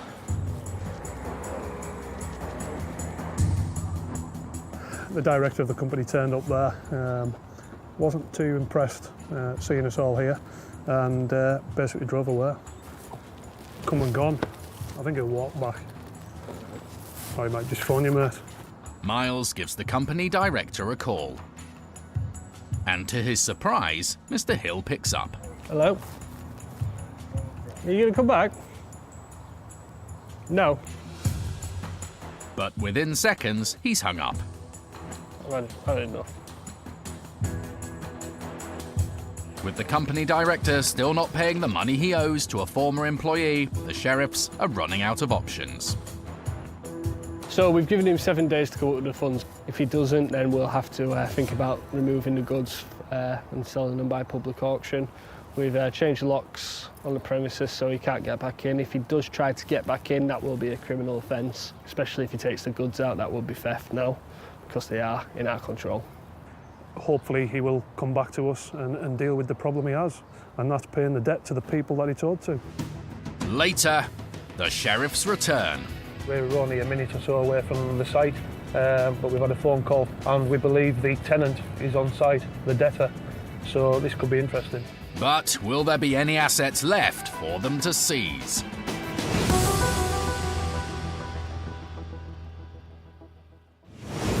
Few of us can afford to be left out of pocket. If you've been let down by faulty goods or substandard services and are struggling to get your money back, you can use the county courts to recover your hard-earned cash. Around 2 million claims are made every year in England and Wales and can be filed by post or online for a small fee. Both parties in the case will be asked to submit evidence, and you may have to attend a court hearing. If you win your case, a county court judgment or CCJ will be issued against the debtor. If they still don't pay, it's time to call the sheriffs. Buy-to-let property is still a popular choice for people looking to supplement their pension or build a nest egg for the future. Finding good tenants is key, as bad ones can prove a costly mistake, and the sheriffs often find themselves picking up the pieces when something goes wrong. Today, enforcement agent Mark King and his colleague are heading to the Lancashire coast in pursuit of one such debt. We're off to Lytham St Anne's. I've got a High Court writ for an estate agent, Ansdell Estate Agents Limited. Amount owed £1,380.47. The claimant is an individual. I would imagine we've got to this point because the claimant has tried everything they can to reclaim their money and they haven't got there, so hopefully we're going to do that for them today. The money is owed to first-time landlord and mother of two, Georgina Yates. Having recently purchased a new house for her growing family, Georgina and her husband wanted to keep hold of the property they'd outgrown and turn it into a rental. So the decision that we made was to convert the mortgage into a buy-to-let mortgage, so that would enable us to rent it out and have an income and a lifetime investment with that property. So we redecorated, we did the gardens, made sure it was lovely for somebody to move in. With the house spick and span, all Georgina needed was some tenants when she chanced upon Ansdell Estate Agents Limited. The estate agents had been recommended to me through a friend, and I made an appointment with them, and they came to the property to have a look at it, to take some photographs. A few weeks later, the estate agent had found a couple who were keen to move in. But the day before the new tenancy began, Georgina discovered something was amiss. The tenant was due to move in on the Monday of that week. So on the Sunday, my husband and I had gone down to the property to do a final check, make sure that the garage was clear. When we arrived, the tenants were already in the property. That was a bit of a surprise for me. They'd already been given the keys. I contacted the estate agents about that on the Monday, and they said, oh, it's fine, it's fine. Despite the estate agent's assurances, Georgina was left feeling uneasy about her new tenants. First impressions aren't everything, but there was something in my gut that told me that something would not be right. I felt that they weren't going to value and look after my property. Putting her feelings to one side, Georgina hoped her initial assessment of the situation was wrong. But a few days later, she received a call out of the blue from one of the neighbours that lived next to her rental property. My neighbours had started to report that there were, as we described, unsavoury characters hanging outside the house, to-ing and fro-ing, and the kind of people that were described were very intimidating of my neighbours, to the point where they felt they needed to lock their doors and they didn't want their children playing in the front garden for fear of who might be outside. That for me was the most upsetting thing, the thought that my neighbours no longer felt safe. Ansdell estate agents say they were informed by a different neighbour that they'd just heard a few slamming doors and hadn't seen any unsavoury characters hanging around. However, Georgina was told the antisocial behaviour was getting worse. Because there had now been a catalogue of incidents that I'd reported to the estate agent, all of which had been raised with the tenant, and things still weren't getting any better, about 2 or 3 weeks after they'd moved in, I spoke with the estate agent and asked what further action could be taken. And then very shortly after the estate agent and I had had that conversation, the tenant themselves decided that they wanted to move out. After the tenants left, the estate agent instructed an independent company to check the property, and they said the house had been left in a satisfactory condition. But when Georgina checked the property, she strongly disagreed. When I had a look at the house after the tenants had left, I couldn't believe what state it was in after 3 weeks. There was a really strong smell coming from the carpet, and I think that was due to them having had dogs in here when permission hadn't been granted. I can only assume that the dogs hadn't been taken outside when they should have been, because it did smell of urine when I came in. And things weren't any better in the kitchen. I could tell that there was something that had been in the cupboards. When you open them, they smelled like cannabis. And also the cooker had been damaged and needed to be replaced. So it was surprising how much damage had been done within 3 weeks. Yeah, I was really angry that somebody had treated my property this way, especially when I'd wanted it to be so lovely for them to move in. After contacting Ansdell estate agents to raise the issues, Georgina discovered they had already given the tenants their full deposit back, something Georgina hadn't agreed to. Georgina was now out of pocket. She needed the deposit to pay for repairing the damage the tenants had caused to her property. I felt the estate agents hadn't been open and honest with me about the arrangements that had been made. And that's what I was disappointed with. The estate agents didn't agree. And that wasn't all she discovered. What transpired was that they actually had a personal relationship with the tenants. My frustration with the estate agent was that I had been overly reassured about the quality of these tenants. I felt that that was dishonest of the estate agents, and I felt that I'd been deceived. Ansdell estate agents deny having a personal relationship with the tenants, claiming they just knew the tenant's daughter as she had previously rented a property through them. That conversation was the last time that I dealt with the estate agents informally. Following this, I decided to take some legal advice. After exhausting all other avenues, Georgina felt she had no choice but to take Howard Boswell, the Ansdell estate agents company director, to court. So in the final hearing of the Small Claims Court, Howard Boswell did attend in order to defend his position. The judge ruled straight away in my favour. I was happy with this because I thought that I was going to be reimbursed for all the work that I'd had to undertake on the property to get it to a fit state, and everything's going to be sorted. I was really happy that it was all going to come to a close. Georgina was awarded her £650 deposit plus costs. But almost a year on, Ansdell Estate Agents Limited still haven't paid her what she's owed. Feeling desperately ripped off, Georgina has called in the sheriffs. I feel that this is the last chance for me to be able to get the money that's owed to me. Every other avenue has been exhausted. This is my only chance, and if the sheriffs can't get the money, then I'll have to be out of pocket.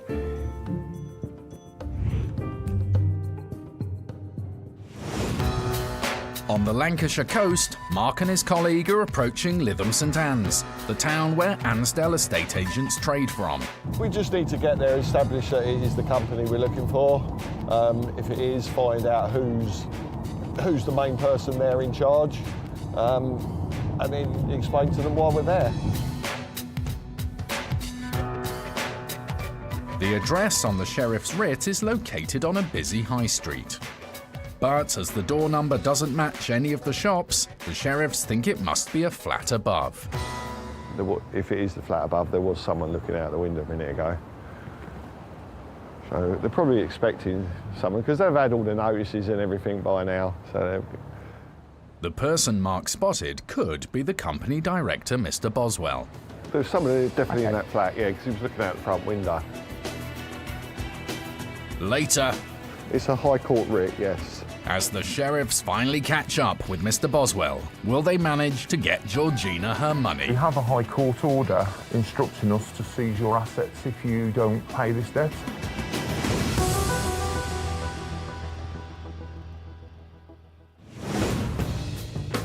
Getting people their money back takes an enforcement agent to all sorts of addresses, from private homes and small businesses to large corporate offices. But today, Luke Peacock and Grant Bailey have an unusual destination on their itinerary. This morning we're heading off to Tunbridge Wells, visiting a company called GPE Management Limited, and the balance we're looking to collect is just over £80,000, so a very large sum of money. GPE Management Limited is based at Groombridge Place, a large country estate, which has grounds that are open to the public, including a cafe and an adventure playground. We believe the claimant on this one supplied the debtor company with outdoor equipment, activity equipment, and the bill hasn't been paid. The sheriffs have also discovered that the site is currently closed due to recent flooding. That could mean that they are trying to repair the grounds. There's going to be a lot of people there, a lot of equipment and machinery, which we'll obviously be looking to seize if we have to. Just pulling up now, just on the right-hand side here.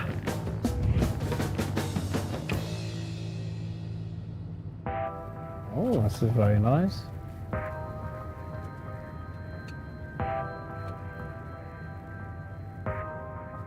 I think this house is not going to be connected. Private house, no parking. So no, this is not connected to the business. Confident the manor house is a separate entity, the sheriffs want to locate the business that's operating in the grounds. We drive as far in as we can. This is as far as we can go. We're going to have a long walk, you know that? Clearly. The gate we're currently sat in front of now is locked, so we're going to have to get out and take a walk, see if anyone's on site. But it's nice in the summer. Although sheriffs have the legal authority to force entry to a commercial premises, they will normally try other means first. Luke and Grant head towards the house to see if there's anyone there who can help.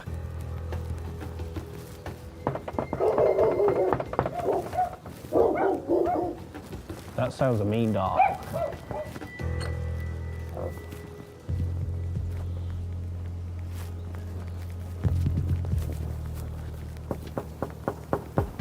Hello, sorry to bother you. Do you live in this whole building? So, oh, you. You're fine. Hello. Come in. Sorry about that. Just shut the gate.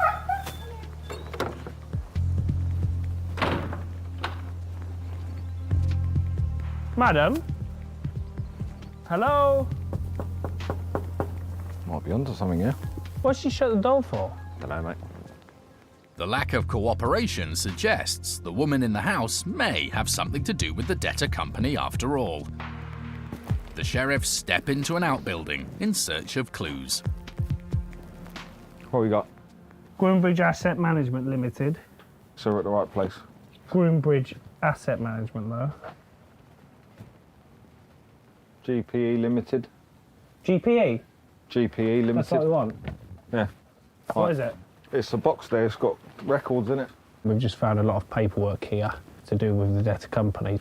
So we came here with the assumption that the property is going to be a private residence from someone completely different, but it looks like it's going to be the same people. Grant heads back to the car, but when he arrives at the gate, someone is waiting to get out of the grounds. Yep, no worries, mate. Allowing him the opportunity to get in.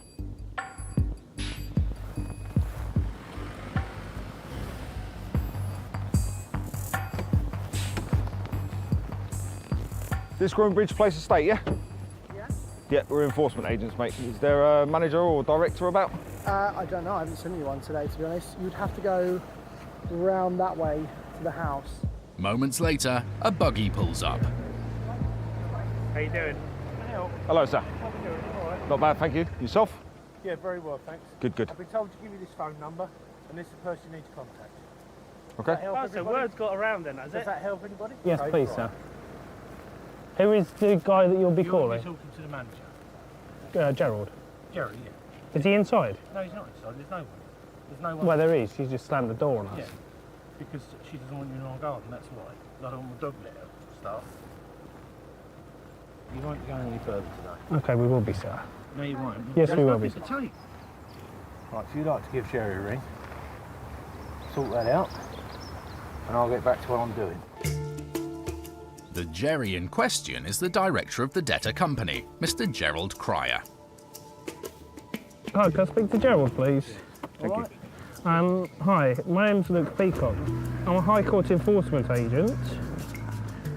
And we're at Groombridge Place looking for GP Management Limited. Mr. Cryer says the company's in the process of being liquidated.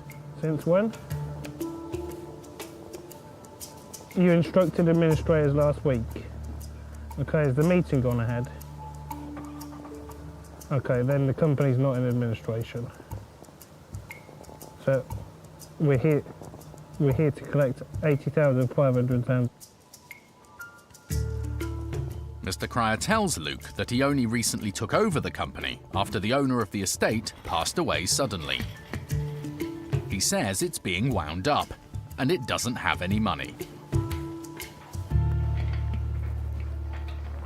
Okay, so I'm going to ask you, I need to ask you now because I have a feeling we're going to be playing games this morning because there's a lady here on site that's locking gates behind us as we go. She's the same lady that shut the door in our face. So what we need to establish right now is if this balance is going to be paid, if you need some time to get it paid. Otherwise, we need to carry on before we start getting locked in and out of places. An hour. Thanks a lot, bye. I've just spoken to the director of the company. He's under the impression that they've gone into liquidation. Paperwork was only submitted last week, so that hasn't actually gone through yet. He's now making phone calls to solicitors, etc., and then we'll hear back from him within the hour. But for us at the moment, we need to get on with what we're doing now. If there's more gates up there, they'll be in the process of locking them, etc.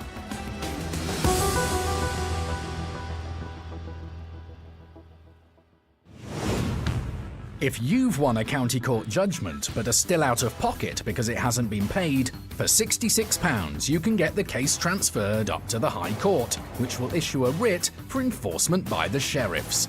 Can you please come to the door? Here with the High Court writ today. We will be executing today, if not removing goods. These High Court awards have to be paid, and the sheriffs have unique legal powers to ensure you get the money you're owed. Here regarding a High Court writ of control. We can't get off the site today without full payment. If you shut the door, us will get a locksmith in. Why are you preventing us access? And there's no limit on the size of debt they can pursue. £8,691.22p. £40,386. You can just do the bank transfer. If they're successful, they'll recover your money and costs from the debtor, Brilliant. Cheers, thank you. as well as their own fees, which are set by the government. We'd have to take the case to the next stage and we'd have to get removal trucks here to remove your goods. If the sheriffs can't get your money, you'll be asked to pay another £90 to cover their costs. In Lancashire, enforcement agent Mark King is trying to track down Ansdell estate agents who owe money to landlord Georgina Yates. There was somebody definitely in that flat, yeah, because he was looking out the front window. While Mark waits outside the flat, his colleague asks around at the local shops to see if anyone knows Ansdell estate agents or its director. Sorry to disturb you, sir. I've just been to number 8 and they've said you'll be able to help me possibly get a telephone number for Mr. Howard Boswell. Do you have a number for him? Although this is not the estate agents named on the writ, they appear to know Mr. Boswell. Would you be able to call him for me? He's in, but he doesn't want to answer his door. A staff member calls him, and Mr. Boswell finally emerges from the flat. It's a High Court writ, yes.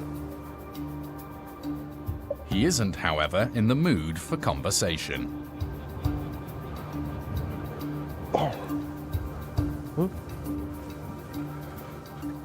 I told him who I was, but he wouldn't really communicate with me. He just said, I'm off to the office, I think it is the word he used. Mark's colleague explains why the sheriffs are here. I'm an officer of the High Court. We're here in reference to money you owe to Georgina Miller Yates. At this moment in time, sir, it's £1,380.47. We have a High Court order instructing us to seize your assets if you don't pay this debt. Mr. Boswell says Ansdell Estate Agents Limited is about to be wound up, and that everything in the flat belongs to him personally. So, as far as we're concerned, the company's still trading. It's still live and active on Company's House. I'm quite happy to come back to the property with you and you show me what is yours, and if everything is in the property belongs to you, then we're quite happy to, you know, discuss then what we can do from there. But you owe this money to this lady, and as I say, we are here to address that. Mr. Boswell wants to know how he can appeal. Any appeal that you would have to be made to the courts. So why would you be appealing, sir? Did you answer to the claim originally? The debtor did attend court and lost, so the time for legal argument has passed.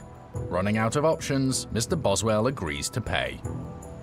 So bank details are all there. If you could make sure that reference number is on it. He makes a bank transfer, and the debt is settled in full. There you go, sir. There is a copy of the court order, the writ. Okay. Thank you very much for your time, sir.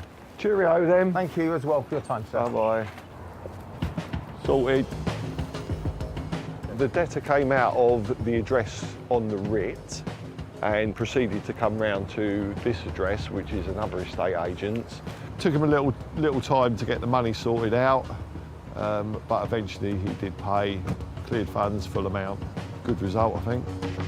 Georgina's long wait to get her money back is finally over. I'm absolutely delighted that the sheriffs have been able to get the full amount. It happened so quickly, I cannot believe it. I've got my money back and now we can put this matter to bed. I'll be able to move on as a landlord to a good tenant, but also just get on with being a good mum and working hard and just being with my family.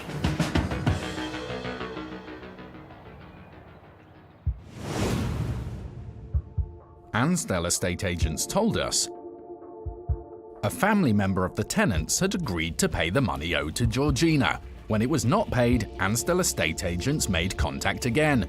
The family member requested the court paperwork to make the payment, and Ansdell Estate Agents assumed the matter was settled.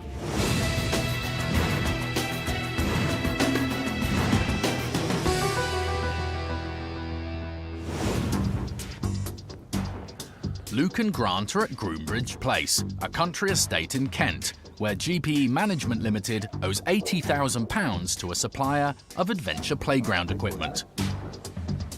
The company director says the business is going into liquidation. You instructed administrators last week. And no one at the site seems keen to help. Okay, we will be, sir. No, you won't. Yes, we will. The sheriffs are now on the hunt for assets.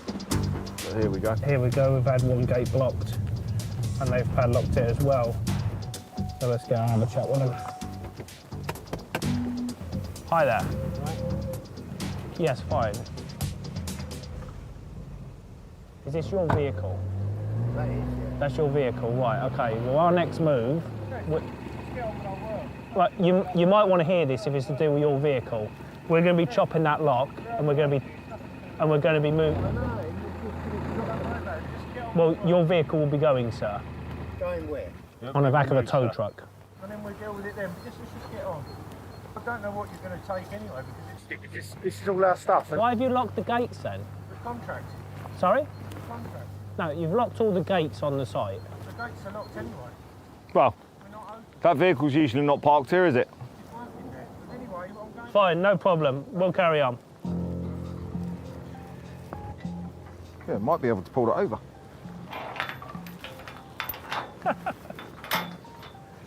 What a fantastic lock. Yeah, I've got skills. So by my standing, that's gaining peaceful entry. The sheriffs can now do some tactical parking of their own, making sure the gate stays open while blocking any vehicles from leaving. Mate, I'll give you that one. That Right. saved us a lot of headache. I want to get to that digger. So do I. Get the key out. These are contractors employed by the company or a member of the company here. They've been instructed to do whatever they can to prevent us getting on site, and they failed quite miserably. Just as the sheriffs had imagined, there is expensive groundwork machinery on site, and while the key to the digger may be out of reach for now, the dumper truck's key is not. Go on, Sam. Or the buggies. But before the sheriffs get any further, Luke gets a call from someone who says he's the official liquidator, wanting to stop assets from being removed. Action's not going to be halted on your say-so. At this present time, we're going to look at getting a removal truck here for the goods. I take instruction from the office. If they tell me to stand down, then I will stand down. If they don't tell me to stand down, then I will carry on.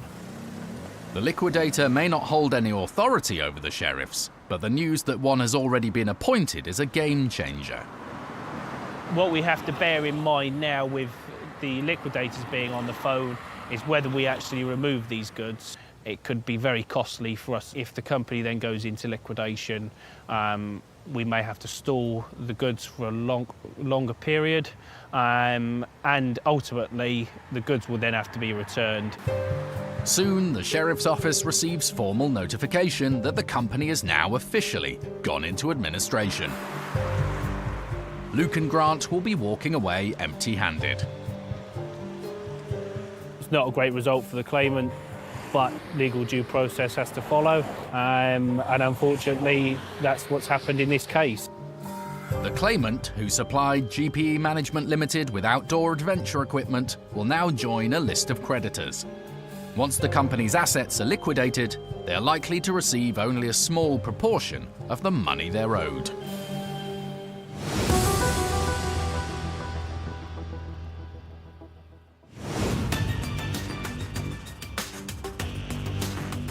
Back in Manchester, Ben and Miles have a big day ahead.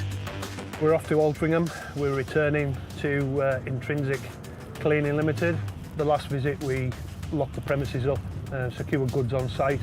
The tenant turned up, he had an opportunity to speak to us and he chose not to.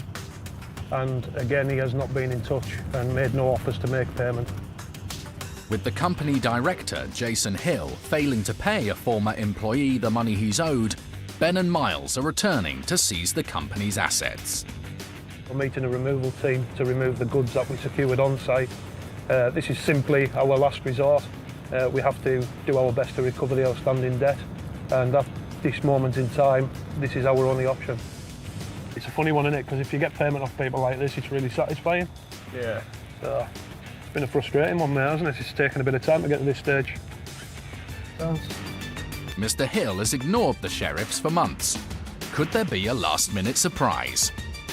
We're only a minute or so away from the site, but we've had a phone call from the roller shutter engineer, and we believe the tenant is on site, the debtor. So this could be interesting. That's it.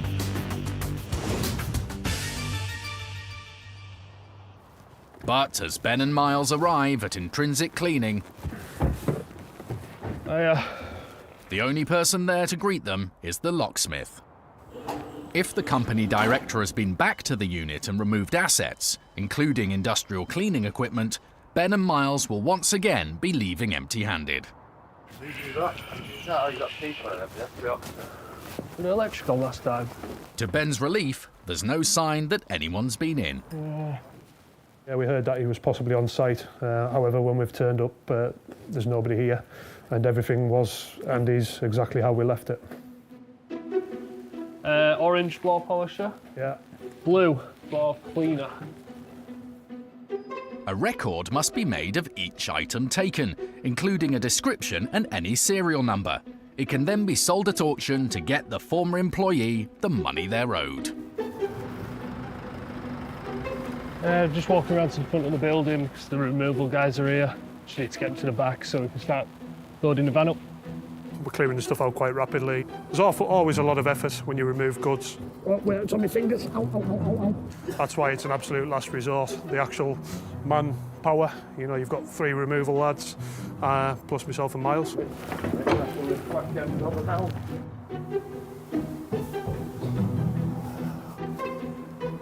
The added cost of removing the assets has increased the debt to £4,000. Ben, there's a lawnmower back there. To give them their best chance of recouping the money,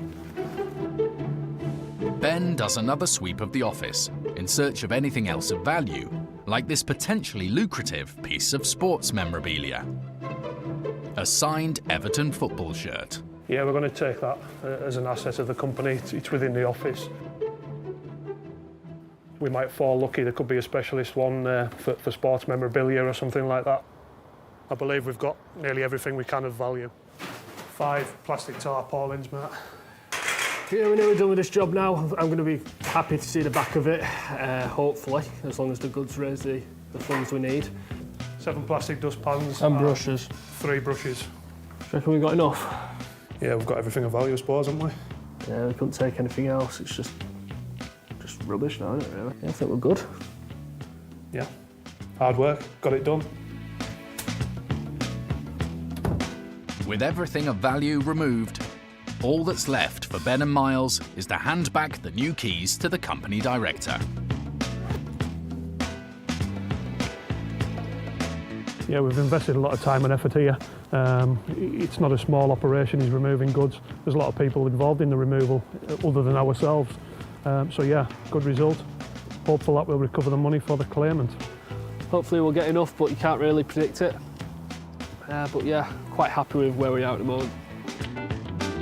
The goods fetch just over £2,200 at auction to go towards covering the sheriff's fees and paying the former employee the money he's owed. Job done.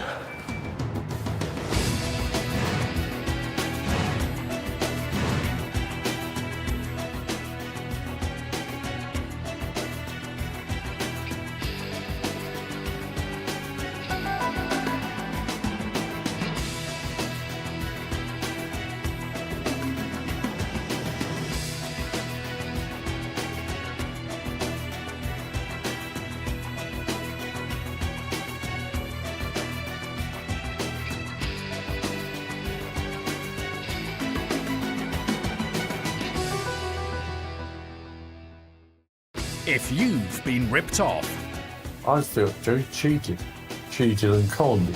but are struggling to get back your hard-earned cash, Everything that I'd worked for was gone, basically. help is at hand from the sheriffs. Hello! We're High Court enforcement. We have an outstanding writ of control. They're back with a brand new team, determined to get you the money you're owed. You're wasting our time.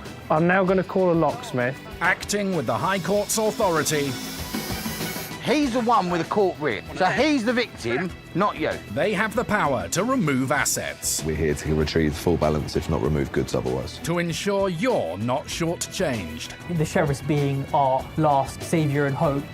Every year, sheriffs in England and Wales recover your unpaid debts totalling £100 million. I've got my money back and now we can put this matter to bed.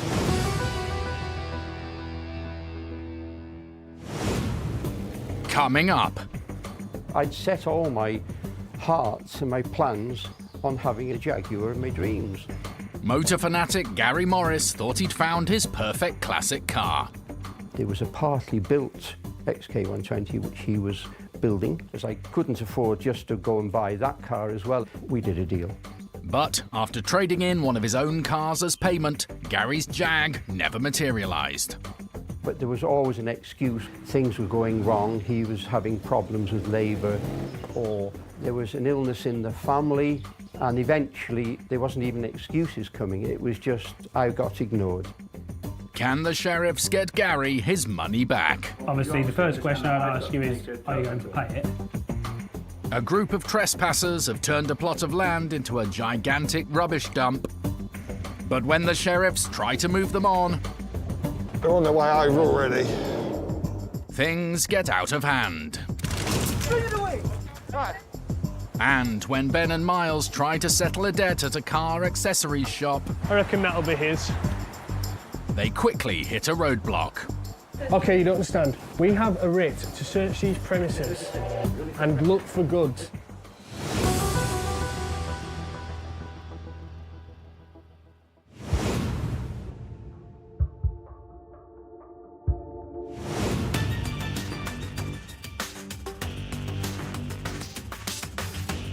High Court enforcement agents are occasionally tasked with recovering substantial sums of money.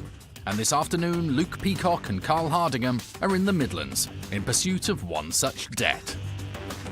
Off to Daventry in Northamptonshire. I'm visiting Tester Engineering Limited for quite a small balance of 110,000, just shy. I believe the company is a classic car dealer. We're not aware of why the money's owed, but what we do know is the claimant's quite a lot of money out of pocket right now. That claimant is Gary Morris, a lifelong motoring fanatic who since childhood has harboured a dream of owning one car in particular. I suppose lots of young boys have these lovely dreams. In my childhood, the real special car was the Jaguar. And my first love was an XK 120. It is absolutely beautiful. You can imagine as a young lad looking at an XK and thinking, my God, what a machine. It's got to be the ultimate then, you know. But it was obviously way beyond my means. Fast forward 60 years, Gary's made a success of the family business and now drives racing cars as a hobby. So when he got wind of a Jaguar XK 120 coming up for sale from a mechanic called Jim Tester, he thought the time was right to finally make his dream a reality.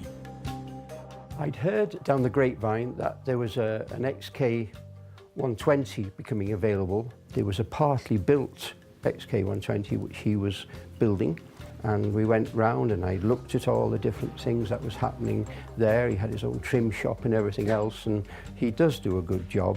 So as I couldn't afford just to go and buy that car as well, we did a deal. The deal was a straight swap.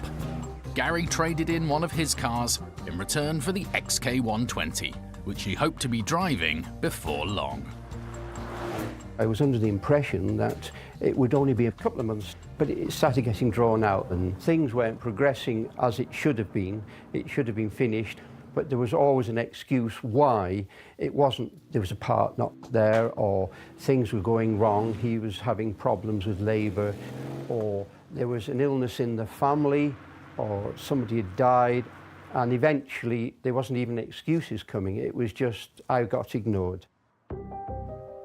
As Jim Tester had now sold the car Gary traded in, going back on the deal wasn't an option, and Gary was getting increasingly disillusioned. I'd set all my hearts and my plans on having a Jaguar in my dreams, and I'd already mapped out the seasons racing with it.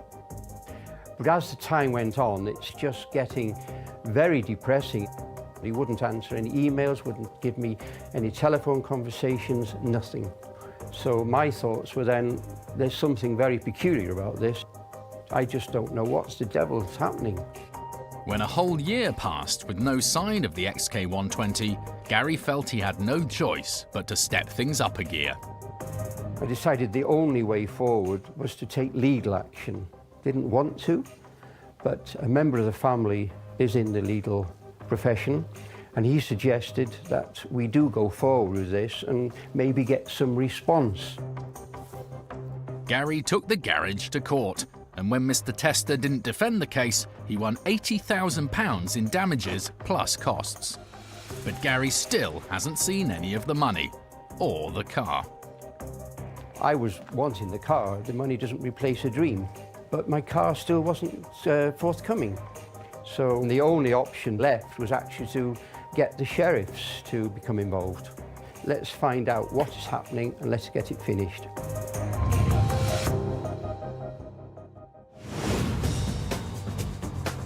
Unaware of the saga of Gary's XK 120, Sheriffs Luke and Carl have only one goal on their minds: to obtain the financial settlement awarded by the courts.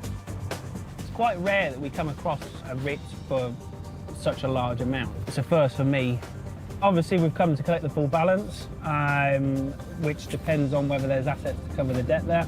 Fingers crossed there's going to be some classic cars sitting around. The problem we could face is the vehicles on site could be customers' cars. But that's a conversation we need to have a chat with the director with. And then obviously we play it by ear.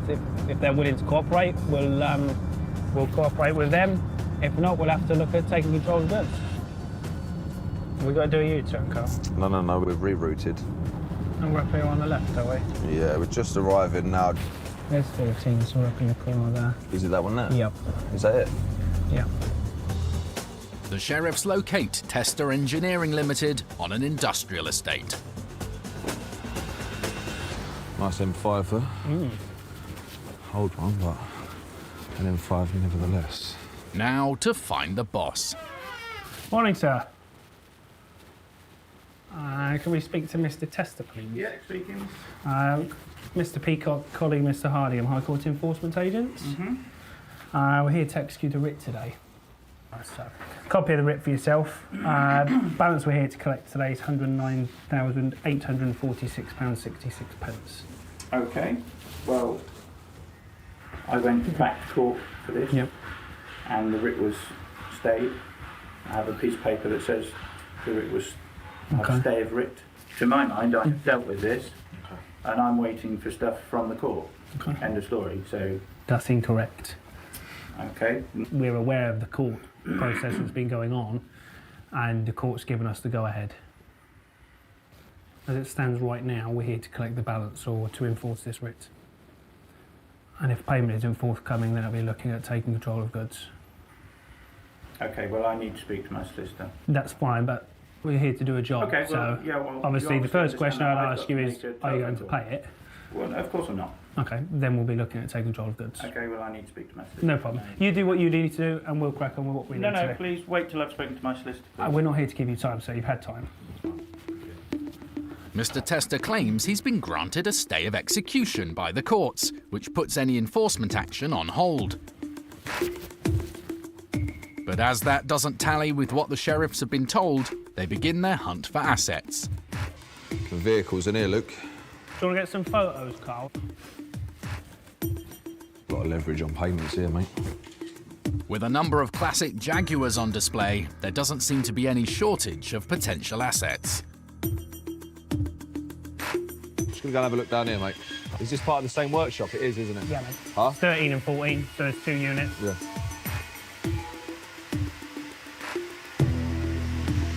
Perfect. All classic cars we've got in here. We've got classic shells and things, so the value of these are through the roof. I mean, even a shell that we're talking about here, it's got some value to it, even though it is only a shell with no wheels or engines. It's exactly what we wanted and what we hoped for the claimant, and right now we look at collecting the full balance because there's, from what we can see, sufficient assets here. But will getting payment prove to be as straightforward as the sheriffs hope? Or will Mr. Tester's solicitor be able to apply the brakes?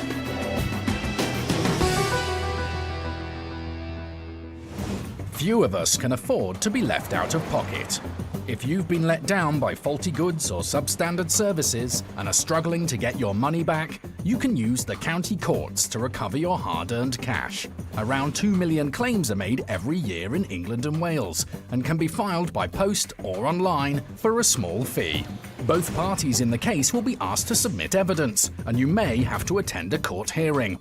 If you win your case, a county court judgment or CCJ will be issued against the debtor. If they still don't pay, it's time to call the sheriffs. Removing trespassers. Wow. We got a camper. And taking back possession of buildings and land is one of the enforcement agent's many roles. Hello! But when they face hostility and aggression, it can be the most challenging. In South London, the sheriffs are preparing for an eviction. Hi gents, thank you very much for coming this afternoon. We are carrying out a common law eviction of 5 caravans. The group in question have been trespassing for the last few weeks on the site of a disused warehouse owned by a building developer. And there are major concerns about the impact the trespassers are having on the land. They are rubbish tippers. They have had other members of the family and friends coming into the site and dumping rubbish. We served notice yesterday. There was no resistance yesterday. What we're hoping, if we move on today, is have a chat with them, try and get them to move on as quick as possible. The 6-strong team of enforcement agents is led by James King, who's familiar with the group they're trying to evict.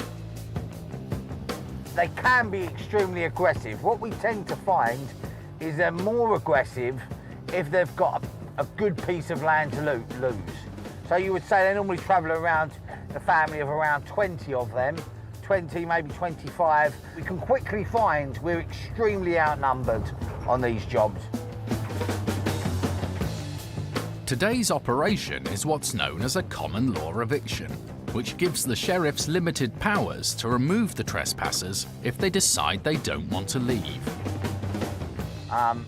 So even though they're trespassers, they do have rights, as in if they're occupying the land, we can't use force to enter that land. If the gates are closed, it's going to take a little bit of negotiation, and equally we would have to remain outside the gates. It's a criminal offence to cut the lock off. As they arrive at the site, what appears to be a group of men approaching wearing balaclavas instantly has James and the team on guard. They're on their way over already. And they immediately take a dislike to the camera. Just to let you know, the BBC series. This is not the start the sheriffs were hoping for. Cameraman's taken a punch in the face. Yeah, the last thing we want on an eviction like this is violence. The camera operator's taken out of view of the trespassers, which seems to pacify the hostile crowd. We're obviously here get your van for on that it. land at the back. Get your van on it. Nothing to do with this land. Yeah. So you've got one caravan on there, could you move that off? We've got three. The following footage is captured on the sheriff's body cams. Let's get on this landmark. Here to evict.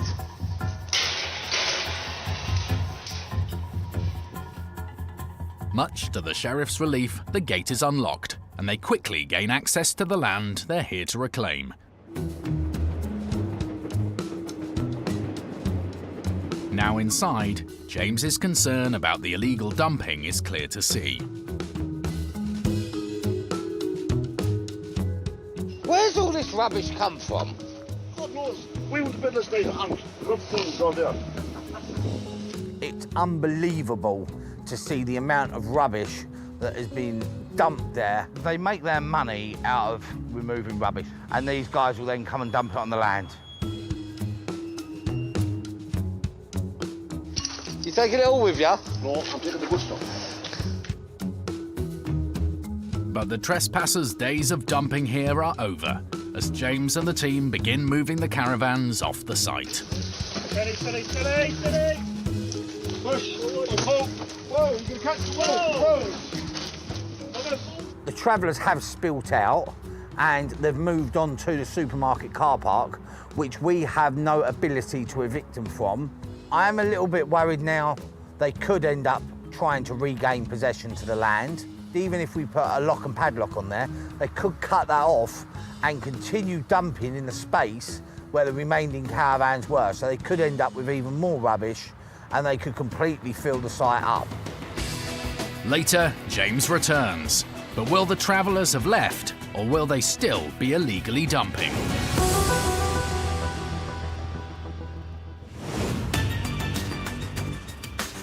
Today, enforcement agents Ben Dyram and Miles Whitworth are in the northwest. So we're off to the Car Audio and Accessories Centre Limited in Bolton today. We're attending with a High Court writ.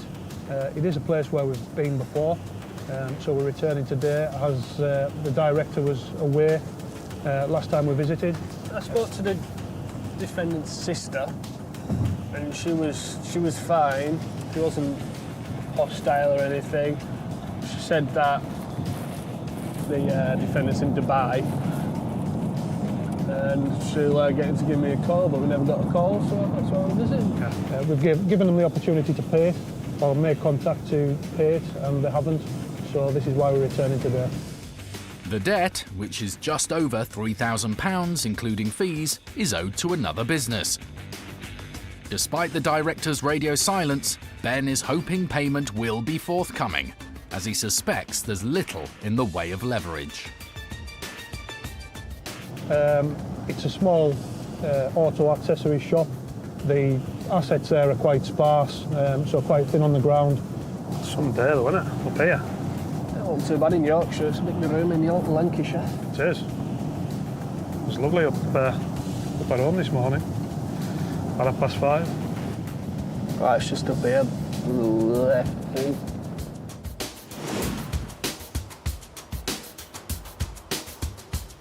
The company-branded Ford Mustang parked outside instantly gives the sheriffs hope of settling the debt.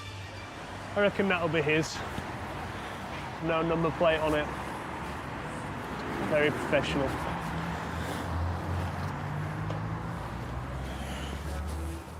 Hiya, you alright? Yeah. You the director? Yeah. Hi, I'm from the High Court. I'm here regarding a Celsius UK Limited. Okay. The company director immediately asks our camera operator to leave. Okay, so we came last week, came on the 23rd, spoke to your sister. And obviously you've not been in contact with me. The company director says he's only just come back to work and that he was going to return Miles's call.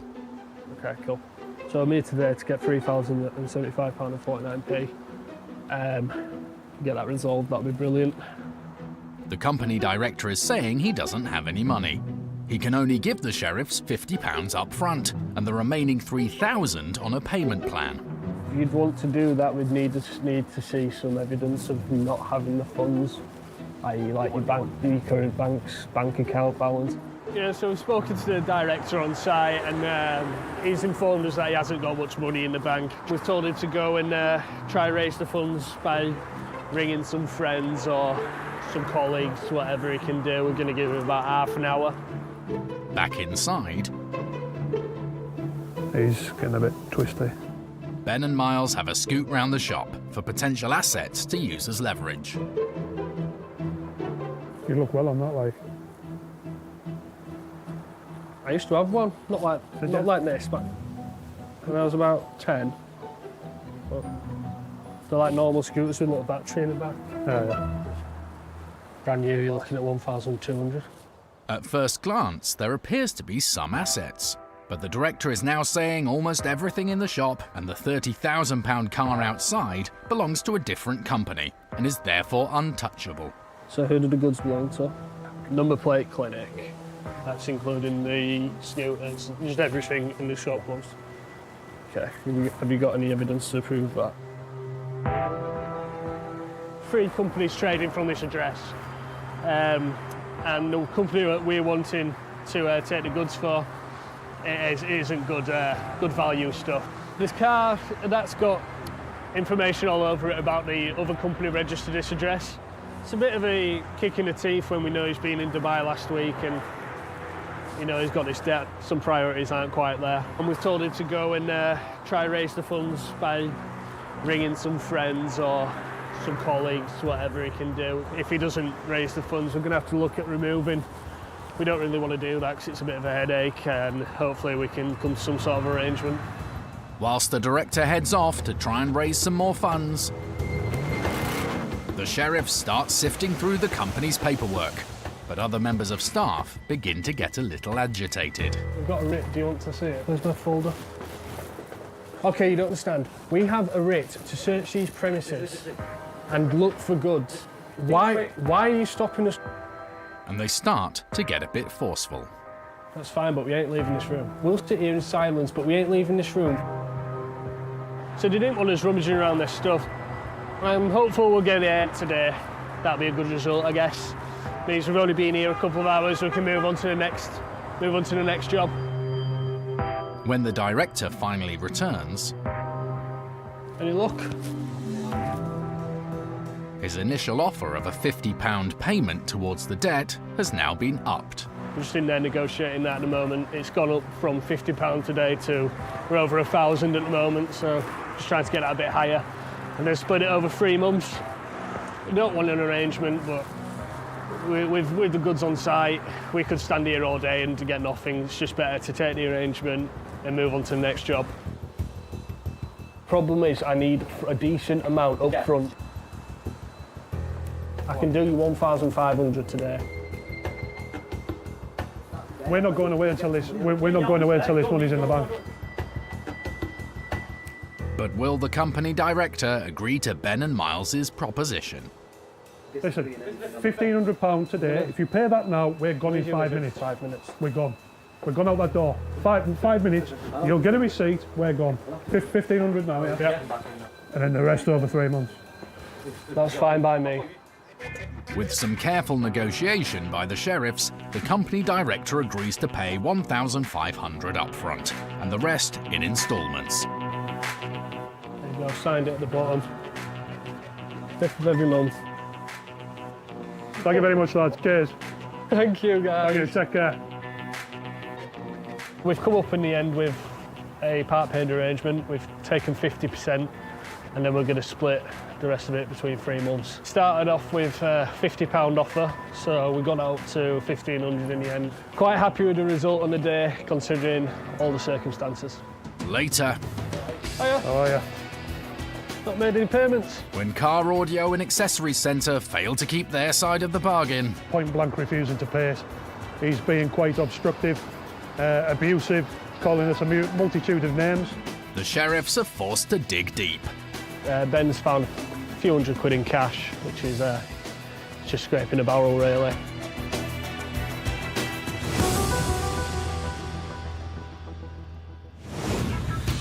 If you've won a county court judgment but are still out of pocket because it hasn't been paid, for £66 you can get the case transferred up to the High Court, which will issue a writ for enforcement by the sheriffs. Can you please come to the door? Here with the High Court writ today. We will be executing today, if not removing goods. These High Court awards have to be paid, and the sheriffs have unique legal powers to ensure you get the money you're owed. Here regarding a High Court writ of control. We can't get off the site today without full payment. If you shut the door, us will get a locksmith there. Why are you preventing us access? And there's no limit on the size of debt they can pursue. £8,691.22p. £40,386. You can just do the bank transfer. If they're successful, they'll recover your money and costs from the debtor. Brilliant. Cheers, thank you. As well as their own fees, which are set by the government. We'd have to take the case to the next stage and we'd have to get removal trucks here to remove your goods. If the sheriffs can't get your money, you'll be asked to pay another £90 to cover their costs.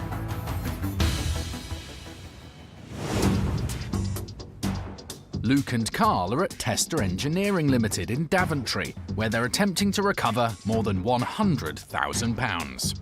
We're here to collect the balance or to enforce this writ. And if payment isn't forthcoming, then I'll be looking at taking control of goods. With company boss Jim Tester so far refusing to pay, the sheriffs are identifying assets for possible removal. There's 10, 15 classic Jaguars in there. So at this moment in time, we're doing an inventory of each vehicle, each chassis. We'll be doing parts of vehicles like engines, wheels, brakes, anything that sort of has any kind of value to it, whether it be small or large. Right, so we've got car parts in here. There's engine parts and stuff in here, mate. Wow. A nice engine. A few nice engines. But working out exactly what everything is worth is no simple matter. Obviously, being classic cars, each one's value could vary depending on what they have in them, what they have on them, wheels, engines, etc. So we would need that verified before we obviously proceed to removal. Same with these engines. Each one could be worth a different amount of money. One could be worth 10,000, one could be worth 50,000. But before the sheriffs get a chance to work it out, the debtor's solicitor arrives and asks for our camera operator to leave.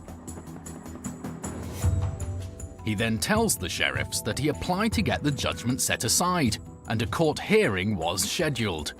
It was then postponed last minute, and they're waiting to be given a new date. But for now, the original judgment still stands and must be enforced. We're obviously not going to stop action today. The only people that can stop us enforcing the writ is obviously the High Court. If we don't have payment, then it will be a call for trucks to remove. Eager to prevent the removal of any cars, the solicitor makes a call. He soon returns to tell the sheriffs that he's struck a deal with the claimant, Gary Morris. Instead of handing over more than £100,000 today, Mr. Tester is promising to finally finish building Gary's car. We will complete the car by the end of the month. Right. The terms are that we will pay them the costs that they've incurred so far, but I appreciate there may be some costs in respect of your fees. What's the position on those? Well, there's goods within there to recover our fees, so we'll be looking at recovering our fees in full today. By law, sheriff's fees are calculated as a proportion of the overall debt, and on this occasion stretch to £7,755 plus VAT. If I can get you to sign, print your name and date, please. It's an expensive day for Mr. Tester, but he pays up. Take care, guys. All the best. See you. And the case is resolved. For now.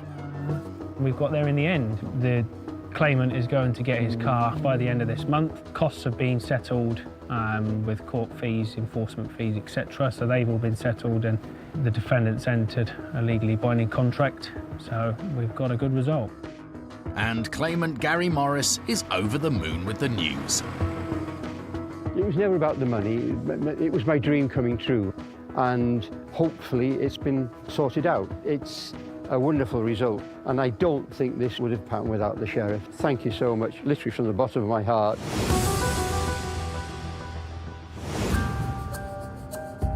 Today, Ben and Miles are back in the Northwest, where they have unfinished business with a company. So we're off to the Car Audio and Accessories Centre Limited in Bolton today. It's a return journey for us. We received a payment of £1,500 on our last visit at this business. They didn't stick to the payment arrangement of £500 a month, which on a business that size is perfectly affordable. So today we'll have to have a balance of just over £1,600. The money is owed to another business that's been out of pocket now for months. When the sheriffs called the debtor company about the missing payment, they were told the company director was unavailable and to send him an email instead. But Ben and Miles haven't received a response. So we put a lot of effort in on this case. We took an arrangement which we don't have to do, but in circumstances where they clearly don't have the funds, sometimes that's the only option. I can't deny it. It is quite disappointing that people sometimes go back on the word. We will have a look around the shop again. We will look for further assets, maybe dig a bit deeper, but our intention is to clear the balance for the claimant today. It's not even warm in here. The shop is still open, which is a good sign for the sheriffs. It's on the phone. At least the right man's here. And to the sheriff's delight, the company director is here to greet them. Hiya. How are you? Not made any payments? Struggling. That means you shouldn't speak to us. Is it? Who do we speak to? We spoke to somebody. Somebody called us up from the office. Yeah. Can you turn that camera off, please, mate? No problem. As our camera operator heads outside, Miles gets straight down to business. So today we've come to collect the full balance. The company director says he didn't receive the sheriff's message about the missed payment. I dropped you an email, didn't get a response. 3 days after the payment should have been made. The man is adamant he didn't receive an email. It's going to have to be paid today, pure and simple. Unfortunately, if you spoke to us, we could have given you a little bit longer, we could have worked with it, but I've had no communication from you. I gave you my number, I said if you got any problems, call me. Unfortunately, the balance is due today. Pure and simple. The director says he doesn't have the funds to pay it. It's as if you're not bothered. You could, it's as if you're not bothered. And that's why you're confident when we walked in, like you're just shrugging your shoulders. You can call us what you want. You think it bothers us, like? So we're on site, directors here, and he's point blank refusing to pay it. He's being quite obstructive, abusive, calling us a multitude of names. If we keep going like we are, digging a little bit, I'm sure we'll get the result for the claimant. Back inside, the sheriffs begin sifting through paperwork to get a better idea of the company's finances when they stumble across something interesting. The Mustang is the car audio sensors. Last time they visited, they were told the Ford Mustang that's worth in the region of £30,000 was owned by one of the other companies operating at this address. Told us it was the number plate centre, I'm sure. So the Mustang belongs to Car Audio? Yeah. But now the director is saying it is owned by the debtor company, but it's on finance. How much does that cost you a month? The man says £600 a month. So you've got income, haven't you, your cube, so let's stop messing about, let's get this sorted. I think it's just a case of you don't want to pay it, I'll be honest. Yeah, his monthly finances on a Ford Mustang were over £600 a month. And I know before my first visit he was living out in Dubai. So there's all these things, and he just needs to pay his debts. I mean, the £500 a month wasn't a lot of money. As the sheriffs continue their search of the office, Miles stumbles across some potentially lucrative electrical goods. Got 2 iPad Pros. And Ben finds a stash of cash. Got a few £100 here in cash. Oh, brilliant. 250, 260, 270. With cash and potential assets in their hands, the tables have turned, and the company director is now asking how much more he needs to pay. So we're getting somewhere, we're down to about 1,300. It's not unusual for debtors who claim they don't have the funds to find the money when the pressure's on. So the sheriffs are standing firm. But will the director agree to clear the debt he's owed another business now for several months? A few minutes later, it's paid by bank transfer. Do you want a receipt?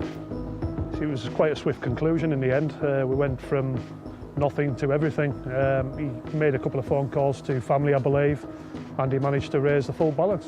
I think he was basically playing a game of poker with us. He wouldn't budge at all. He had no intentions of paying. I found some cash, and Miles found some goods in the property as well, a printer and some iPads. So I think just the pressure got to him in the end. Yeah, when we got in there, he said he had nothing at all. And then after about an hour, 45 minutes, he did offer up £500, which is, if he paid that 2 weeks ago, when he was supposed to pay it, we wouldn't have been back. Best advice I could give out there is just pay your debts, especially if it's on a reasonable payment plan. Just keep up to it and you won't incur more costs. Thanks to Ben and Miles, the claimant finally has the money they were owed. Photocopier was worth quite a bit, actually. Surprising what was in there, really, I think. Yeah, after a bit of digging, we found a few things, didn't we?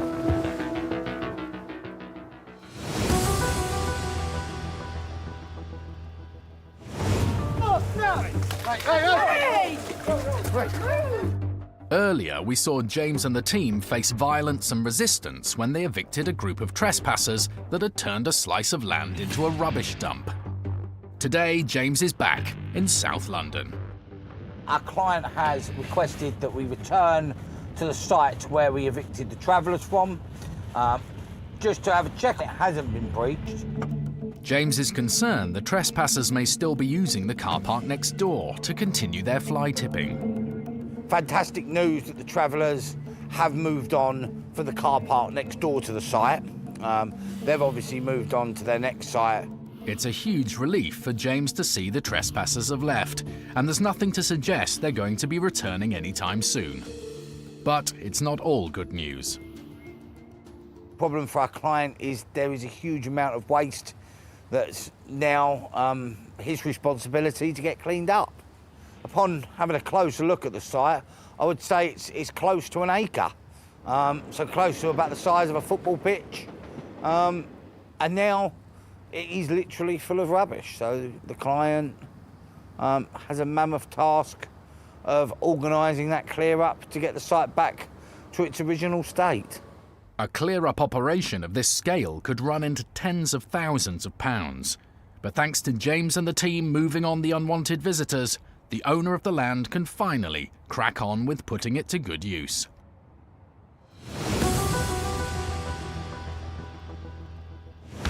When debtors can't pay on the spot, We're here to collect the full balance.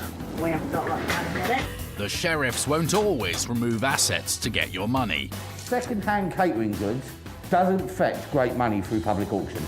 Goods go for about a fifth of their true value at auction. 60 to 80 grand's worth in that one bay then. And it's often better to agree to a payment plan. They'll make a list of assets. I think it's like 127. Brunettes, not blondes or red. I've just put wigs all. And a controlled goods agreement is signed, making it an offence for anyone else to remove them. The sheriffs will only return to take the items if the debtor fails to pay.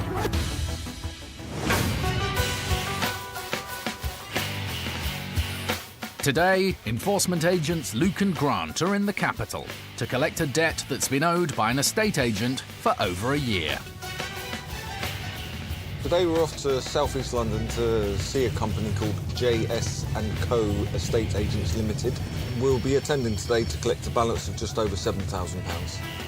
The money is owed to a company who supplied JS & Co estate agents with a photocopier, but the estate agent failed to keep up with the payments. The photocopier company has been thousands of pounds out of pocket for over a year. There they are. Yeah. That looks all right, that looks quite good. Hopefully they'll be open. Hopefully. And it looks like the sheriffs are in luck. Hello. Possible to speak to whoever's in charge? Oh yeah, we need to speak to one of the directors preferably. Writ's been issued on behalf of Mode Print Solutions. As the sheriffs get familiar with their surroundings, Looks pretty decent. Got it downstairs as well. the receptionist soon has another staff member on the phone. A few minutes later, a man turns up. Morning. Is it afternoon already? Jeez, time is flying. High Court Enforcement from Frank G. Whitworth. Got a writ today to collect an outstanding balance on behalf of Mode Print Solutions. He tells the sheriffs this is the first he's heard about the debt. Didn't get any court letters. County Court judgment was issued on the 7th of January. The staff member says they recently moved offices, and the paperwork must have gone to the old address. No idea, something you need to take up with the courts. Much to the sheriff's disappointment, the man says the company doesn't have the funds to clear the debt. He's offering £2,500 up front, and the rest on a payment plan. I mean, that's not even 50% of what's outstanding. And if it's a case of you saying to us, it is physically impossible for us to pay that balance today, then we have to escalate it to stage 2 enforcement and start listing the goods. That incurs the cost of £594, including VAT. With the threat of more fees and the removal of assets, the staff member asks for 15 minutes so he can discuss it with his colleague. He's claiming they've never heard of anything, and it may be due to a letter going to their previous address because they've moved. So clearly they didn't forward on their mail, but they're basically saying they can pay £2,500 today and then make an arrangement, but we've advised them that we're ordered by the writ to collect the full balance, if not, remove goods. Back inside, there's been a development. The member of staff is now offering £3,750, and the rest within 7 days. But will the increased down payment be enough to satisfy the sheriffs? Right, your arrangement's been accepted, so £3,750 now, full balance in 7 days. The sheriffs are taking the part payment and drawing up a controlled goods agreement, which allows the sheriffs to take control of the company's assets, like computers and furniture. The goods remain with the debtor so that the business can operate, but if the remaining balance isn't cleared within 7 days, the sheriffs will return and take them away. But Grant's hoping that won't be necessary. So we've just confirmed with accounts and the payment is there. It was also done very, very quickly. So again, got no reason to disbelieve what they're saying, and I've got no doubt in my mind that they will make the payment in 7 days.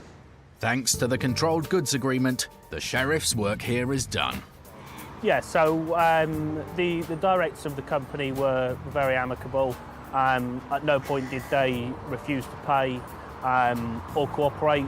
I think we got the best result from quite a difficult scenario. If the directors had been a bit more hostile or didn't want to cooperate with us, then we would have had to take a different stance.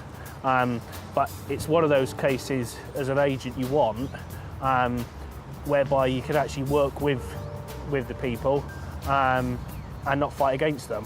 And I think that was a success in the end. A few days after the sheriff's visit, the estate agent paid the debt in full. And after waiting over a year, the printing company finally received the money they were owed.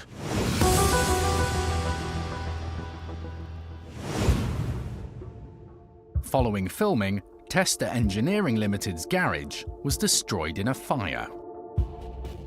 Gary Morris never got his car, but he did receive a payout from the company.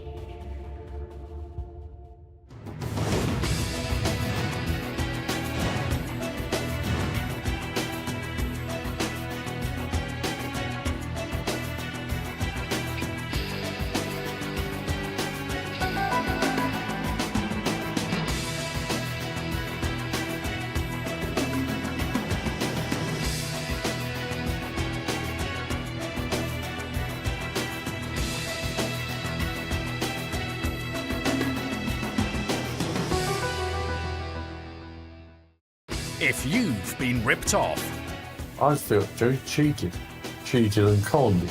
but are struggling to get back your hard-earned cash, Everything that I'd worked for was gone, basically. help is at hand from the sheriffs. Hello. We're High Court Enforcement. We have an outstanding writ of control. They're back with a brand new team, determined to get you the money you're owed. You're wasting our time. I'm now going to call a locksmith. Acting with the High Court's authority, He's the one with a court writ, so he's the victim, not you. they have the power to remove assets, We're here to retrieve full balance, if not remove goods otherwise. to ensure you're not shortchanged. The sheriffs being our last saviour and hope. Every year, sheriffs in England and Wales recover your unpaid debts totaling £100 million. I've got my money back and now we can put this matter to bed.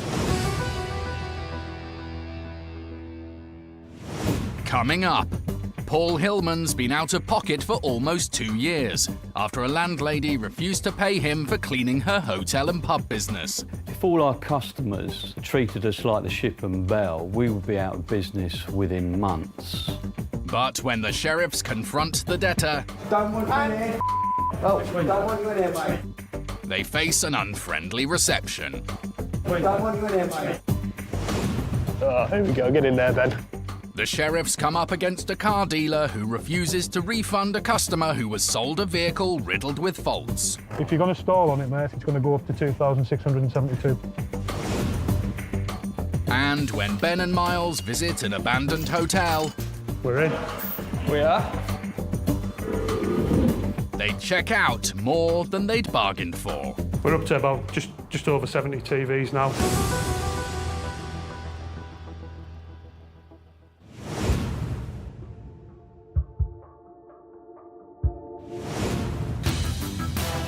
It's late afternoon, and enforcement agents James King and Grant Bailey are in Hampshire. We are off to the Ship and Bell. This is a public house in Waterlooville.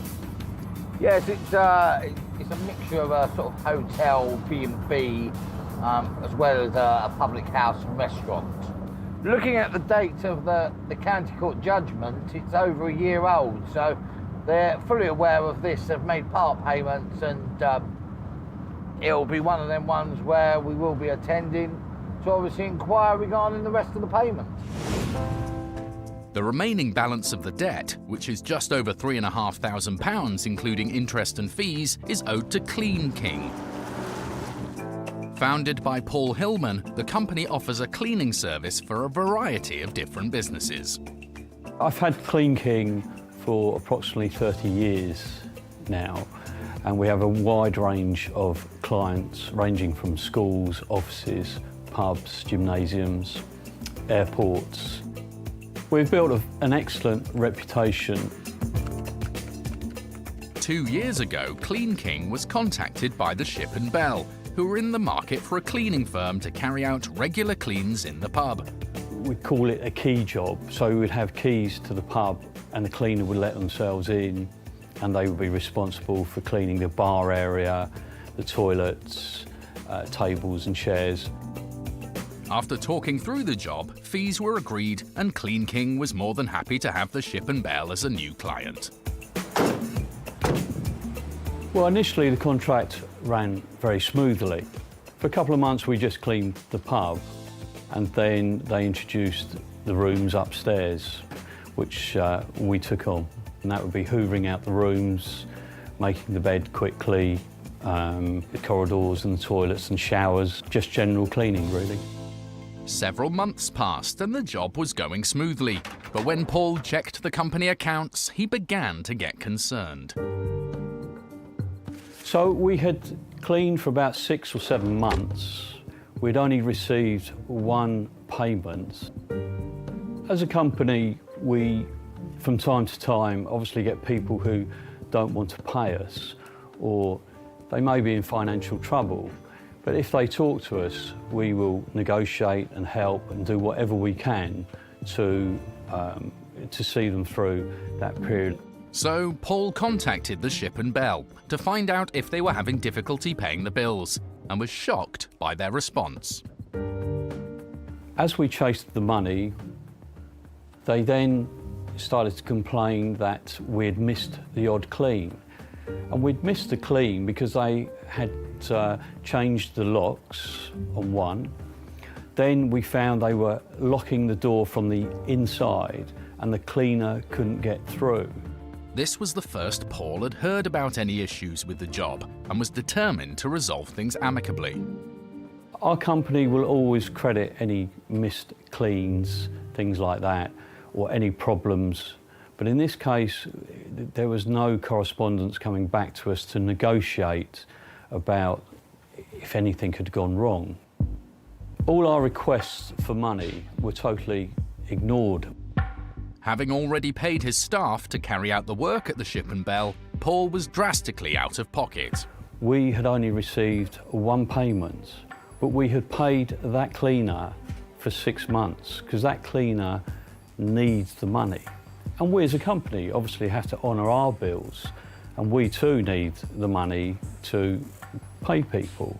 If all our customers treated us like the Ship and Bell, we would be out of business within months. Paul took the Ship and Bell to court, and after they failed to enter a defence, Paul won, and hoped this would be the end of the matter. However, the judgment was originally in the hands of a county court bailiff, and 13 months on, a large portion of the debt hasn't been paid. Paul's last hope of recovering the money lies with the sheriffs. I had seen the TV programme The Sheriff's Coming, so I thought this might be an option for the company to get the judgment from the High Court and send in the sheriffs.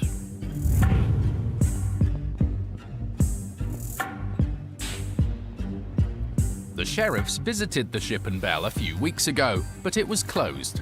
They left paperwork requesting payment, but no one from the pub has been in contact. Hopefully, by us going back today, it should be enough to get some sort of full line of communication in place and either collect a payment in full or set an arrangement that's stuck to. I think this is the pub here, James. Yes, it is, Grant. That's the Ship and Bell. It's a Fuller's. They've got a car park. Shut, looks like they're shut. Why? There's tables outside. Oh, there's lights on outside. Maybe it's closed until a certain time. Well, it says it's open till 11. Traditionally, many pubs close after lunch and reopen for the evening trade. They're shut until 5. To the sheriff's relief, this seems to be the case with the Ship and Bell. They're probably upstairs, mate. Does it say about deliveries? Because it's a hotel as well. Does it say about deliveries? Back door might be open. If they have reasonable grounds to believe there are assets inside, High Court enforcement agents are entitled to force entry to a premises. but they will always attempt to reach the debtor first. So the phone was engaged. Yeah. And then the phone rang, but no one answered. So there's someone inside. No, I've not seen anyone. We've been knocking on all doors and the windows and had no response, so it looks like we have to hang around for a little while. With the money owed to the cleaning company now almost 2 years overdue, waiting another hour until the pub opens is no bother for James and Grant. The plan is we're going to hang around for a little while until we start seeing a bit of movement inside, and then we'll go in, speak to the debtor, and try and get this matter resolved. Later, I just need a yes or no, are you able to make the payment? when they confront the debtor about the money, She's not able to pay, so we'll move to the next stage and start listing goods ready for removal. will the sheriffs be forced to call last orders? Lock up the rooms, lock the cellar.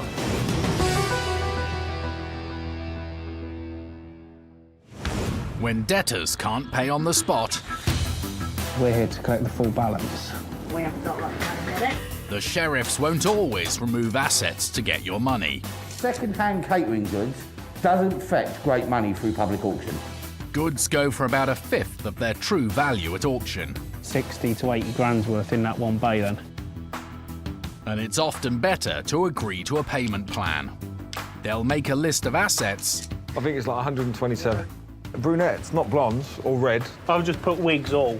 And a controlled goods agreement is signed, making it an offence for anyone else to remove them. The sheriffs will only return to take the items if the debtor fails to pay. Removing goods from a premises is costly and time-consuming, and usually a last resort for the sheriffs.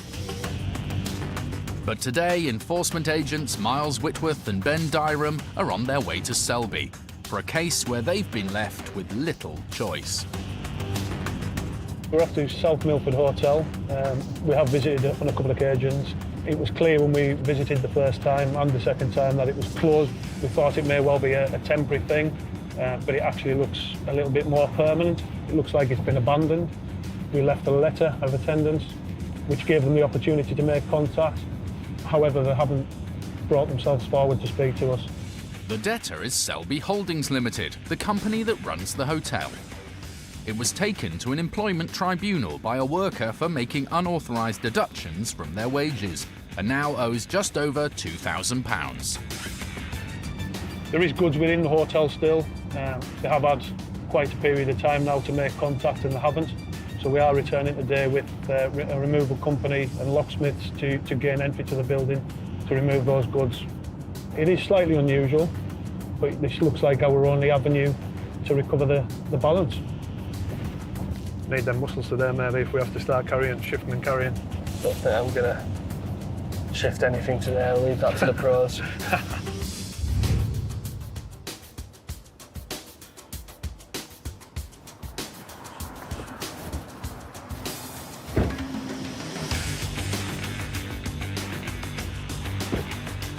The hotel is still closed, and a locksmith is already here. Hey, mate. But to complicate matters, additional security has been added since their last visit. Have you looked down this side? There's another side though. Yeah. Yeah, it's a chain, so you'd be able to angle grind it maybe? Yeah. The High Court writ empowers the sheriffs to force entry, by whatever means necessary. This will be the easier option than getting through that steel door there. It's, yeah, we'll get there, we'll get in. Doesn't look like there's anybody on site, so time is in our favour, hopefully. Although the reinforcements appear to have been installed by a professional security company, they are no match for the locksmith and his power tools.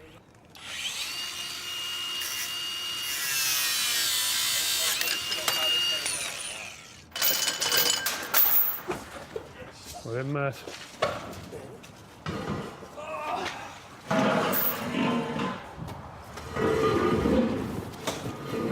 We're in. We are. Up. Want to phone the police? I might leave it, let them come to us. See if it brings a reaction. Yeah. Because, yeah. At least it's not a very loud one. I mean, the alarm's gone off there, but that might bring the key holder, so it might make things easier if somebody turns up with a bunch of keys and opens all the doors rather than us use a locksmith to break in. You got the writ? Outside. Yeah, you better grab the writ, mate. They've previously looked through some of the windows from outside, but this is the first time the sheriffs have set foot in the hotel. Miles goes in search of assets, starting with the bedrooms. Let's just have a look, see what we've got in them. Some are open. So. They're not bad rooms, are they? I presume that most of them will be kitted out like this. I think we'll go for these TVs. They're not going to fetch too much, maybe about £30 each. So we're going to need a lot of them.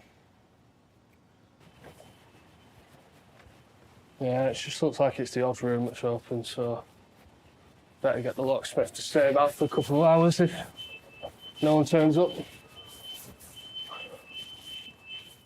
Ah, there's the pool. I want to dive into that, would you? No, that's my kind of swimming pool. I can't swim, remember. I can walk about in there all day long. That's what happens when you go into a pool anyway, all the water comes out of it. An empty swimming pool isn't much use to the sheriffs, but the hotel also has a gymnasium. Determined to get the hotel worker the money they were awarded following an employment tribunal, Miles reckons the gym is the best bet for valuable assets, which could be easily removed. Where would the gym be? It'd be down by the pool, wouldn't it? So how do you get down to the pool? Down here. Ah, this must have been the reason why they blocked the place up. The vandals, that looks like it might have been set on fire at one point. At least kicked in. If security has been increased due to break-ins, what other measures has the hotel taken to prevent its best assets from being removed? Miles is about to find out. So we found the gym, which is good. Hopefully it's unlocked. If not, we'll have to get Mick down to lock it, but it's empty. Oh no, disappointed. Shame. Obviously valuable stuff, otherwise it would be still here, wouldn't it? So, damn. Later, as the search for assets continues, hello, miss. How are you? A security company intervenes. I mean, they can raise the concerns, but that's about all they can do. We won't be leaving without the goods.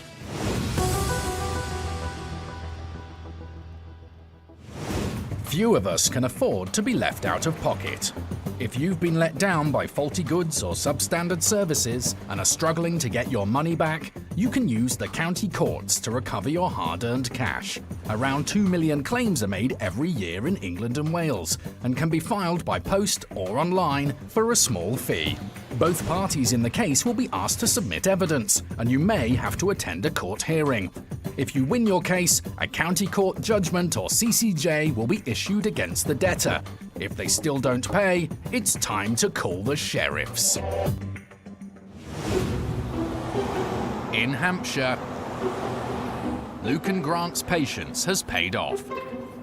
It's 5 p.m, and the Ship and Bell pub is open for the evening.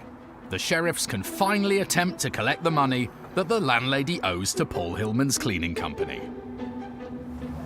Good evening. Is the owner around, please? Would you be able to get her on the phone at all? No, it's just so we're standing out the way just in case any more punters come in. Stand over there, yeah? Yeah? Right, thank you. Next to the fire. Perfect. A member of staff soon gets the landlady on the phone. Hi there, my name's James King. I'm an enforcement agent with a High Court writ of control. Madam, are you able to pay the £3,571.41? The landlady says she'd originally made payments to a county court bailiff and wasn't aware the debt had been passed on to the High Court sheriffs. OK, so that £2,000 has been received. This matter was then transferred from the county court to the High Court. We did send a letter, which is known as the Notice of Enforcement, to the address, notifying you, okay, and an agent has attended the property several weeks ago and left a letter. The landlady is claiming she hasn't received any letters, despite one being hand-delivered. Madam, a High Court writ was sealed. I have a copy of the writ on me. I can see it's sealed on the 13th of October, and this matter has now been passed to the High Court, and we are here to collect the full balance or remove goods. Right, okay, so the balance we need to collect is £3,571.49. If you're able to make that payment, that's fine, we can take that payment. Okay, well, if you're unable to pay, madam, the balance increases to £4,165.41. So I just need a yes or no, are you able to make the payment? Okay, no problem. Excuse me. The landlady's refusal to make the payment has just cost her an extra £600 in fees. I asked if she's able to make the payment. She's being quite rude. I've tried explaining that the matter's now been passed to the High Court. So we've given her the opportunity to pay, and she's not able to pay, so we'll move to the next stage and start listing goods ready for removal. Lock up the rooms, lock the cellar. Just as the sheriffs prepare to list potential assets... Oh, come on, we got a job today. In a surprising turnaround, a member of staff returns with a stack of cash. 4,165. You want to count that? Yeah, no problem. Lovely, thank you. But will it be enough to cover the money owed to Paul Hillman? Go on, grab the 20s and 50s, please. We've turned up. Payment has basically been denied. Basically said that they can't pay and won't pay. And then filling out the paperwork, all of a sudden the original gentleman that got her on the telephone has come down with a handful of cash, and we're just currently counting it at present. I don't like counting cash unless I can see exactly the number on the cash. So we're just getting the heads put around the right way now. And as soon as we've done that, we can get counting on it. Later. I need another £1,820.41. Otherwise, we've got to move to the next stage of enforcement. When the cash comes up short, James calls time on the debt. We don't make the rules. This is law. Can you make payment, yes or no?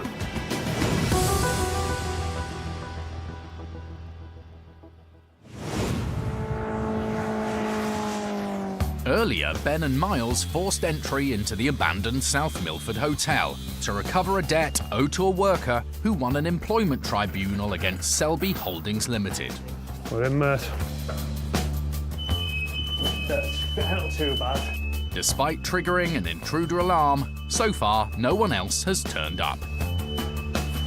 Get in the pool. Reminds me of going back to school, that the smell that used to terrify us when I said I had to go swimming. So the sheriffs are continuing their search for assets. Computers. 20 or 30 fire extinguishers in there as well, they're brand new. I would think so. Key box down here, look. Safe there as well, isn't there? Them safes will be worth a fortune. Yeah. Cash deposit box, isn't it? Proper one. Not removing them, they could weigh too much. The safes are too heavy to be removed, so are of little use.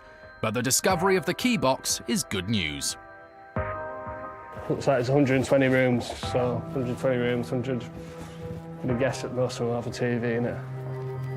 With the help of the keys, the sheriffs are able to quickly make their way through the bedrooms without having to rely on the locksmith to open every door. Soon, one wing is singled out as a source of plentiful assets. Come down here, put my head into one of the rooms, thinking it'd just all be the same, but it isn't. Bit nicer down here. 2 doors down is a nice TV, LG, 42-inch. Decent, probably brand new, cost about 400 quid. I love a big TV. This looks like a 42, maybe even 47-inch. Second-hand, I could get 50 quid instead of getting 30 quid for the others. Although the debt is a modest £2,000, goods sold at auction go for a fraction of their retail value, so plenty will need to be taken to cover both the debt and the costs of today's operation. With still no contact from the debtor, the sheriffs decide to get the ball rolling. Removal team's going to start removing goods now. As they bring them out, I'll start doing an inventory. I've drawn the short straw today. A record must be made of everything taken, Yeah, you've got a remote for everyone, yeah? including a serial number and a description for each item. I'll grab the cereal and that part. Might as well do it in comfort. I might have a ball in the car. Look, the security guards. Probably. You can have it in case someone comes and attacks you. We'll leave it there. No bother. Keen to diversify their haul of assets, Miles heads to the kitchen to see what else he can find. Might as well start with a big old fridge. That looks all right. We're going to take as much from the kitchen as we possibly can because they fetch a decent amount of money. It's also helping us taking something else than just the TVs. We take 300, 400 TVs and we sell them in the same auction. It's going to devalue the price of each TV because there's so many of them. So taking different stuff helps. The most valuable assets are heavy-duty electrical items. But these are often leased by businesses rather than owned, which would mean they can't be taken. Hello? So Miles makes a call to see if he can find out. I'm at a hotel called the South Norfolk Hotel. We've got a dishwasher. There's a big thing as well, I don't know what it is. That might be the combi oven. All right. Thank you. Thank you. Bye. Meanwhile, in the foyer, there's been a development. Hello, mate. How are you? An hour after the sheriffs broke in, someone from the security company has finally shown up. Obviously, you've been called out because of the alarm, yeah? Ben explains they're here with a High Court writ, and the security man soon has his bosses on the phone. Hello. I mean, they can raise their concerns, but that's about all they can do. We are here with a High Court writ at the end of the day, so we have authority to be here. We won't be leaving without the goods. In fact, the security company understands why the sheriffs are here, and all they ask is that they secure the premises when they leave. Yeah, no worries. Cheers, thanks. But they do also pass on one crucial piece of information. So that was the security company who have let me know that apparently the hotel's been sold, which makes things a bit complicated. If the debtor no longer owns these goods and they're removed, they may have to be returned. In the meantime, with no evidence one way or another, the sheriffs have no choice but to press on. Coffee servers. Get a box and fill them up. And I'll get a £5 a pop. Although Miles has identified some items in the kitchen that are on lease, most are not. Is it just a prep it, or what is it? It's a fridge. Fridge. Cool, is that the Two-door fridge. two-door, yeah. I presume that they had purchased them from this company originally, and I'm ringing the number for the company and Googling them, and I can't find them, so I presume that it's a very old piece of kit and the company isn't around anymore. Steadily, the removal vans are filled up with anything of value that the sheriffs can find.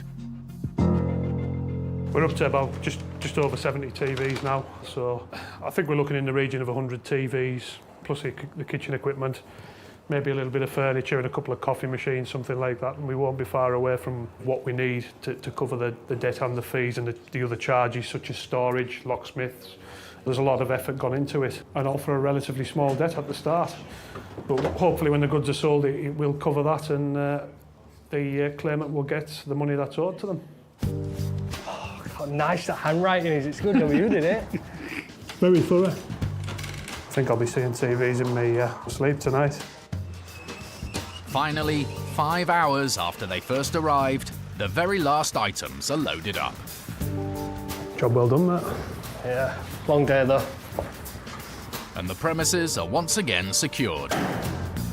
Unless Selby Holdings Limited gets in touch and pays its debt, the goods are expected to be sent to auction in 2 weeks' time. We're quite hopeful we'll be able to recover the sum amount that we need, if not maybe a little bit more, just in case. It's so difficult to know when it goes into auction, like what's going to happen on a day, but hopefully it'll be spot on. Our job was made easier by the fact that the place is basically derelict, unused.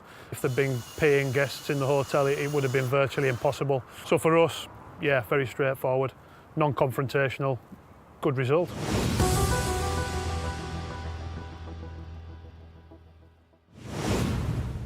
If you've won a county court judgment but are still out of pocket because it hasn't been paid, for £66 you can get the case transferred up to the High Court, which will issue a writ for enforcement by the sheriffs.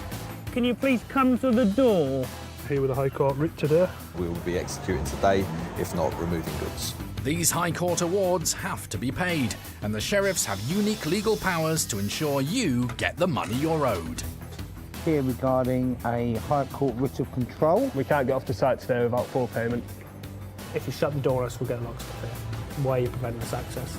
And there's no limit on the size of debt they can pursue. £8,691.22p. £40,386. You can just do the bank transfer. If they're successful, they'll recover your money and costs from the debtor. Brilliant. Cheers, thank you. As well as their own fees, which are set by the government. We'll have to take the case to the next stage and we'll have to get removal trucks here to remove your goods. If the sheriffs can't get your money, you'll be asked to pay another £90 to cover their costs.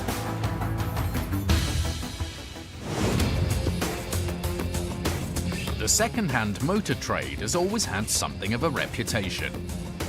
And for a High Court enforcement agent, it's rare that a week goes by without paying a visit to a car dealership.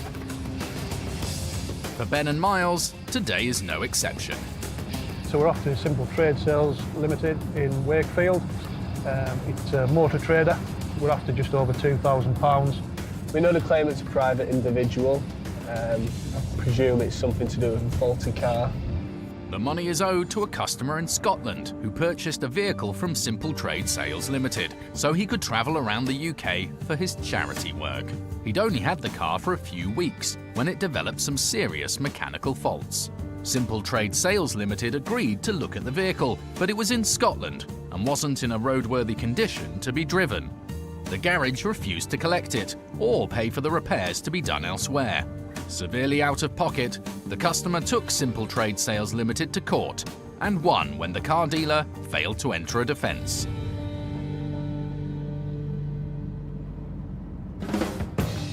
On their way to Wakefield, Ben and Miles are encouraged by the number of cars Simple Trade Sales is advertising. There's about 3 or 4 that are actually over £5,000, so we'll try and go for them ones. Yeah. There's a couple of Beavers in there. If they seem like they'll work with us, then we'll work with them. If they're a bit more awkward to deal with, then we'll more than likely clamp a vehicle. We deal with motor dealers on a fairly regular basis. I anticipate that it'll be resolved fairly straightforwardly, but you never can tell. Yeah, it's one of these.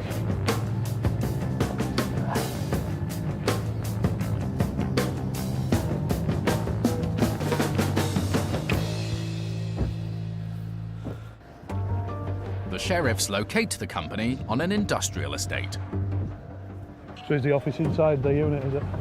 Yeah. But someone has seen them coming. Oh, here we go, get in there, Ben. And is rolling down the shutters.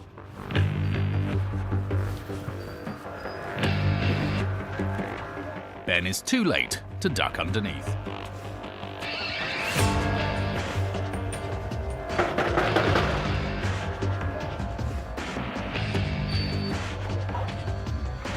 Luckily, the side door is unlocked. Hey, you're not allowed cameras in here. Calm down. Cameron's not here, he's outside. The man who closed the shutters wants to know why the sheriffs have come calling. I'm from the High Court. I'm here for the amount of £2,078.48. He says he knows all about the debt and offers to get the boss to come down. So we've gained access to the building. I was a little bit slow there. I should have got in the door before the shutter was down, but anyhow, the office door was open, so we got in that way, no problem. He's a little bit noisy. but he's getting the boss on the phone now to get him to come down here and discuss it. But the spirit of cooperation is short-lived. The worker starts claiming the customer should have brought the car back for a repair and doesn't see why the company should have to pay. Because the court's ordered you to. Is that not enough? We're here with a High Court writ. Wouldn't it be better to deal with it professionally rather than ranting off? All right, mate, you've got half an hour before it gets escalated to level 2. It's going to cost a lot more money, 600 quid more. So let's deal with it, let's get it sorted. Is he coming down? Despite the hostility, the man says the boss is on his way, and a car soon pulls up outside. Hello, mate. Are you the boss? What's your name, mate? Well, we're here with a High Court writ today, then, on behalf of. Okay, that's the figure we're after at the moment. Just under £2,100, £2,078.48. We'll need that in cleared funds today. The debtor isn't happy about being filmed. He wants the camera switched off. Otherwise, he says he won't pay.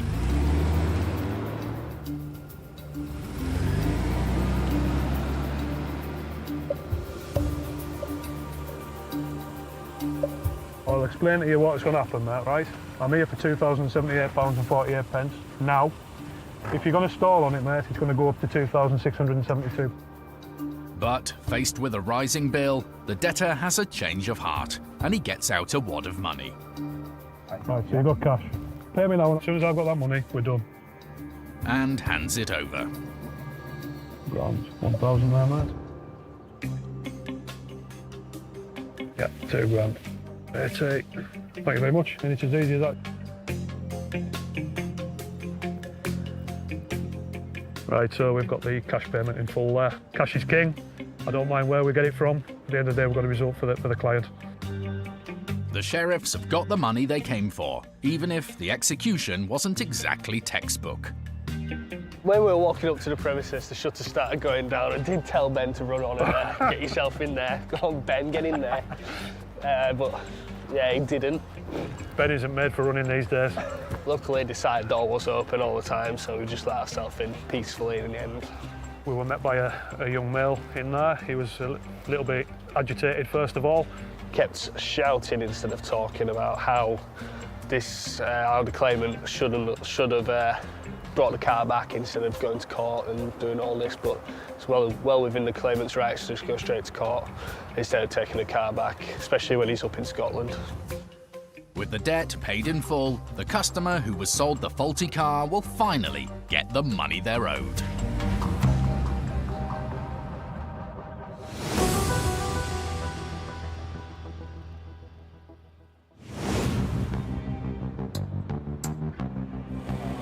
Yeah, it's perfect. Thanks so much, mate. Back in Hampshire, James and Grant are counting a pile of cash they've just been handed by staff at the Ship and Bell pub. We've turned up, we've come in, we've been here probably about 10 minutes, 20 minutes, and we've already got a handful of cash. It's to pay £3,500 plus fees, owed to Paul Hillman's company, who cleaned the pub for half a year, but were only paid for 1 month. Yeah, it's perfect. Thanks so much, mate. But there's a problem. At the moment, we have £2,945 at the moment. So £2,945. After their initial satisfaction, the sheriffs find themselves over £1,200 short. So it's £4,165.41. The landlady is saying that's all she has and is now questioning the amount she owes. So the original judgment, including costs and everything, is £4,496.77. Hasn't gone from 2 to 4. When we attended, madam, I gave you the chance to pay at a lower rate, even though we had already come to the property and left a letter. Right? You didn't say that you was able to pay, so we moved to stage 2 of enforcement. As well as the added fees, which are set by the court, the landlady's failure to pay means there's now also interest on top of the original debt. I need another £1,820.41. Otherwise, we've got to move to the next stage of enforcement. And that will include removal of goods. OK, no problem. Yeah, she's on her way. She's going to be 20 minutes. The claimant's been waiting to be paid this money. So, you know, we're now, you know, a year and 2 months since the judgment was issued. She doesn't understand why the balance has increased. See, the longer you stall in paying, the more the balance goes up. A few minutes later, the landlady arrives. That looks like them. But she's not alone. This guy don't sound happy. Right, you ready? Always ready. Hello there, sir. Hello, you alright? Yeah, I'm okay, thank you. Why are you recording in it? Why are we? Why are you recording in it? Why are you recording? Don't record me, mate. Straight away, the man accompanying the landlady is unhappy with the camera operator. Don't want you in here. Don't want you in here, mate. And he's asked to leave. Okay, madam, let me explain. This is a High Court writ. This matter has been transferred from the County Court to the High Court. Despite being notified in writing twice in the last 2 months, the landlady is still claiming this is the first she's heard of the enforcement. Paul Hillman's company cleaned the pub for half a year, but were only paid for 1 month. And nearly 2 years on, he's still out of pocket.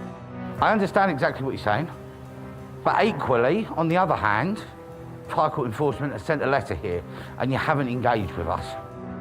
Can you make payment, yes or no?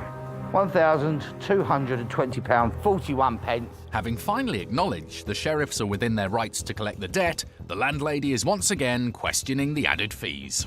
We've been in this property for over an hour now, so you would have had to have paid this higher amount anyway. This isn't about for us to turn up and say, can you pay, yes or no? Look, we don't make the rules. This is law. At the end of the day, this judgment, she was ordered to pay this money in the form of a county court judgment back in October last year. So we are looking at a year and 2 months she's had to pay. She just chose not to pay it straight away. Will the sheriff's robust rebuttal be enough for the landlady to call time on the debt? £1,220.41. The landlady agrees to pay, and within minutes, the sheriffs are presented with more cash. Thank you. You sort these tenors out. So I'm making a receipt out for £4,165. See you later. When the debtor and we believe to be her partner arrived, it was very hostile. They weren't very happy with us being there. I would say a lot of the case with this, it was frustration. Biggest problem was that the claimant had originally decided to try and enforce this through the county court, and because the county court was taking so long, he then decided to transfer it to the High Court. In total, we collected £4,165.41 in cash. Sometimes being face to face, being able to see the paperwork helps them understand a little bit better of the breakdown of the charges and the realness of the situation. Very happy with the result. I think the claimant has been well overdue his payment, and I'm happy that I'll be able to tell him tomorrow that it's now paid in full. Well done, James. Good job. Thanks, mate. For Paul Hillman of Clean King, news that his 2-year wait to get his money is finally over has certainly put a smile back on his face. Just got the call from the sheriffs. Great news. Over the moon. It's a great result. Got all the money in, all the costs. The sheriffs have been so professional. I can't thank them enough.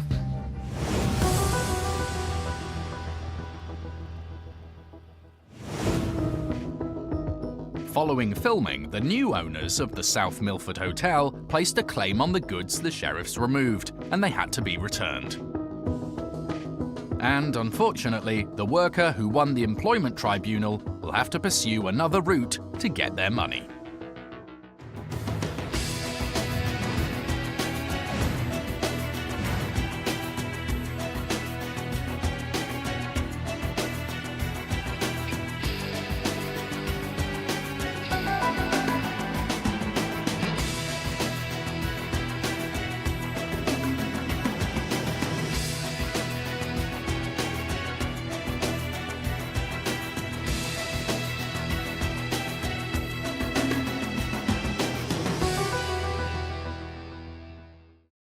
if you've been ripped off, I felt very cheated and conned.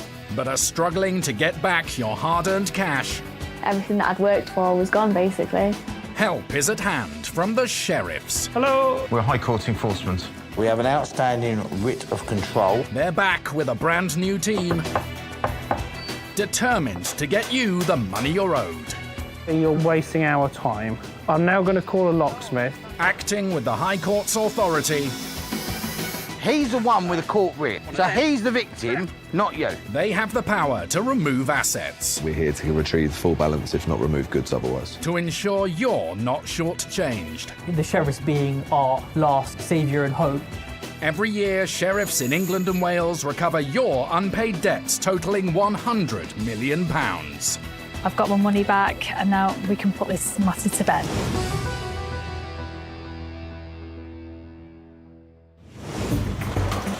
Coming up, a mechanic damaged Oscar Domansky's wheels. I'm really not happy about that. I wanted brand new wheels, brand new tires, wheel alignment to all be perfect. But when the garage owner contests the debt, It's loads of money for the damage just to our wheel. the sheriffs prepare for a bumpy ride. We're currently taking control of goods. When the sheriffs head to Chelsea to collect money from a high-end furniture shop, It's a mall. Is it really? Designer. James gets more than he bargained for. I'm certainly not from Royal Mail. I'm here to take control of good. Hang up. Nice, got the Big Daddy. And when a building is taken over by squatters, Hello. there's an early morning wake-up call, courtesy of the sheriffs. Where you going to work? I don't work, man. Just call me what?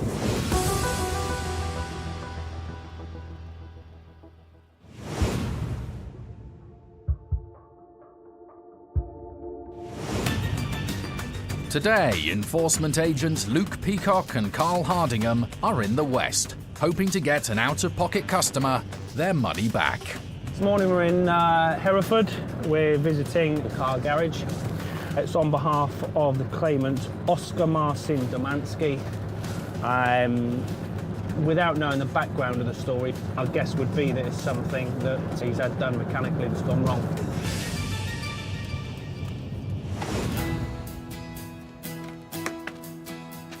Oscar Domansky is a Polish national.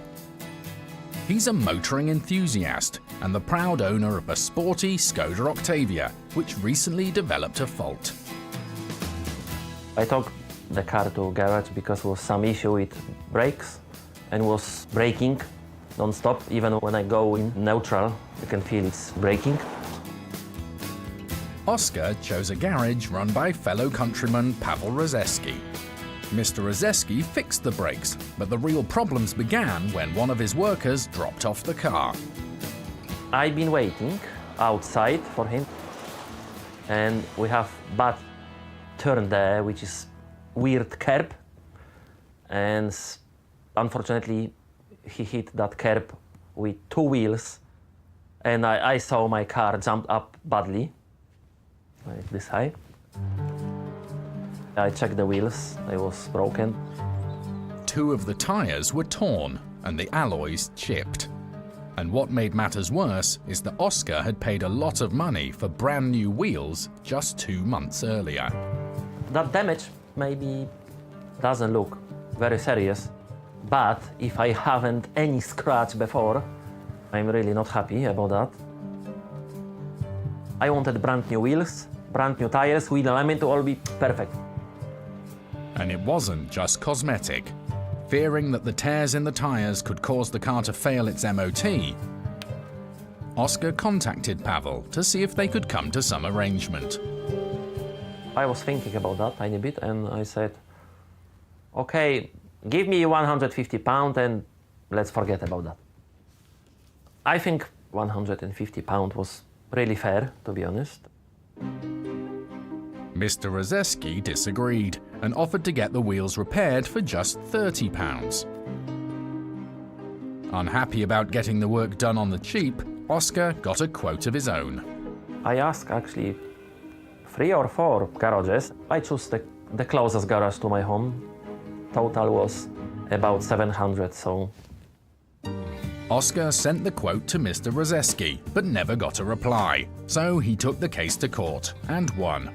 With costs and fees, Mr. Rozeski now owes over £1,000, but still hasn't paid. I was happy I won, but I've been waiting another week and still no payment, so I decided to go from county court to high court. And it's time to send in the sheriffs.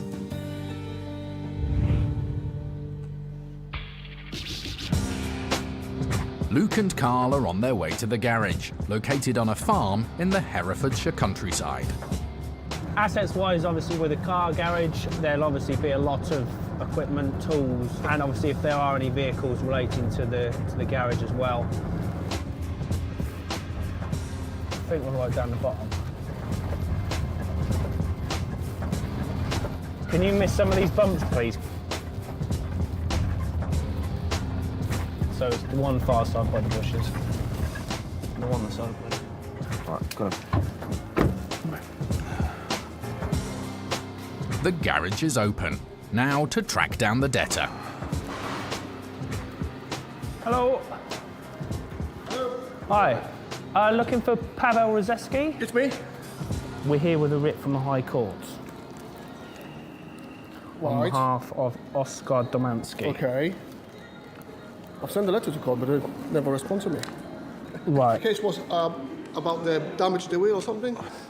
When you get a letter from the court, there is no detail how to make a payment. Right, okay. Sorry, can I just wash my hands? Yeah, please.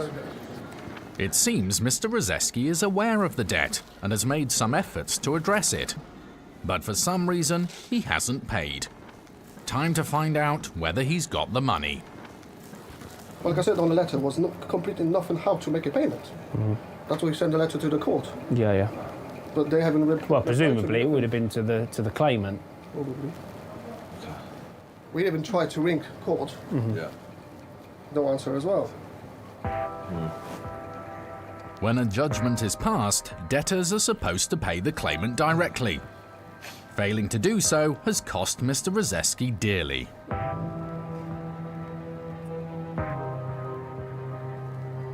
What's the option, to be honest?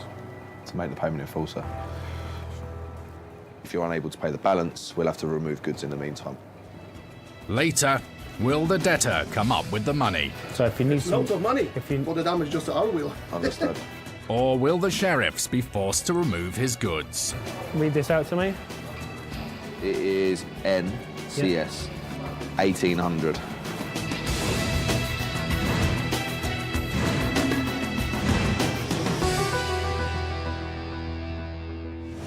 Few of us can afford to be left out of pocket. If you've been let down by faulty goods or substandard services and are struggling to get your money back, you can use the county courts to recover your hard-earned cash. Around 2 million claims are made every year in England and Wales and can be filed by post or online for a small fee. Both parties in the case will be asked to submit evidence, and you may have to attend a court hearing. If you win your case, a county court judgment or CCJ will be issued against the debtor. If they still don't pay, it's time to call the sheriffs.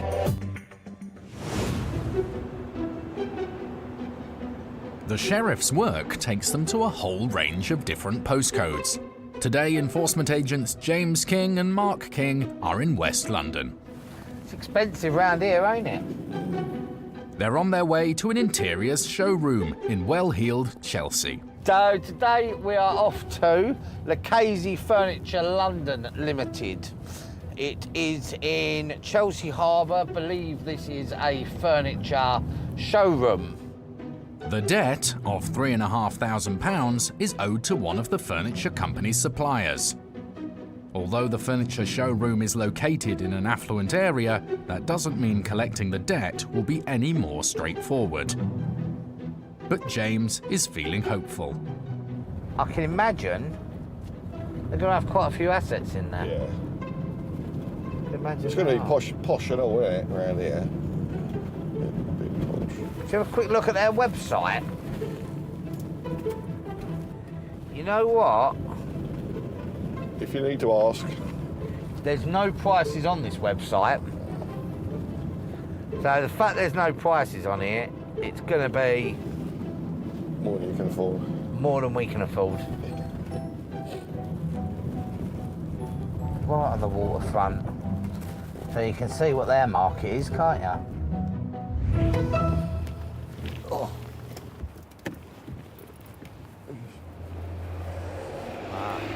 Who knows?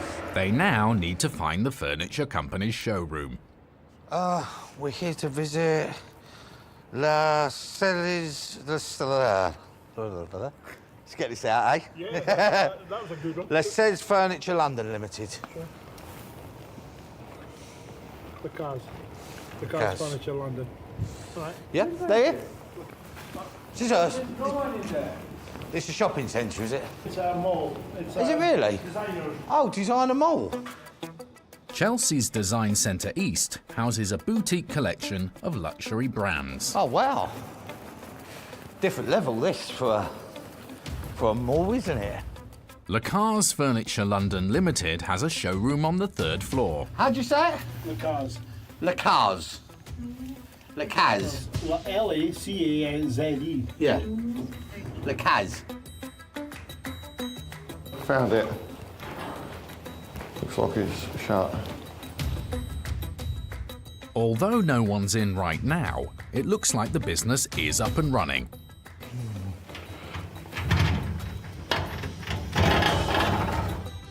And the showroom does contain some assets. Beds, a couple of sofas, a few odd little bits. But before taking any drastic action, James decides to call the number on the company's website. My name's James King. I'm from High Court Enforcement. We're currently here we're here at your property in Chelsea with other company. The man says he knows about the debt, but that the company operating out of this showroom is trading under a different name to the one on the High Court writ. 3 weeks you started the company. So why is your telephone number on their website? The man is now saying he's just looking after the business on behalf of the company director. So you're unable to make payment? Or basically refuse to make payment? Thank you. He said, oh, unfortunately, I have the wrong company. I said, I don't think it is the wrong company, as we got the number from their website, and their website has this address on where we're standing outside at the moment. He's saying that it's nothing to do with him, but to be honest with you, I don't believe a word of it. With no payment forthcoming, James and Mark turn their attention to the assets in the shop, what appears to be some designer furniture.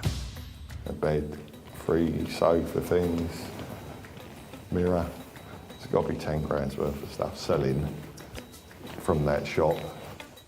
The sheriffs have the power to force entry to commercial premises if they believe the assets belong to the debtor. No, it's not overly well secured. It's just 2 locks at the bottom of each door there. So it's going to take a locksmith a couple of minutes to get in there anyway. But they have reservations about breaking in. I don't think the goods inside at the moment will cover the outstanding balance. At auction, there's probably about £500 worth of stuff in there, even on a good day.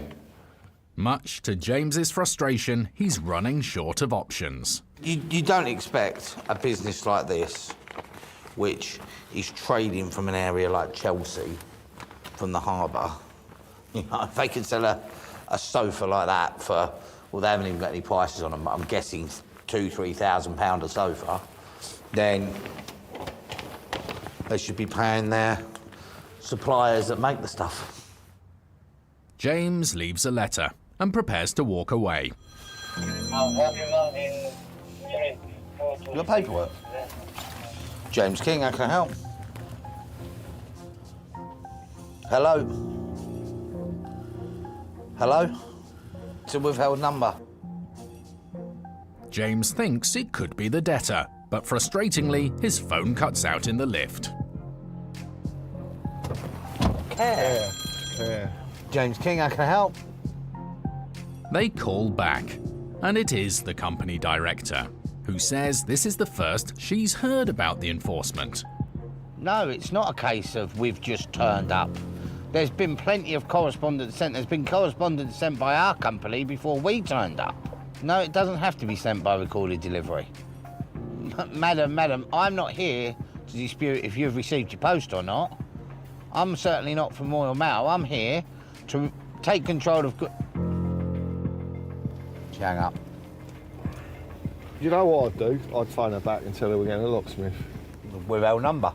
Here we go. Hi, madam, did you hang up on me?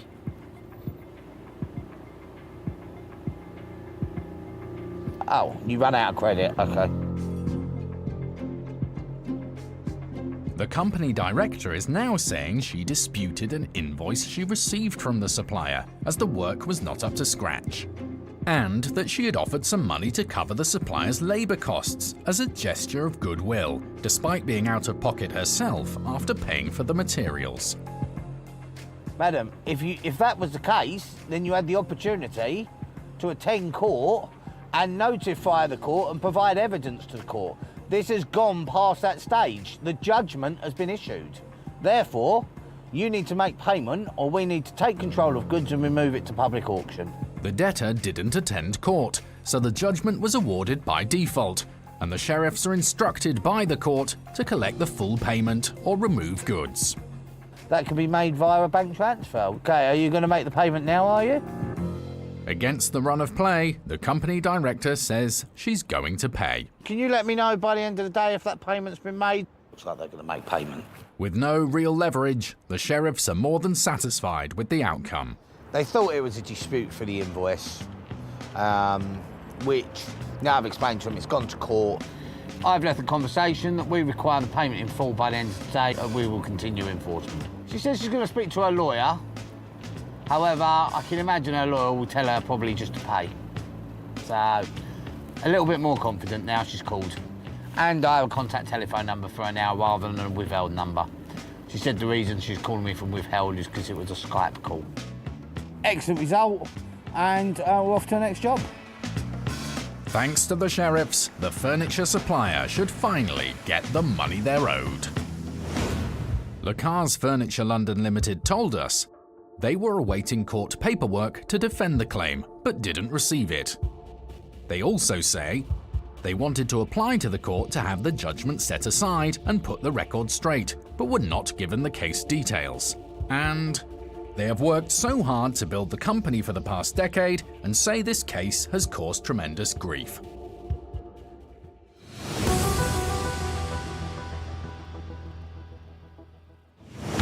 When debtors can't pay on the spot, we're here to collect the full balance.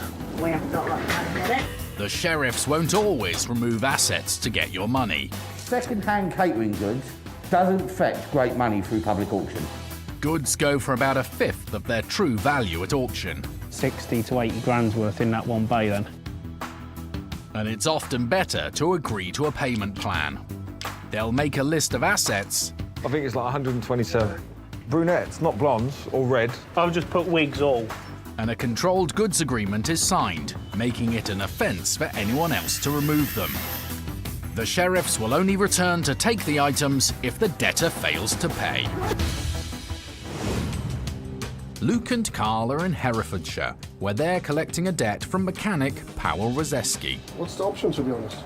To make the payment in full, sir. The debt has risen to £1,800 after he failed to pay for damage to customer Oscar Demansky's car. The problem is I can't even pay £1,000, it's just... Mr. Rozeski says he doesn't have the money and is desperate to buy some more time. Well, the problem is if I had no money, what would me anyway? There's 1,800 quid. You need to be paid by bank transfer. So if you need loads of money for the damage just to our wheel. Understood. I mean, if you need some time now, I'm not talking about days, I'm talking about the next half hour, 45 minutes to try and raise the funds, then I'm happy to give you that time. Okay. If I just make it... Yeah, sure. Is that all right? No problem at all. Is that for me, is it? That's yours, yeah, it's that's copy, fine. yeah, Okay. no problem. We'll just hang about anyway, let you make calls. With Mr. Rozeski claiming he doesn't have enough funds to cover half the outstanding balance, he's in a tight spot. He hasn't got the means to pay today. He's trying to set arrangements. We've advised, obviously, this. Unfortunately, we can't do that, but, you know, he's going to try and raise the funds, hopefully, now. We're currently taking control of goods, so we are taking a list, like an inventory list, and just hopefully it doesn't come to that. Unless someone lends the mechanic money, tools and equipment will have to be removed. Read this out to me. It is ECO. Yeah. TECH. Yeah. INCS. And the model. ECK. Yeah. 1800. Next. But no sooner have Luke and Carl started a detailed inventory of the company assets. Trolley jack. Mr. Rozeski returns with some good news. And my wife, she sent me money on my account, right? So hopefully, yeah, 10 minutes. You got a good wife there. Yeah. That's why you married her. Yeah, exactly. She always keeps all the money. With Mr. Rozeski cooperative and keen to settle the debt, the sheriffs are wondering why this case has gone this far. I assume this would have been awarded in your absence. What it was, that's a stupid situation. Because one of my colleagues, he dropped the car to him, and he just slightly hit the curb. I just spoke with him, it's fine, I just find a shop, or bring the car here, we can repair it, that's not the problem. No issue. Obviously, we was away, and when I come back, I get the letter from holiday. Court letters and So stuff. we send the letter to the court, we stay, wait for the response, no response. Although his wife's offered to stump up the money, there now seems to be a problem with the bank. Because this PIN one I'll just log in on my app, it's a 6 digits, not 4 digits. Okay, And it doesn't sound good. let's try again then, right? Give me a ring back. Some security questions. The bank transfer he's trying to make won't go through. He's attempted to try and make a bank transfer via his app, which is obviously a limit. He tried to call the bank, and obviously they've just gone through too many security questions, which he's unable to answer. All right, thank you. Have you got time to go to Hereford with me or not? To where? Hereford. Then we can go to the bank straight away. If you head to the bank, then once you've done the transfer, I can check with accounts that is in there and see if they can get your receipt across. That's your number, is it? That's my number. That's the amount. Yeah, that's the sort account must put the reference. Yeah. Lovely. Well, we might as well wait in the van. While Mr. Rozeski heads off on a 10-mile drive to the nearest bank, Luke and Carl will have to sit it out. It's not unusual for us to be waiting around, not only for them to raise the funds, but then how they're going to actually pay the funds. The sheriffs are left waiting for an hour. But when the call finally comes, it's good news. Yep, money's in there, yep. Lovely. Thanks so much. Bye-bye. The debtor's called from the bank to say that the money's been paid. We've just checked with accounts as well, and that's been confirmed. So, case is fully paid, should have a happy claimant, and we're off to the next job.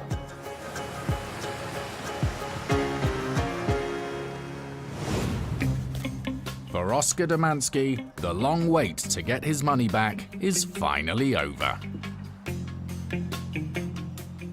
I've just heard that sheriffs got my money and I'm really happy.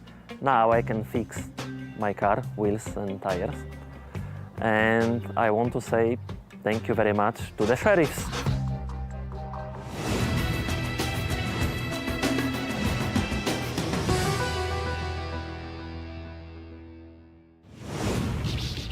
Collecting unpaid debts isn't the only power bestowed upon High Court enforcement agents.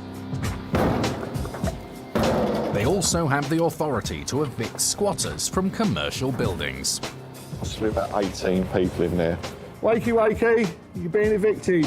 Once a High Court writ of possession has been issued, the sheriffs will force entry to the building and ask the squatters to leave. Petrol grinder pretty much goes for anything. It's not uncommon for the sheriffs to face anger and aggression when carrying out evictions. Yeah, but you need to open the door straight away. And they also have a habit of throwing up the unexpected.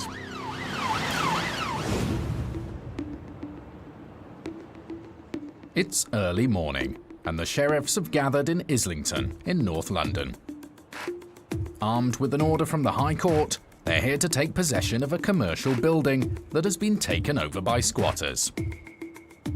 With the job today, basically we don't know if there's anybody in there or not. So it's a case of getting in. If there is anybody in there, immediately getting them to pack their belongings up and then escorting them out of the property. The commercial premises in question is a former estate agent's. The sheriffs have already visited the address to serve notice to the squatters. Enforcement agent Luke suspects they could have their hands full today. We've got 10 agents in attendance today. There's been several visits to this address, but there were verbal threats made. One of the guys was spitting, yeah, a lot of verbal threats. So what we're going to face, we don't know until we actually get inside, but we'll head across there and see. But from the intelligence we gained, one of the squatters told me there was 30 of them in there. That could be him just making up rubbish. However, we can't take it as hearsay. We have to take it as it comes. And like I say, if there's 30 of them in there, we've got the sufficient manpower to deal with it. If there's no one in there, then it's a bit overkill, but we have to take the necessary precautions. On jobs like this, the sheriffs never know exactly what they're going to come across until they get inside the building. Are all radios receiving? Go around the corner. Yeah, let's go. Nice, got the big daddy. The locksmith forces entry.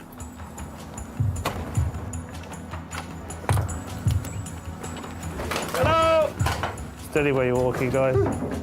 Will the sheriffs be about to face the group of 30 squatters they feared? Only one spotted so far. Hello, mate. Hello. Get your stuff together as quick as you can, yeah? No, bailiffs, mate. Yep, one on site confirmed. Can you confirm how many's on site? Yep, one on site confirmed. Having searched the property's 3 floors, it's a relief all round that the small army of squatters appear to have left. I think at some point there was quite a few people in here, because every room looked like it had been occupied at some point. Were you part of the group that were already staying here, were you? Or have you just come on the old... I don't think so, no. No? I didn't know there was a group staying here. Is there a group staying here?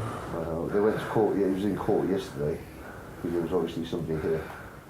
They've been here for the past couple of weeks. No, I'm just on my own. You're on your own, yeah. All right, mate, if you can just get your stuff together, all right, just to manage him.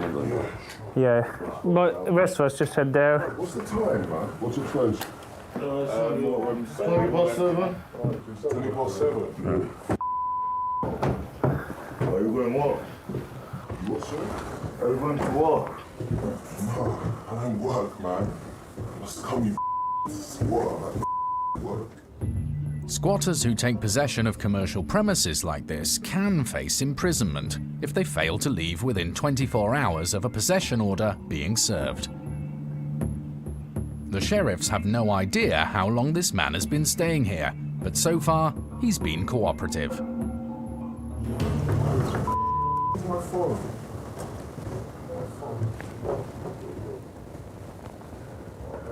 You're sitting on it. What? You're sitting on it. Oh, man. It's right here. Someone took my phone, man. Oh, wait, no, I got it in my pocket. You guys, man. You guys came so unannounced. Unannounced? We've been here 3 times already, giving notices. You've not seen the notices on the front door?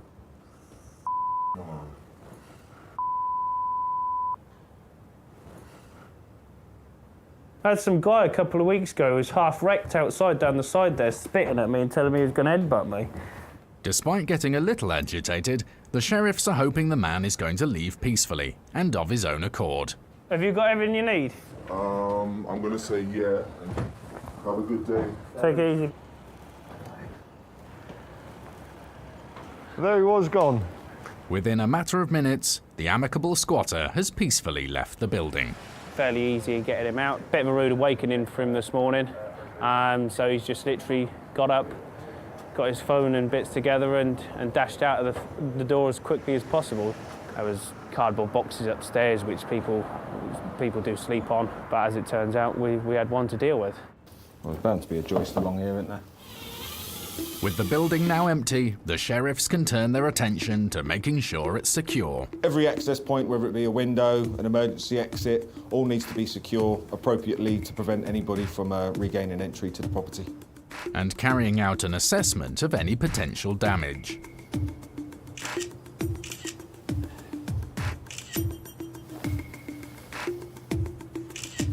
Basically what we're doing is, once we've taken possession of the property, we go around, we take pictures, and sometimes it actually shows them how bad it actually is.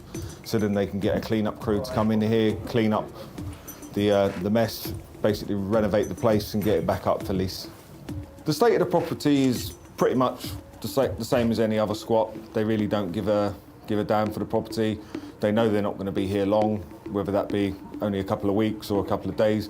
So they just basically live as if it's a tip, and that they just use the place as a rubbish bin, just throw the rubbish in the corner and use the facilities as if they don't care, as if it's a public toilet, although they're going to be using it for the next couple of weeks.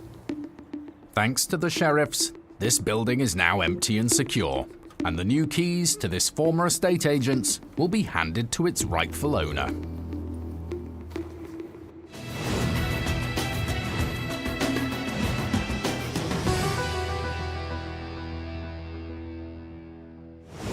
If you've won a county court judgment but are still out of pocket because it hasn't been paid, for £66 you can get the case transferred up to the High Court, which will issue a writ for enforcement by the sheriffs.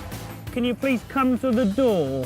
Here with the High Court writ today. We will be executing today, if not removing goods. These High Court awards have to be paid, and the sheriffs have unique legal powers to ensure you get the money you're owed.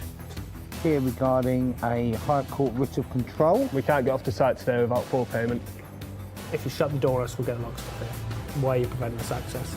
And there's no limit on the size of debt they can pursue. £8,691.22p. £40,386. You can just do the bank transfer. If they're successful, they'll recover your money and costs from the debtor. Brilliant. Cheers, thank you. As well as their own fees, which are set by the government. We'd have to take the case to the next stage and we'd have to get removal trucks here to remove your goods.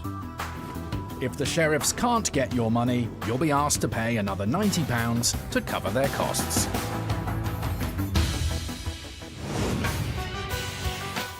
Getting people their money back takes an enforcement agent to a host of different businesses, from small shops and car dealerships to large corporate offices. Today, enforcement agents James and Mark are on their way to the West Midlands with a High Court writ against a fast food restaurant. Today we're in Kings Heath, Birmingham, going to a kebab shop with a High Court writ. Money's owed £2,227. Money's owed is to an engineering supplies, so I would imagine it's for equipment gone into the business. Being owed money can be detrimental to small companies. This debt has been unpaid for almost a year. It's now down to the sheriffs to collect the money that's owed.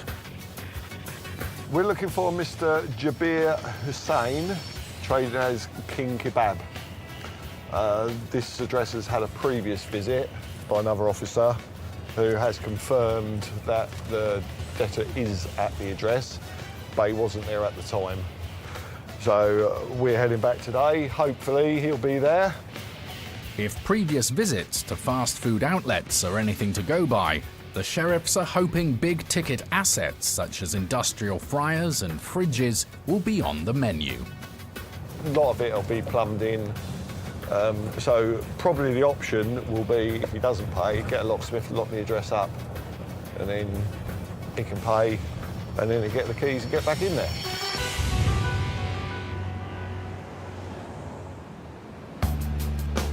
To the sheriff's delight, the kebab shop is open. Hello. Hello, fellas. But will the owner be here this time? My name's Mark. I'm from High Court Enforcement. Looking for Jabir Hussain. Yeah, he should be in the evenings around 5 o'clock. No, we're in now, mate. You need to get him on the phone, yeah? All right, perfect. Perfect. Excellent.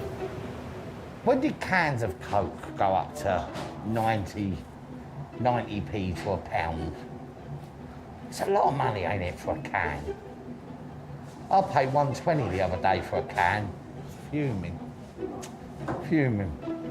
The staff member swiftly returns with the debtor on the phone. Yeah, my name is Mark King. I'm from High Court Enforcement. Yeah, I've got a High Court writ. But it's not a great line. You still there, mate?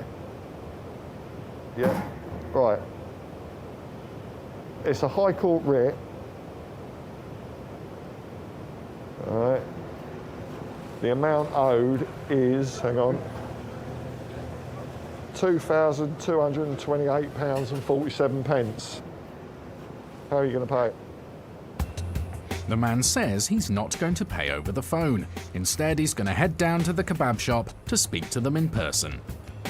So, we've established that the gentleman we are looking for still owns the business, and I believe he's on his way down now to try and resolve the matter. Whilst they wait for the owner, James eyes up the goods on offer.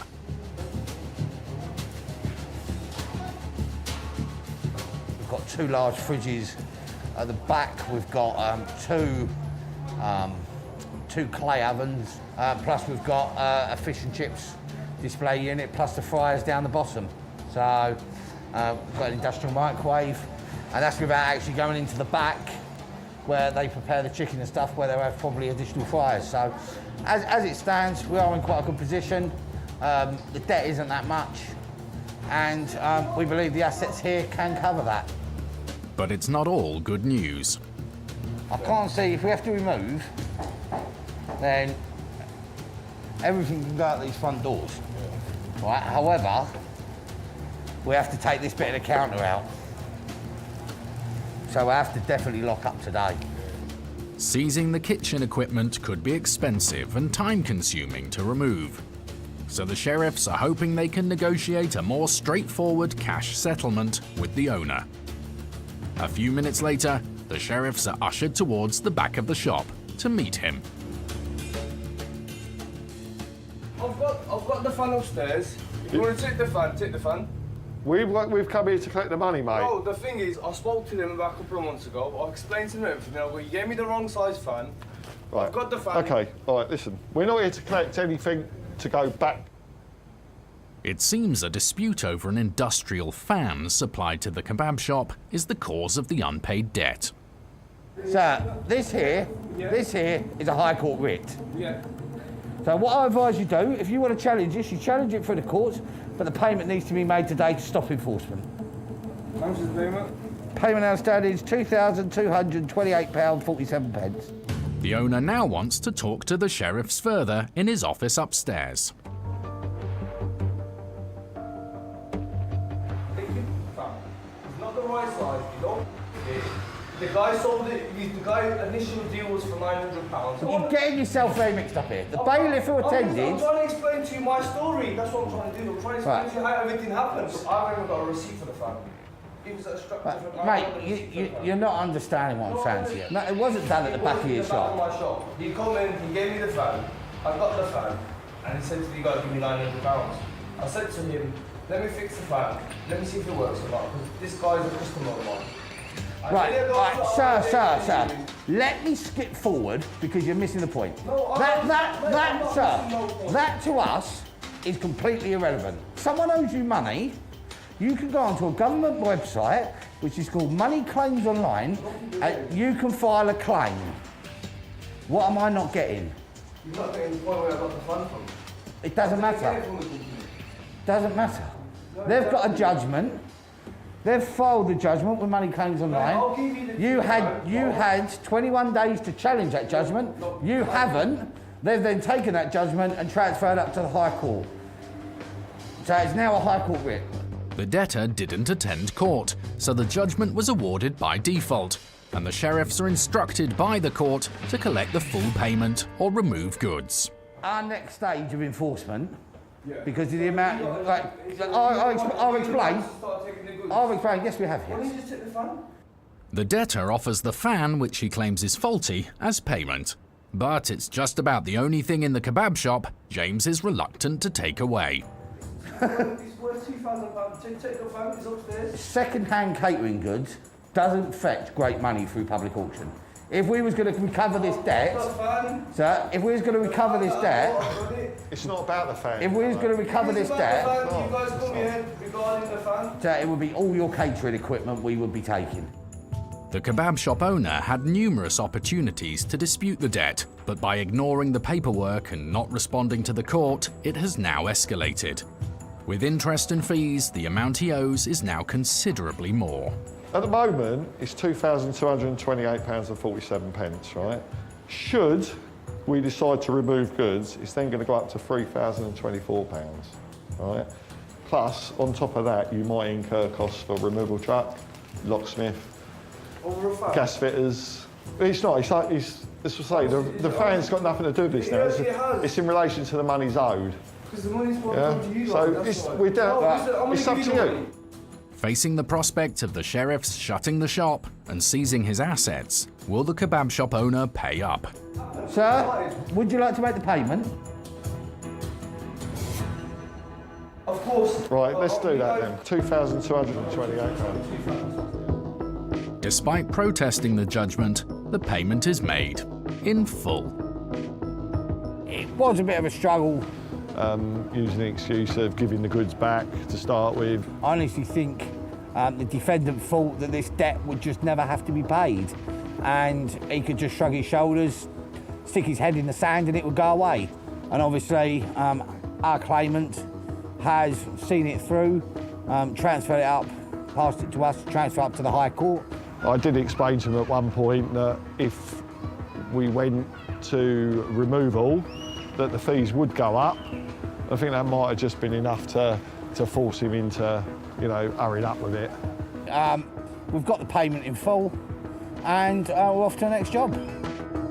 Thanks to the sheriff's efforts, the business that supplied the fan finally got the money they were owed.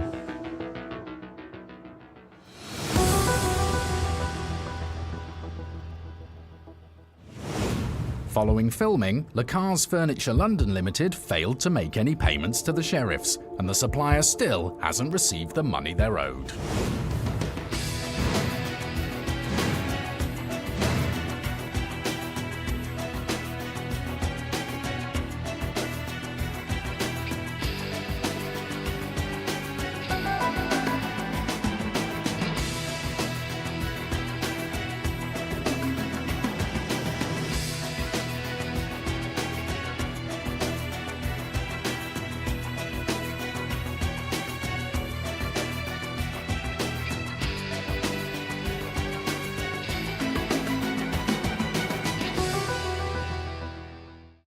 If you've been ripped off, I felt very cheated and conned.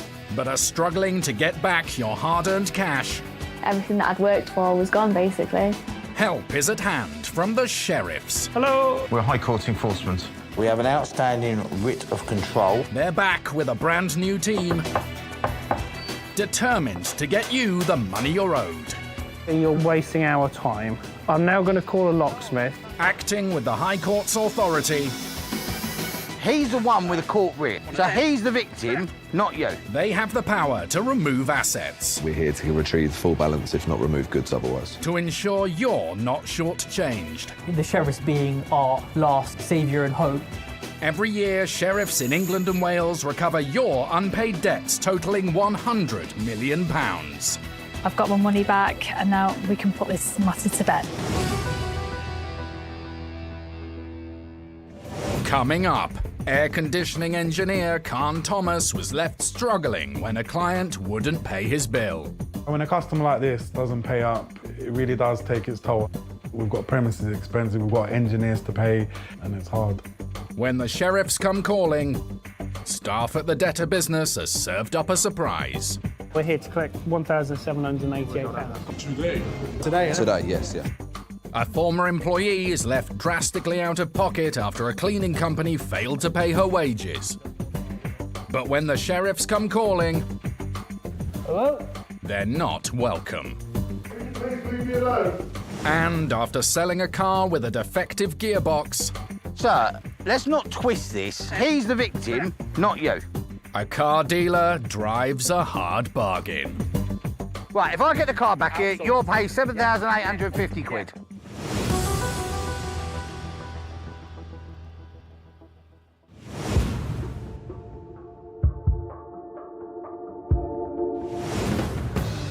It's a busy day in the capital, and enforcement agents Luke Peacock and Carl Hardingham are pursuing a debt owed by a bar.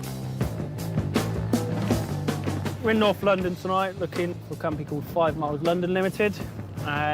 Looking to recover a balance of just shy of £2,000 from to a claimant 0 Degrees AC Limited.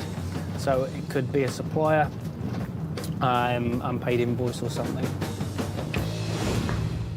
0 Degree AC Limited specialises in air conditioning and ventilation and is run by Khan Thomas. We carry out installations, maintenance and service for banks, high street chains, embassies and stuff like that, down to like the small size businesses, ice cream parlours and that sort of thing.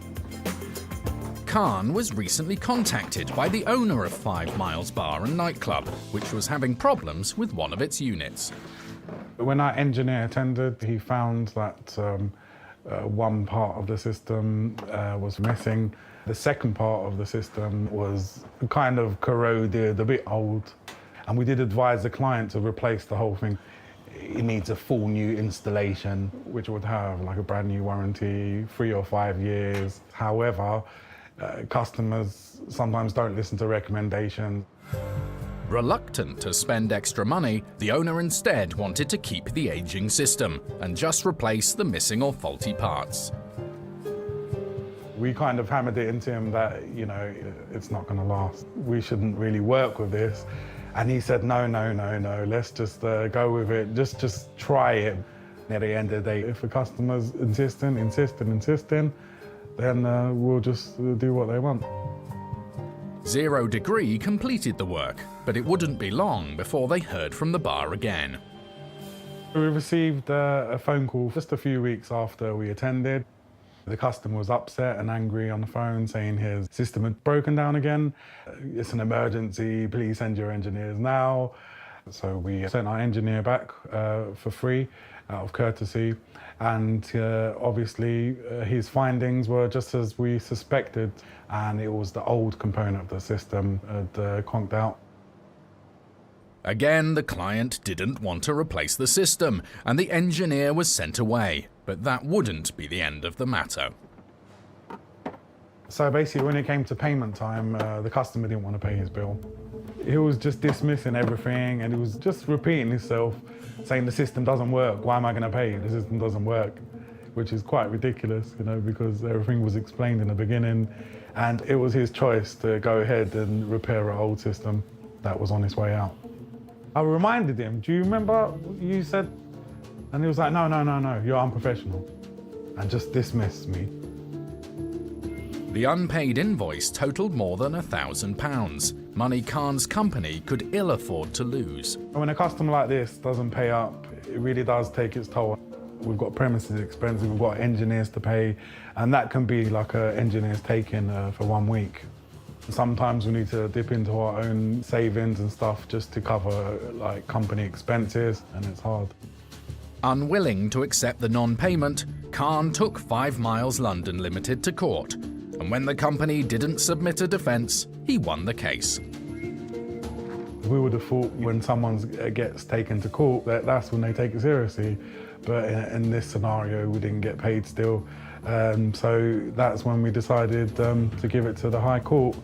My last hope to reclaim our cash.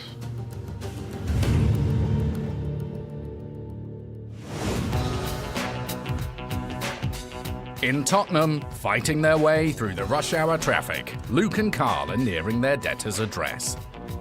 We're expecting a bar to obviously be open. Should be full of punters by this time of night. So hopefully we'll get in and see what we're faced with. I think it's just on the right as we get down here. I can see the logo now, so they're clearly still trading. The bar seems to be located on an industrial estate. We're taking the van in? Yeah, just park it up inside. That's it in there. In this one? Yeah. Yeah. Aside from the alcohol stocks, drinking venues are not typically rich in assets. The sheriffs are hoping they'll be able to persuade 5 Miles to pay without any resistance. Morning. Afternoon even. High Court Enforcement Agents, Mr Peacock, colleague of Mr Hardingham, here with a writ that's been issued at the High Court against 5 Miles of London Limited. Who's in charge right now? Well, I'm the manager, but... You're the manager?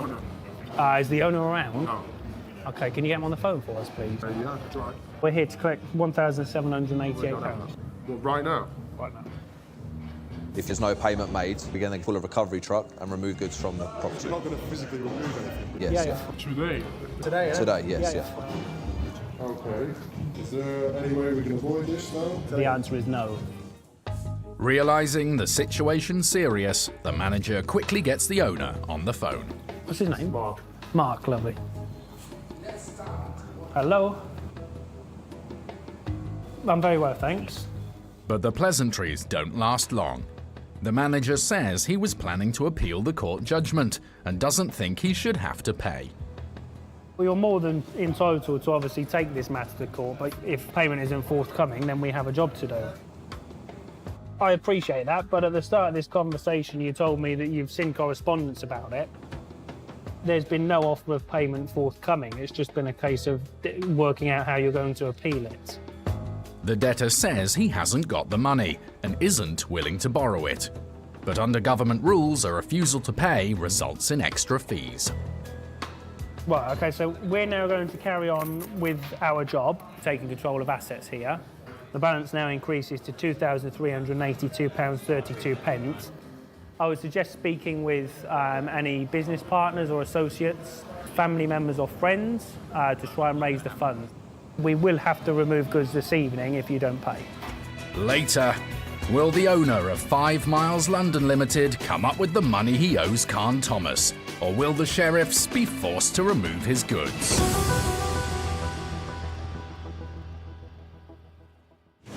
Few of us can afford to be left out of pocket. If you've been let down by faulty goods or substandard services and are struggling to get your money back, you can use the county courts to recover your hard-earned cash. Around 2 million claims are made every year in England and Wales and can be filed by post or online for a small fee. Both parties in the case will be asked to submit evidence, and you may have to attend a court hearing. If you win your case, a county court judgment or CCJ will be issued against the debtor. If they still don't pay, it's time to call the sheriffs. It's late morning. Enforcement agents Ben Dyram and Miles Whitworth are in the Leeds area. We're up to Strategic Facilities Management Limited. It's a cleaning company, and we're going there for just over £3,000. It's a rural address just outside Leeds. It comes up as a farm. I would imagine it's an office site outside, in an outbuilding or something like that.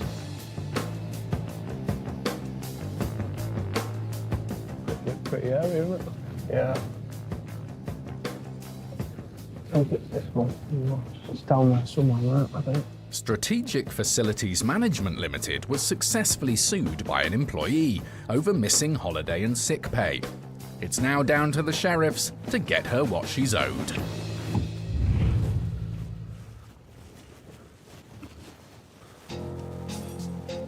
In here, yeah? Yeah. Lovely place, isn't it? Oh, nice. Strategic. Straight in front of you. Oh, yes.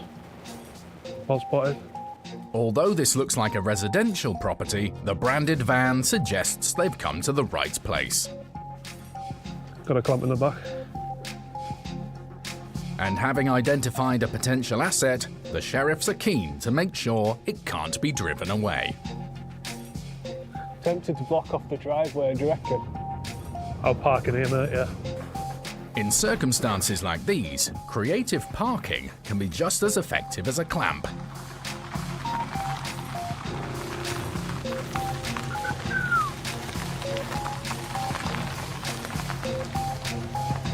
With the asset secured, the sheriffs now need to find someone to speak to about the debt.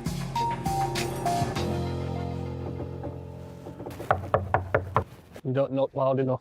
I'm gentle. Look like anyone's about, does it?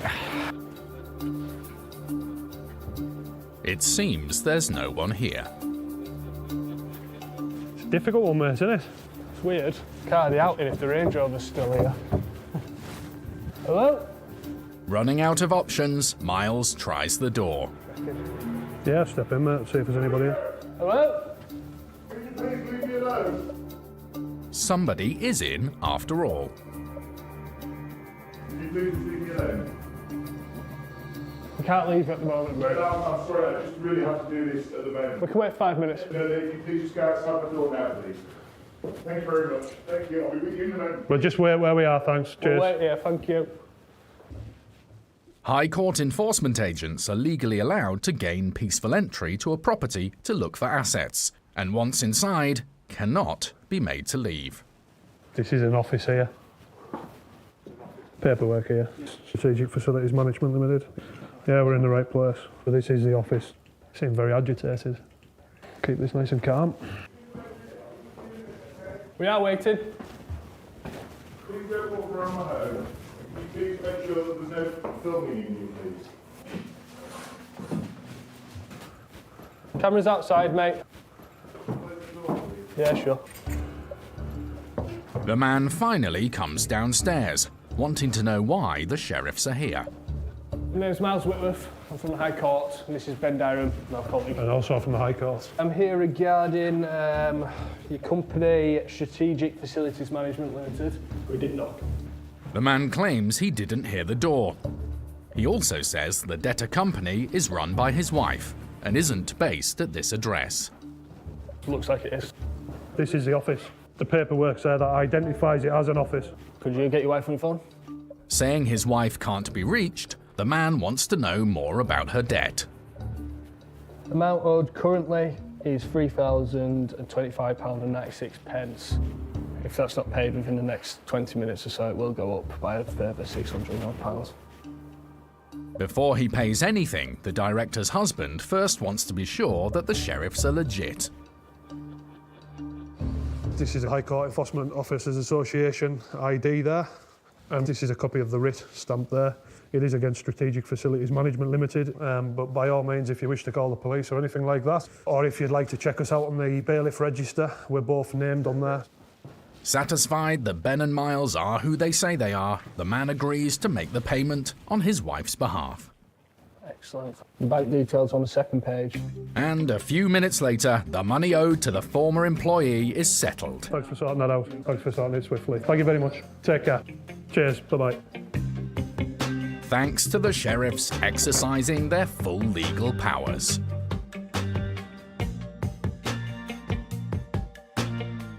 We only entered the property, but because we tried knocking and walking round to draw attention to ourselves, and nobody was forthcoming. If the doorway is closed but not locked, we're entitled to enter a building that way. He has paid it for his partner. I'm sure the company will pay him back eventually. It was a good result at the end of the day. Chap wasn't too pleased that we were there, but he sorted it out. The former employee, who hadn't been given her holiday and sick pay, will now get the money awarded to her by the courts. Strategic Facilities Management Limited told us that the employee's missing pay was due to an administrative error. They say that as soon as they were made aware of the debt, it was paid in full, and they plan to appeal the judgment.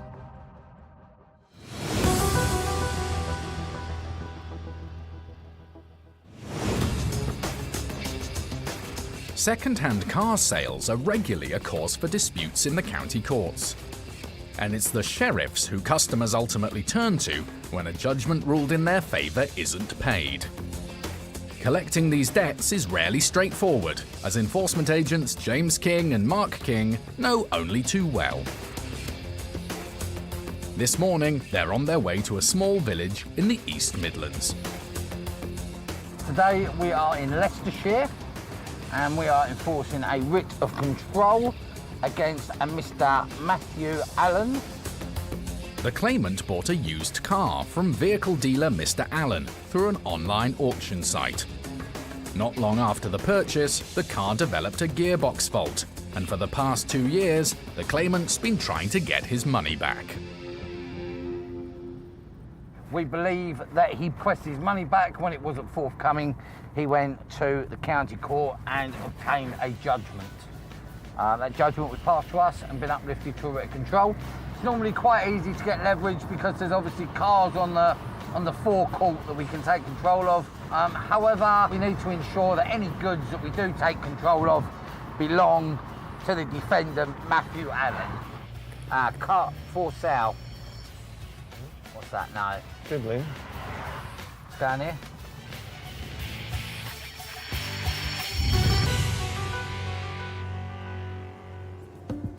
The sheriffs have arrived at what they believe to be the address for Ashwell car sales. It's all locked anyway, innit?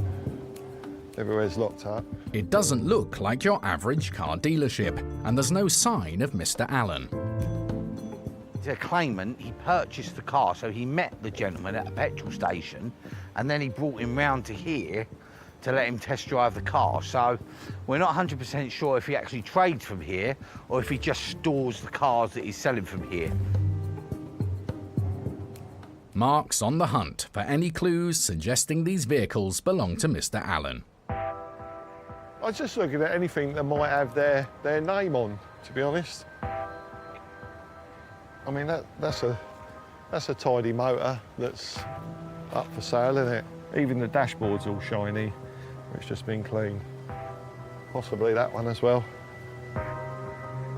Indications suggest some of the cars are for sale and may belong to the debtor. But the sheriffs need more concrete evidence before they take control of any goods. We're waiting for details of his eBay account, which is being sent across, and hopefully that'll list some vehicles, and then at least we can seize them. Hopefully that 15-plate Shogun will come up in it. A few minutes later, James is sent a list of vehicles Mr. Allen is advertising online. We've got a Bugatti T35, 16.5 grand. Bugatti, isn't it? We've got a 16-plate Volkswagen Golf, 15-plate Mitsubishi Shogun, Exhibit A. 15-plate Mitsubishi Shogun. Exhibit A. The sheriffs suspect the Mitsubishi Shogun could fetch over £8,500, enough to pay the customer what he's owed and cover their fees. Confident he could have some leverage, James calls the debtor.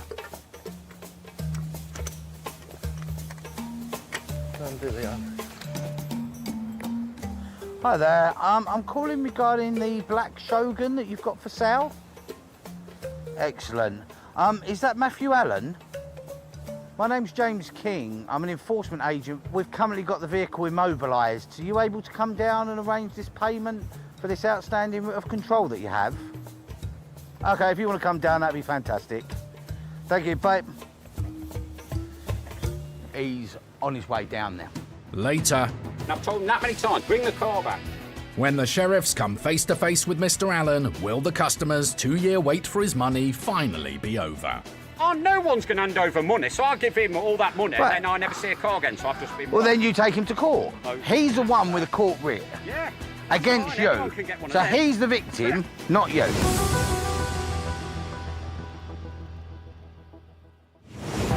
In North London, Luke and Carl are in a bar called 5 Miles. Its owners were taken to court after failing to pay air conditioning engineer Khan Thomas for repairs to their system. You've told us you can't pay and you're not willing to make any effort to raise the funds, so we're now starting an inventory of goods. The debtors refuse to pay, so has already incurred an extra £600 in fees. The balance currently outstanding sits at £2,382.32. Realising his costs are escalating, the boss now says he will try to raise the money after all, but only the earlier amount. I'm not here to barter with you.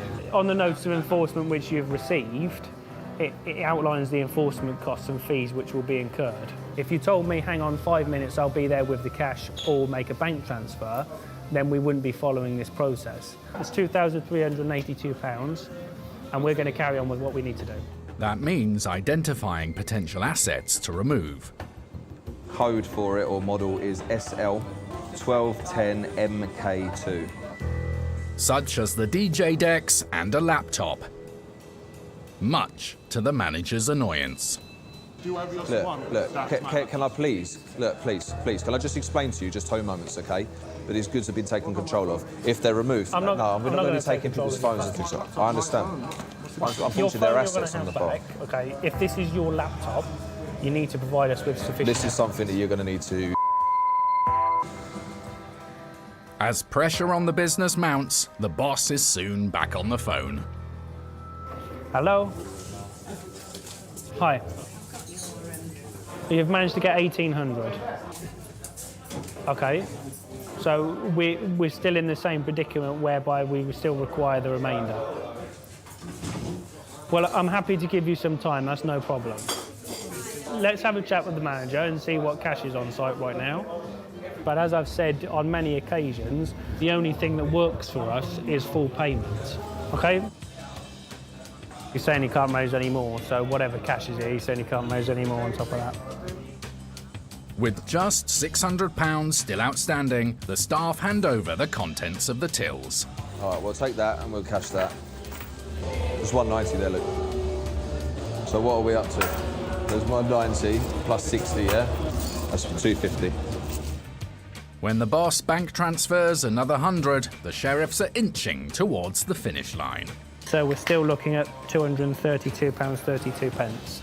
As small as we make this balance, it doesn't take away the fact that we still have to collect the full balance. So even if you got the balance down to £50, we're still not going to walk away without the £50. That's how the court process works.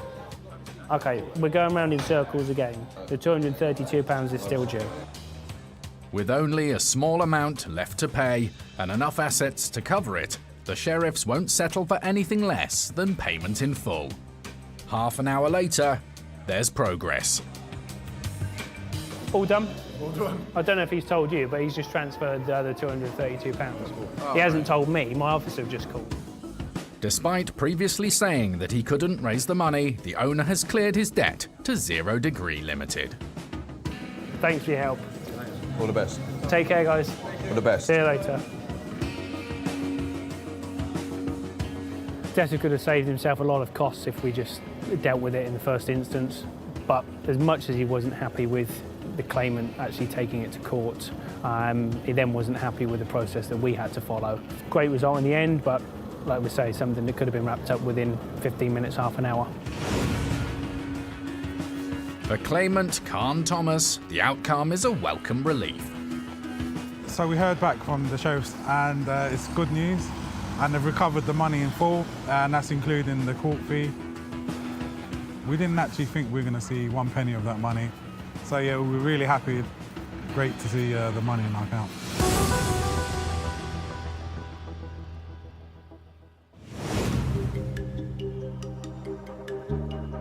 In Leicestershire, James and Mark are at Ashwell Car Sales. The owner, Mr. Allen, owes over £5,000 to a customer who was sold a car with a defective gearbox. Hello, sir. Mr. Allen. After clamping a Mitsubishi Shogun, the debtor, Mr. Allen, has just turned up. We have a outstanding bit of control. We need... I know all about it. Yeah, you know all about it. Sold him a car, and they were complaining something about a seat not working right. So bring it back then, I'll get your money back. The fact, why didn't you challenge it with the courts? Because I moved, and I knew nothing of this thing until I had a letter here. Right. And that was it. And the letter went into the letterbox in there, which no one ever uses. Right. Yeah, do you want to make the payment then? Well, I'm not going to pay that, am I? And then I don't see the car. It ain't. Well, I mean, it is how it kind of works. Mr. Allen acknowledges the debt, but because he didn't attend court, the judgment was ruled against him by default. The customer is under no legal obligation to return the faulty car. But with Mr. Allen refusing to pay, James turns his attention to potential assets. None of these vehicles are mine. None of them. Okay, but obviously... I can get every single person who owns them to come down here. No, don't belong to me. So, right. We've obviously got... You are selling them, aren't you? Yeah, I get I work on a commission. Right, I see. Sale return. So who's the owner of the Shogun? So I can ring them now and they'll come down with their paperwork. He's saying that they all belong to individuals. And what the individuals do is they give him their car to sell and he makes a commission off of selling it. So he's gone off now to provide some evidence that the Shogun behind us belongs to a third party. Mr. Allen returns with some paperwork for the Mitsubishi Shogun. But will it be enough to satisfy the sheriffs? It's obviously a logbook.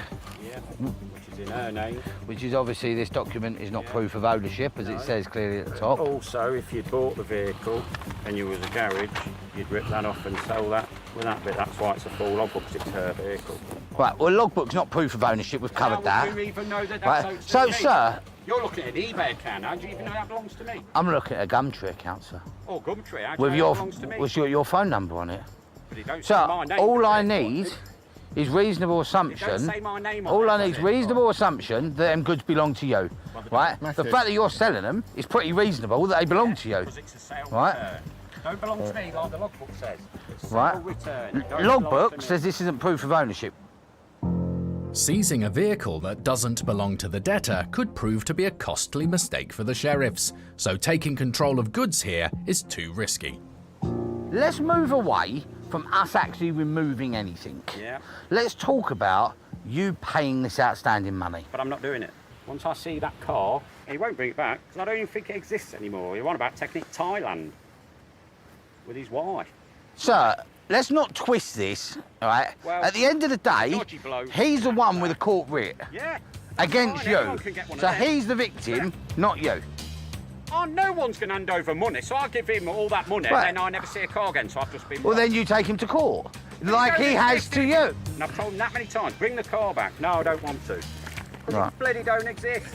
You get the car back Sir. here, I'll sort it. Sir. There you go. Right, if I get the car back I'll here, sort you'll it. pay 7,850 quid. Because the car don't exist. All right, Try it. I'll call now. Any chance of getting the customer his money now rests with James persuading him to return the faulty car. It's James King. Hi there. He's able to make the payment, but obviously he wants the car back. He's trying to say that the car doesn't exist and you live in Thailand. That's... So, I mean, there's been a lot of wild stories. For us, obviously, in the middle of this, you know, today what I would like is a picture of the car, just to show him it does exist, because then that just cuts that to the ground. Lovely, thank you. Cheers, bye. Right. You've got a picture of the car coming in 10 to 15 minutes with a picture of the latest version of the Shropshire Star. Brilliant. Yeah? Yeah. Despite Mr. Allen's initial reluctance, James's perseverance seems to have paid off. So, we're in agreement that we meet up in Shropshire, week's time, you got a low loader, you get the car back, you settle our bill, and we all walk away from this, yeah?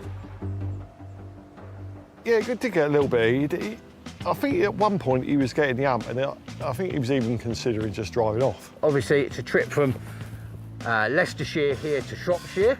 Overall, very happy with the result. Just, I'll be a lot happier once this is resolved in 2 weeks' time in Shropshire. Thanks to the sheriffs, after a 2-year wait, the customer should finally get the money he's owed.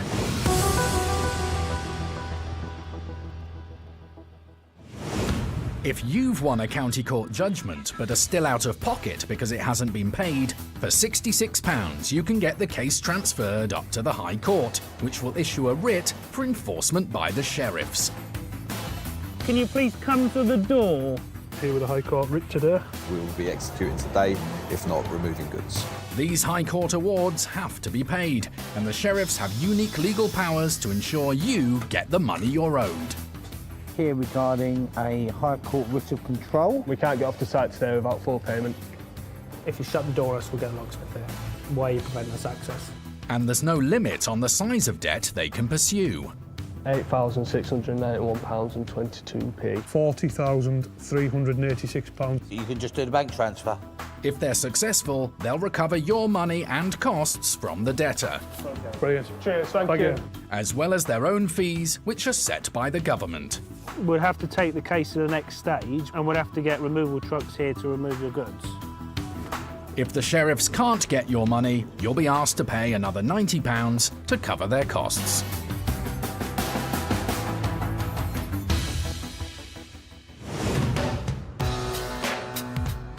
Today, enforcement agents Ben and Miles are in the northeast, on Ben's home turf, to visit another second-hand car dealer.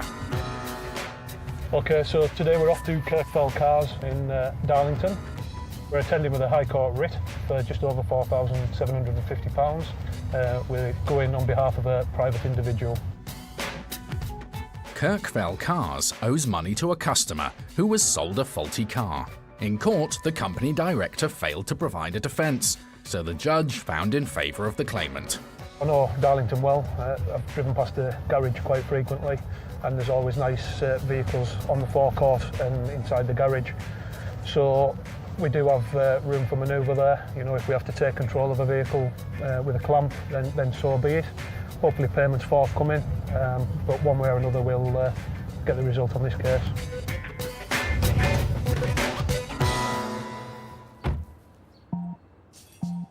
With the tidy-looking garage offering a good selection of moderately priced cars, it's a promising start. Just open it.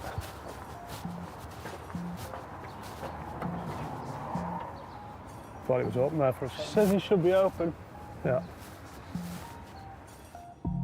To the sheriff's frustration, the garage appears to be closed.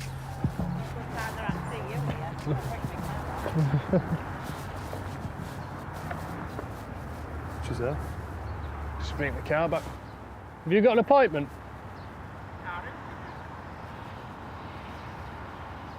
What time?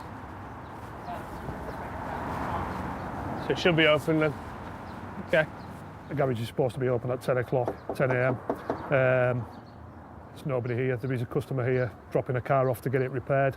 So I would have thought somebody would have been here, but it's closed at the moment. So probably give him a phone call, see if he's coming down. But as Ben prepares to put in a call, ring the mobile. Yeah. The sheriff's presence hasn't gone unnoticed. We've drawn attention already, haven't we? Yeah. So the garage opposite, so.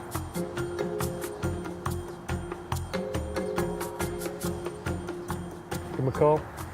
Come. Use a mobile number.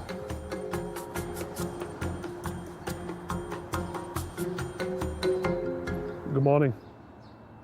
Hi there. Who am I speaking to, please? David, my name's Mr. Dyer. I'm an enforcement agent and I'm down at your garage.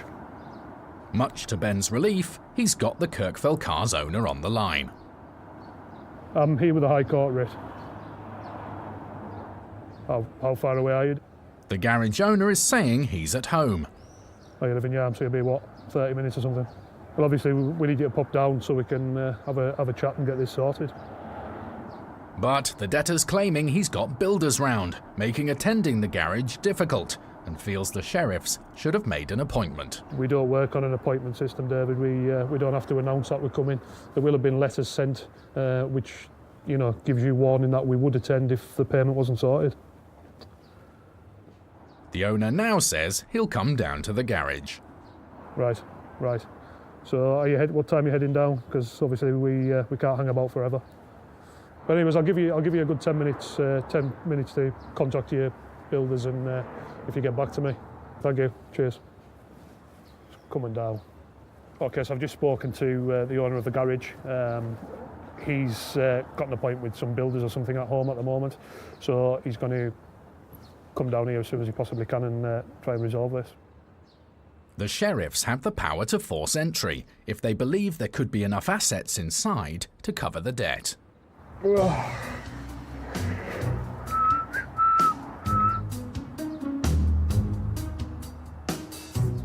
Today's job hasn't exactly gone to plan, but Ben's keen to give the debtor the benefit of the doubt and wait it out. Yeah, out of courtesy, we're waiting on site for the man to come down to sort this out.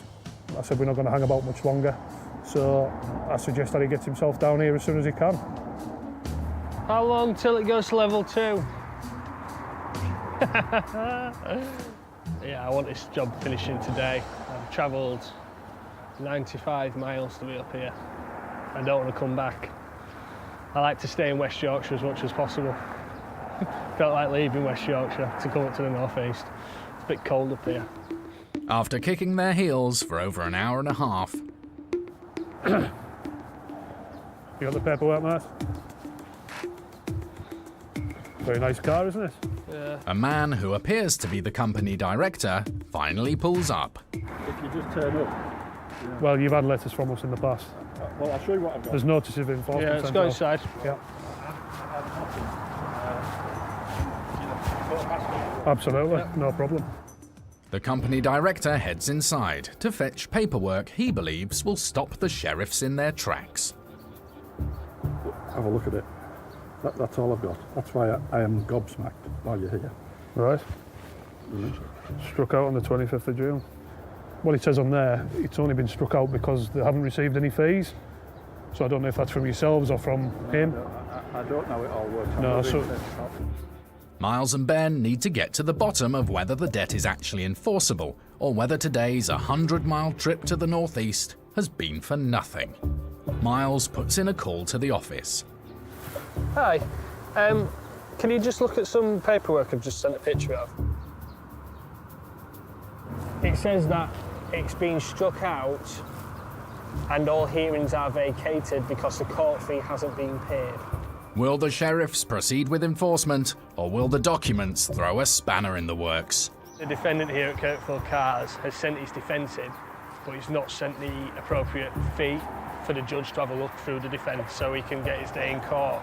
So I think it's been struck off. His application at the end of the day has been struck off. This means the sheriffs are within their rights to collect the outstanding debt owed to the unhappy customer. It is, and I understand your frustrations. However, it did actually say on here, please note if you have not already paid the hearing fee, this must be paid no later than 4 p.m. on the 24th of June. So that's why it's been struck out. That's why it was struck out. Your hearing was struck out. The garage owner says he didn't know anything about paying a fee for the hearing. No, you do. Because it's not free. I understand your frustrations, but it does say on that paperwork that it needs to be paid, basically. So, David, we are here today for £4,762.16. We'll have to look at possibly removing goods then, David, which will incur further costs. Not keeping on top of the paperwork has cost the garage owner extra money in interest and fees. He now says he can get some money together, but not until this afternoon. It needs, I mean, we've been here an hour and a half now, or more in fact, so we will require that to be paid before we leave the premises.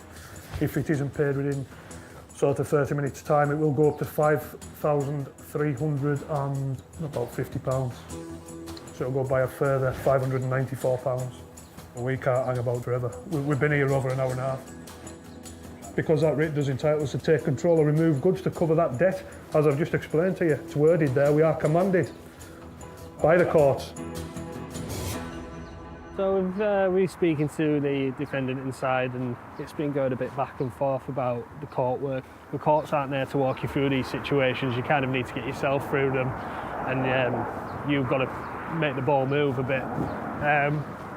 Unfortunately, it's not, and that's why we're here today, and we're just trying to get him to be forthcoming with full payment. Back inside, there's been some movement. The debtor is now saying he can borrow £2,000, which will cover just under half the debt. David, all due respect, we hear a lot of this. A lot of the times we hear this and we never see the money and we've got Nothing to come back. materialises. And it's just stuff that we can't walk away from, unfortunately. We've got obligations from the court. After some tough negotiations, We need it cleared really, David, to be honest.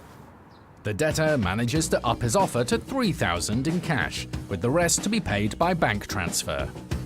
Right, all bank details are on here, David. Well, thank you for sorting that out. Yeah. We'll go and leave you in peace. Yep. All right. Cheers, David. Cheers, David. Thank you.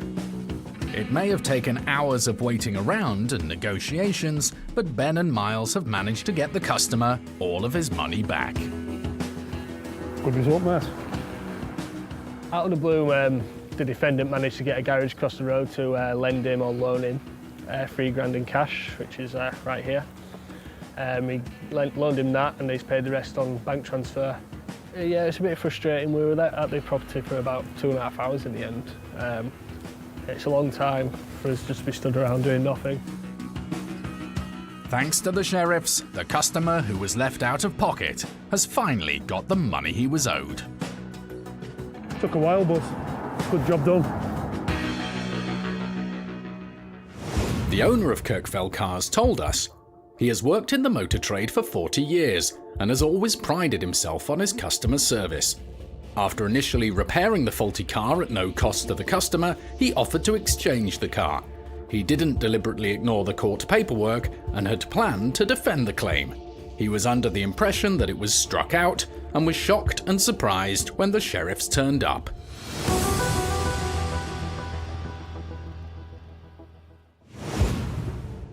Since filming, in the enforcement against the other car dealer, Ashwell Car Sales, Mr. Allen broke the agreement he made with James and Mark.